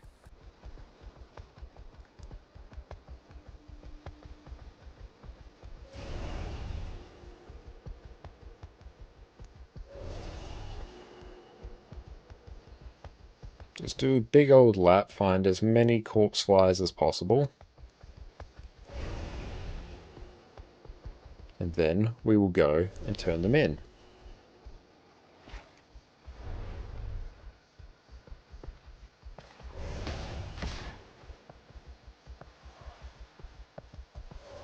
There you go, that is many. Tasty. So we've got a bit more we need to do now. Oh, we've still got a bunch following us. Tasty. Nice, there we go. Entering combat.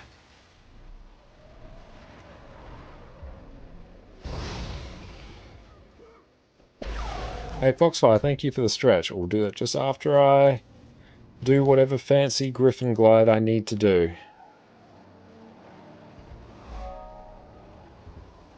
Bit more height. This one. This wants us to max out our inventory again. That's cool, we can do that.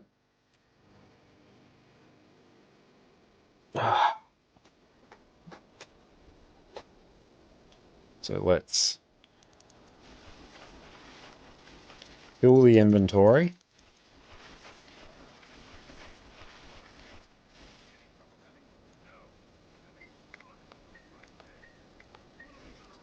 So now we should just interact with this many times. Yeah. Yep, this works. Just press and hold for a while. Awesome-o, what's up?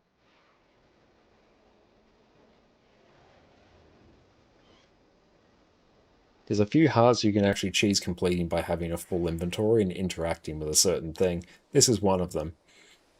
Because it's giving me credit for picking up the thing from the buried treasure chest, but it's not adding it to my inventory because inventory is full, so I get to interact with it over and over again.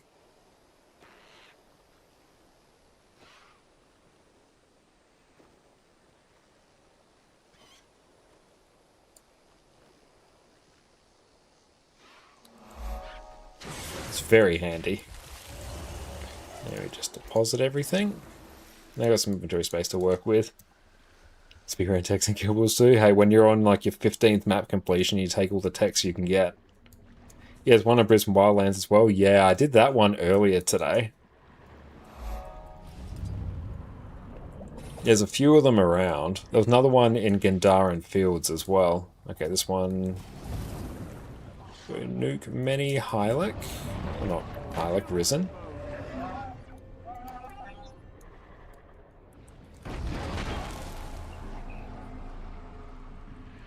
Oh, is there one in Kaineng? I know there's a way you can cheese the heart in Kaineng by just riding the ley line over and over again. Oh, the zipline, yeah, that's a good one. I love doing that. Okay. Let's go turn all these back in.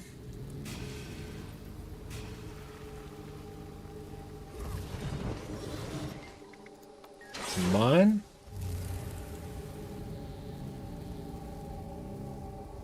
Let's try and get in amongst a bunch of Risen, because then we can do that. Cool, so that means we can simply complete this when we go and turn this back in.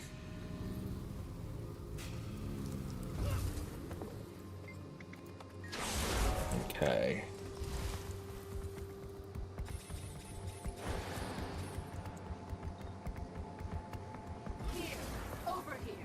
Okay, we already got it. Nice.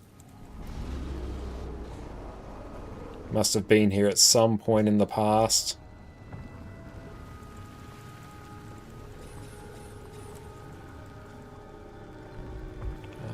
This one, yeah, we've got to follow the thing.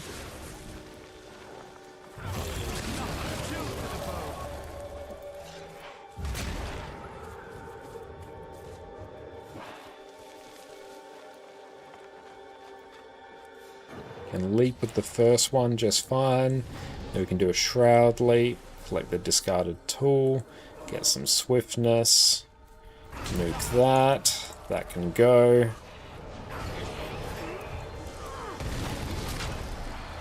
Got that.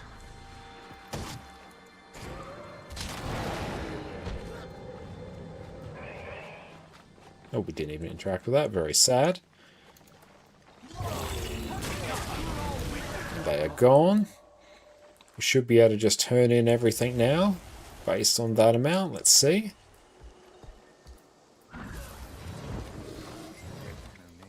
Oh. No. That's alright. Turn on that light. Done. It's fine.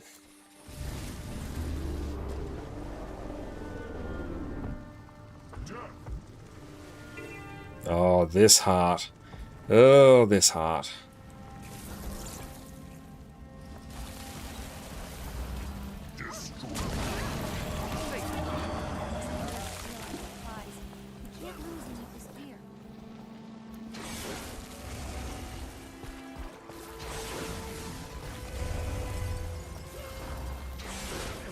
Do we get credit for killing the crate here? Okay, good. This is actually the best possible thing that could happen.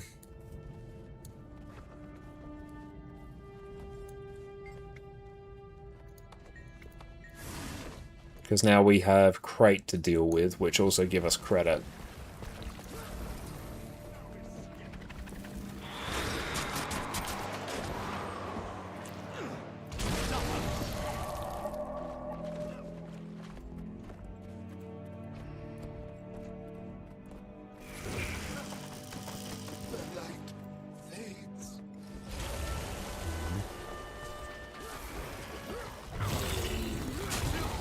Nice.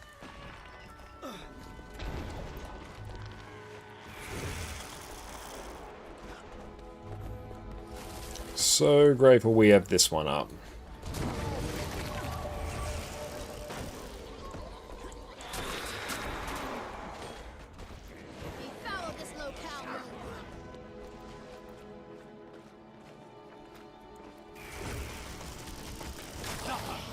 Beautiful. Done. When that event's not up, that heart can take a real long time to complete. So I'm very, very pleased to see that one up.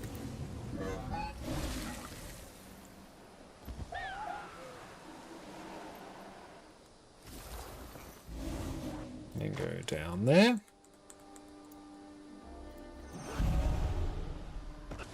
Oh, I think I hit something.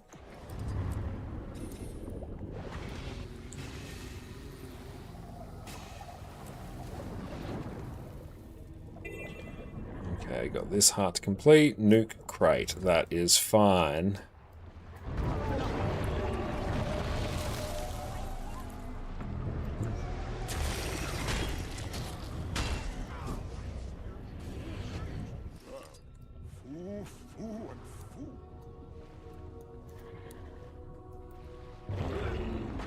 It is so good. That Reaper is amazing underwater.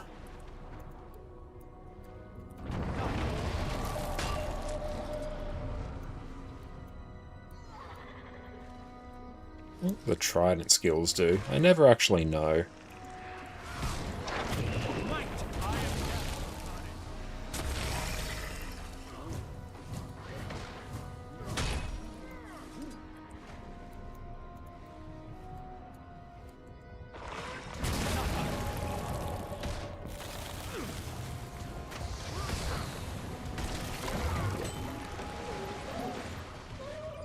Oh, that emobe. Let's just paste that waypoint. Done. 2 more hearts.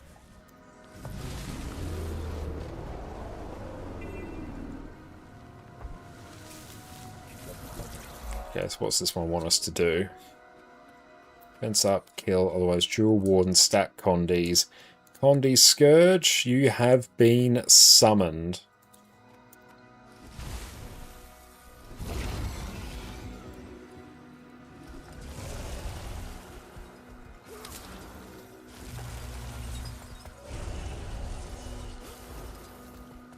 Seize the moment. I'm on the wrong set.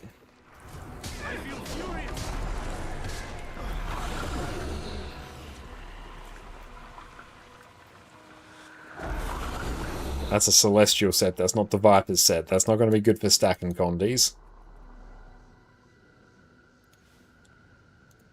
There we go, okay.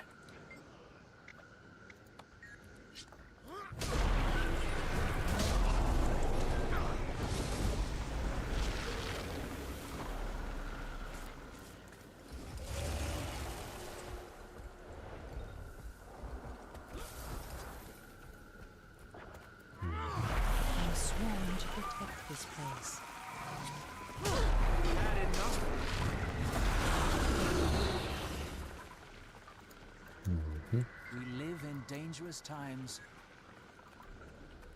You'll be safe on my watch. Any more that I can jewel around here?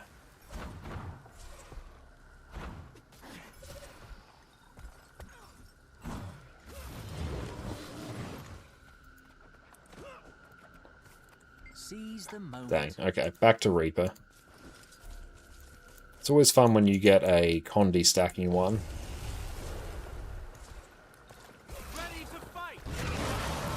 Scale Slayer. We've got a few of those Slayers today, actually.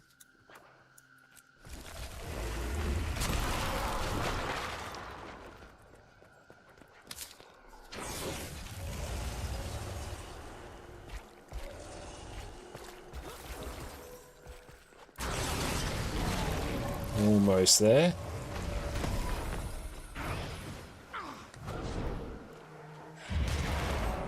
Cool, that one is done. Another heart's complete. There's the champion troll. Let's do that. Let's change up our trait so we are now just insanely survivable.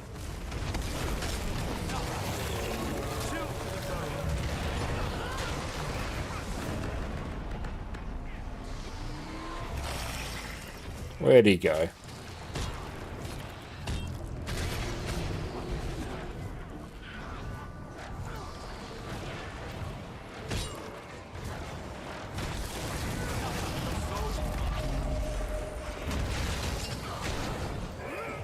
That didn't give us anything.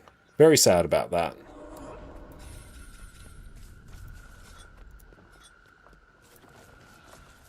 Cool ambient creatures, nuke trolls.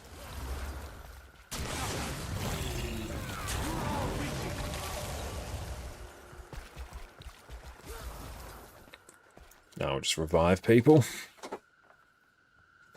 Let's go. Sparkfly Fen is another one of my lesser favourite maps to complete. But we made very good progress.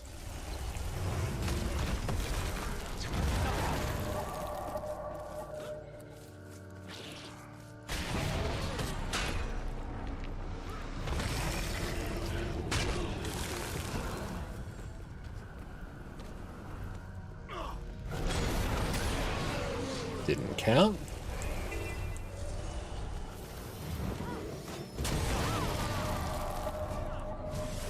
Good progress though. I won't be able to get to that troll. Just scanning the horizon looking for more things to nuke.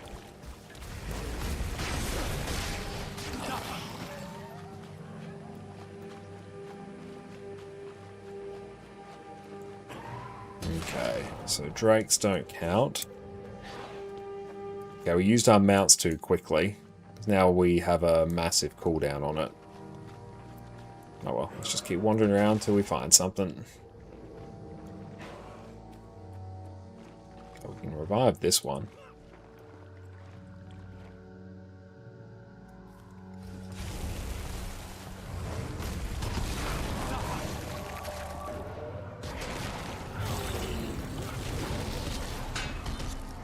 Don't know how that troll's up there. That is also not in the area we need it.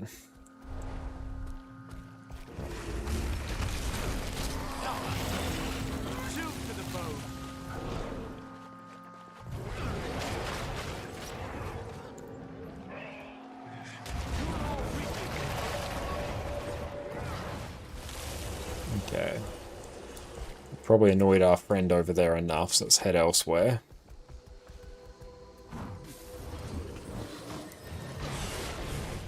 Oh, killing frogs actually does it. Which means I should actually be able to just dash through with Warclaw. That will get a bunch done. Will Scale do it? Nope.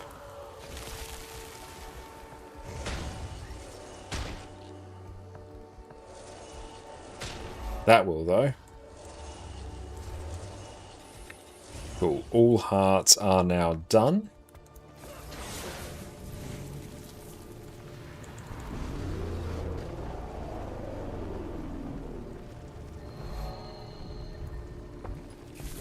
We will mount through here. We missed a point of interest, team. We did it. Did it again.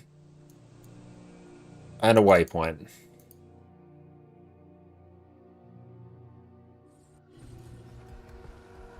Very, very sad. Even with the disconnect though, this is still going to be around 32 minutes completion for this map. I chalk that up as a win. Especially for what I consider to be one of the longer maps to complete. We should leave the Cursed Shore maps. Yeah, that's good. Yeah, we'll leave those. We'll leave those till last so we can reward ourselves. That can be our equivalent of map completion dessert.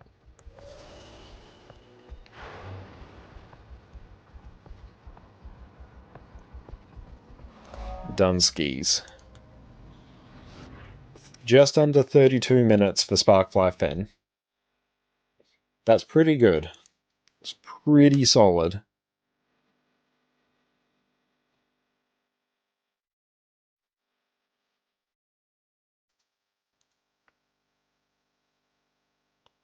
Okay, I can hide that. Let's go see if we... Did I get a key? I don't think I did. No, I think it was another transmute charge. Okay, let's just tidy this up quickly. CONS. We will salvage all of that. Then do those. Then do those. That's valuable. We will sell these.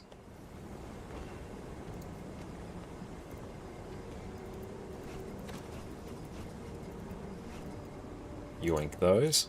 Zoom all.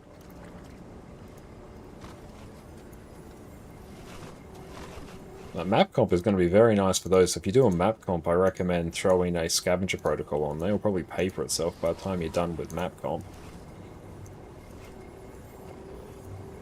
Heavy crafting bags, yoink 'em.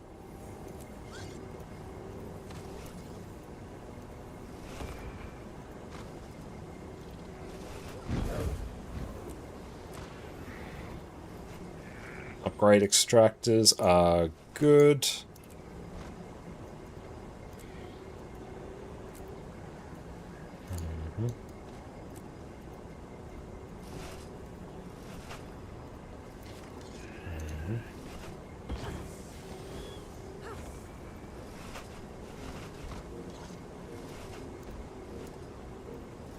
Yeah, we blitz these actually.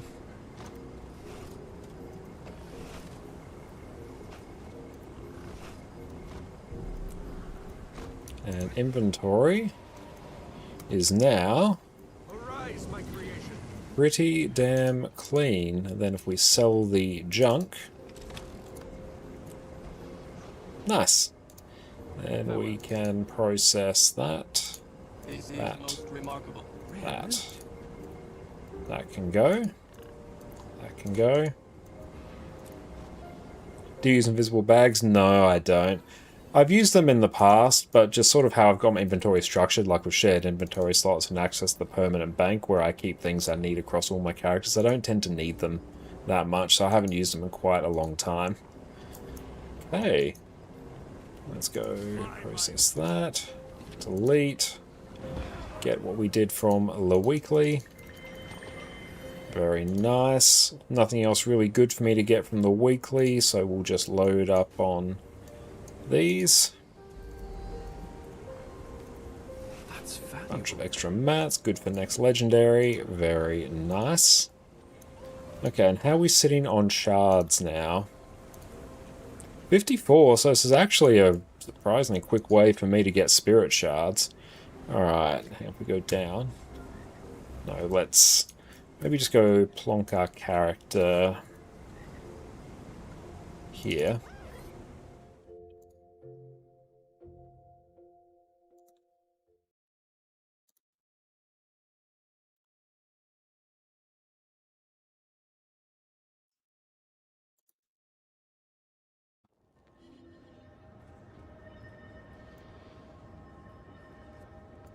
Okay.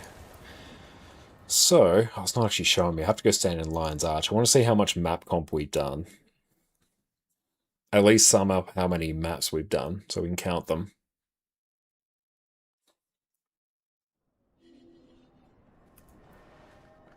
So, we're now on 60% map comp. Not too bad. So today we did Metrica Province, Brisbane Wildlands, Caledon Forest, Gandaran Fields, Harathi Hinterlands, Bloodtide Coast, Sparkfly Fen, that's 7. Then we did Hullrun, which is 8, and Black Citadel, which is 9. So we did 9 maps tonight. 10 if you count the Chantry of Secrets for its 1 POI. It does give us a little map completion reward chest.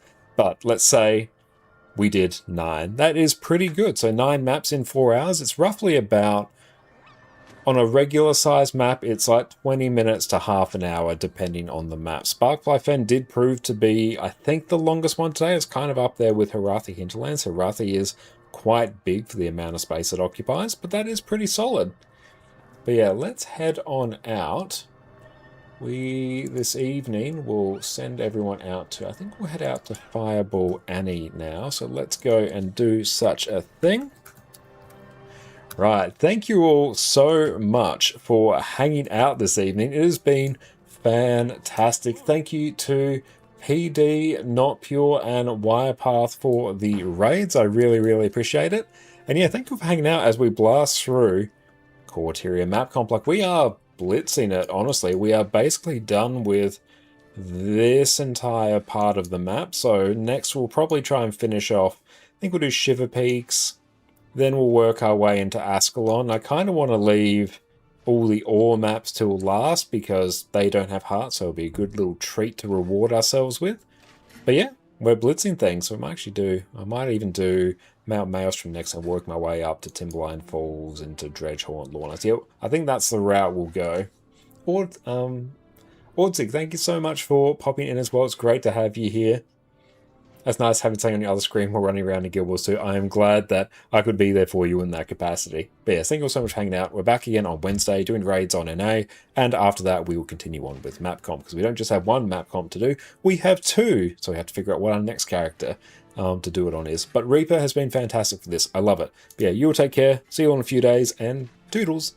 Welcome back, my Guild Wars 2 aficionados. Have you ever found yourself in a boss fight, happily mashing your buttons, drowning in all these flashy effects, and ever thought to yourself, golly gee willikers, I sure do wish someone could tell me how many damages I'm doing. Well, today you're in luck, because today I am going to walk you through how to set up ArcDPS so you can bask in the glory of all of these damages that you are doing.